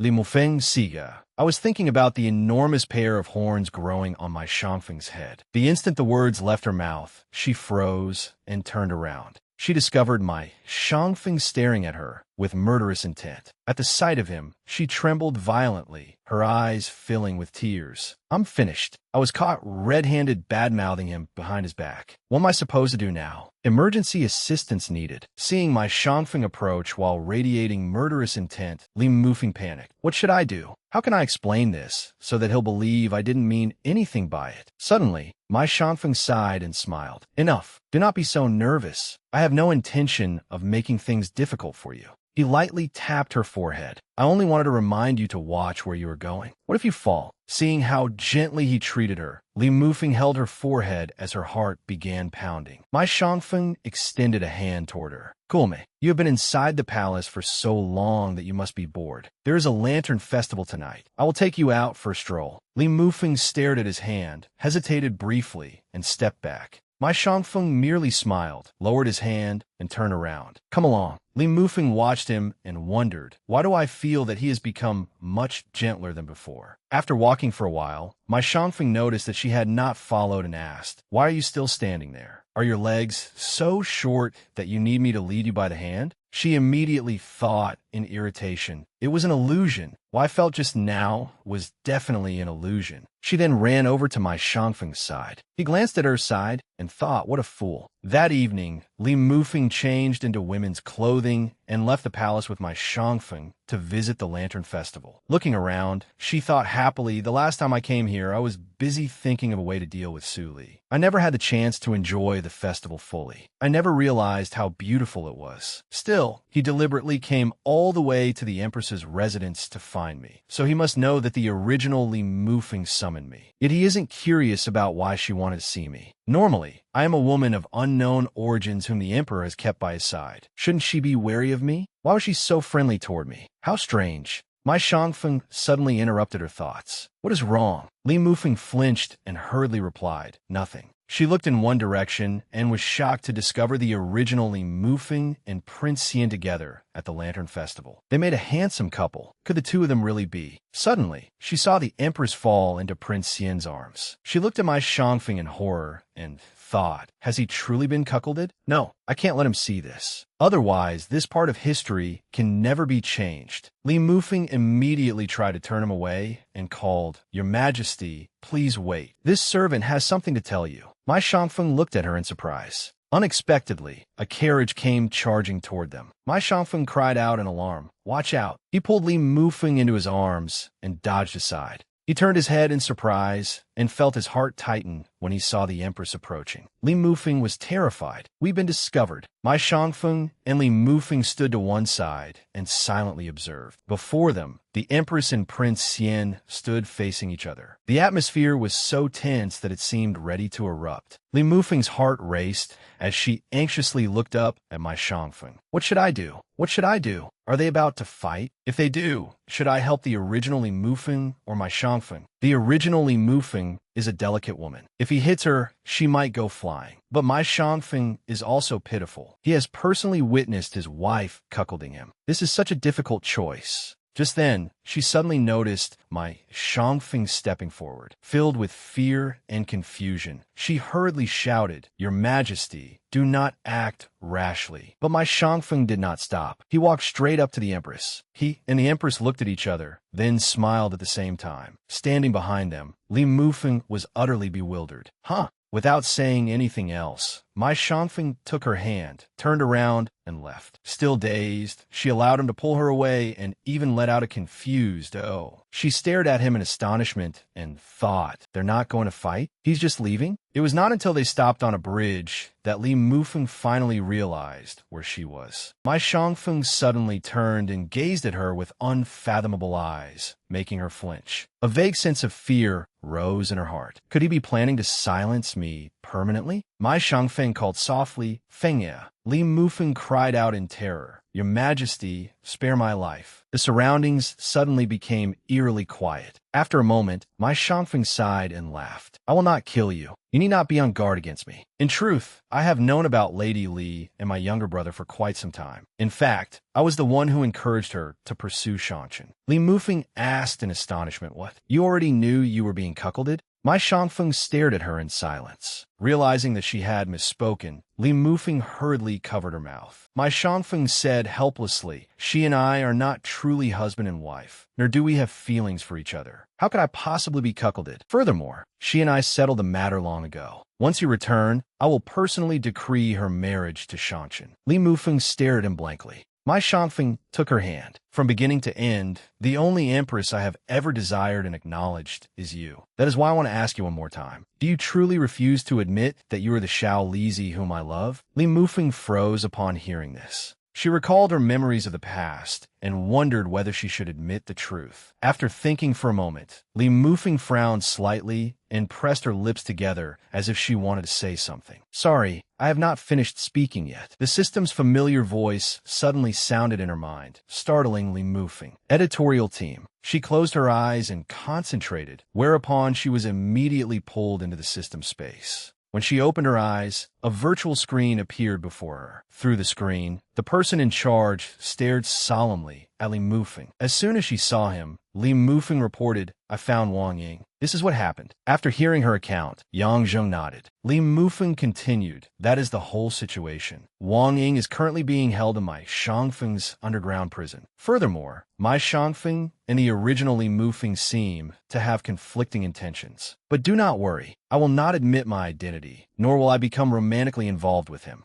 Upon hearing this, Yang Zheng suddenly said, "Accept him." His words left Li Mufeng stunned. "What did you say?" Yang Zheng looked at her, his voice calm but firm. "Mai Shangfeng has already become aware of our existence. Furthermore, he and the Li family's legitimate daughter are no longer the loving, harmonious couple described in the historical records. Perhaps accepting him is the best way to minimize the risk of further historical deviation." After hearing this, Li Mufeng's eyes widened in disbelief. Pointing at herself, she asked, "You mean I have to become the Li Mufeng recorded in history?" Yang Zheng replied, "Remember, you are a history correction officer. This is your responsibility." As soon as he finished speaking, both Yang Zheng and the system vanished. Li Mufeng returned to the Lantern Festival. Mai Shangfeng was still calling her name. "Fengye." Li Mufeng opened her eyes and saw him saying anxiously, "I thought you would be like you were that day, that when you awoke, you would have become someone else." Seeing that she had returned, he breathed a sigh of relief. Li Mufeng stared at him blankly and began, "Your Majesty." Before she could finish, Mai Shangfeng pulled her into his arms. "It is all right. I was too impatient. If you do not wish to admit it, then do not. As long as you never leave me again, that is enough." After hearing him, Li Mufeng replied, "Mai Shangfeng, I will never leave you again." With that, she returned his embrace. Mai Shangfeng froze upon hearing her words. Suddenly, Li Mufeng looked at him earnestly. "Let us get married." Mai Shangfeng was so astonished that he stood rooted to the spot. After a moment of stunned silence, he suddenly pulled Li Mufeng closer, lowered his head, and kissed her lips. Lost in happiness, the two embraced and kissed passionately. At Li Mufeng's urging, Mai Shangfeng somehow arranged for the original Li Mufeng to become the Li family's second daughter. He then decreed her marriage to Prince Xian, making her his principal consort. Wang Ying was also released and returned safely to the future. That same year, Mai Shangfeng once again brought betrothal gifts to the Li family and announced that he would marry Li Mufeng, the family's legitimate daughter, 1 month later. Palace eunuchs delivered lavish betrothal gifts to the Li residents, setting the entire capital abuzz. Whenever the gifts arrived, Mai Shangfeng and Li Mufeng stood beside each other, They exchanged looks filled with joyful smiles. Everyone in the Li residence, from servants to noble ladies, admired the deep affection shared by the future emperor and empress. Time flew by, and 1 month later, the grand wedding ceremony was held as planned. Li Mufeng's makeup was applied with meticulous care, and she wore a magnificent red wedding dress. Her beauty drew gasps of admiration from everyone who saw her. Seated inside an ornate bridal sedan, she was escorted by a solemn wedding procession to the gates of the imperial palace. Before the majestic palace gates, my Shangfeng stood in red ceremonial robes, his face radiant with a loving smile. When the bridal sedan came to a stop, he stepped forward and personally lifted its curtain. Looking at Li Mufeng, he gently asked, "Fenger, are you afraid?"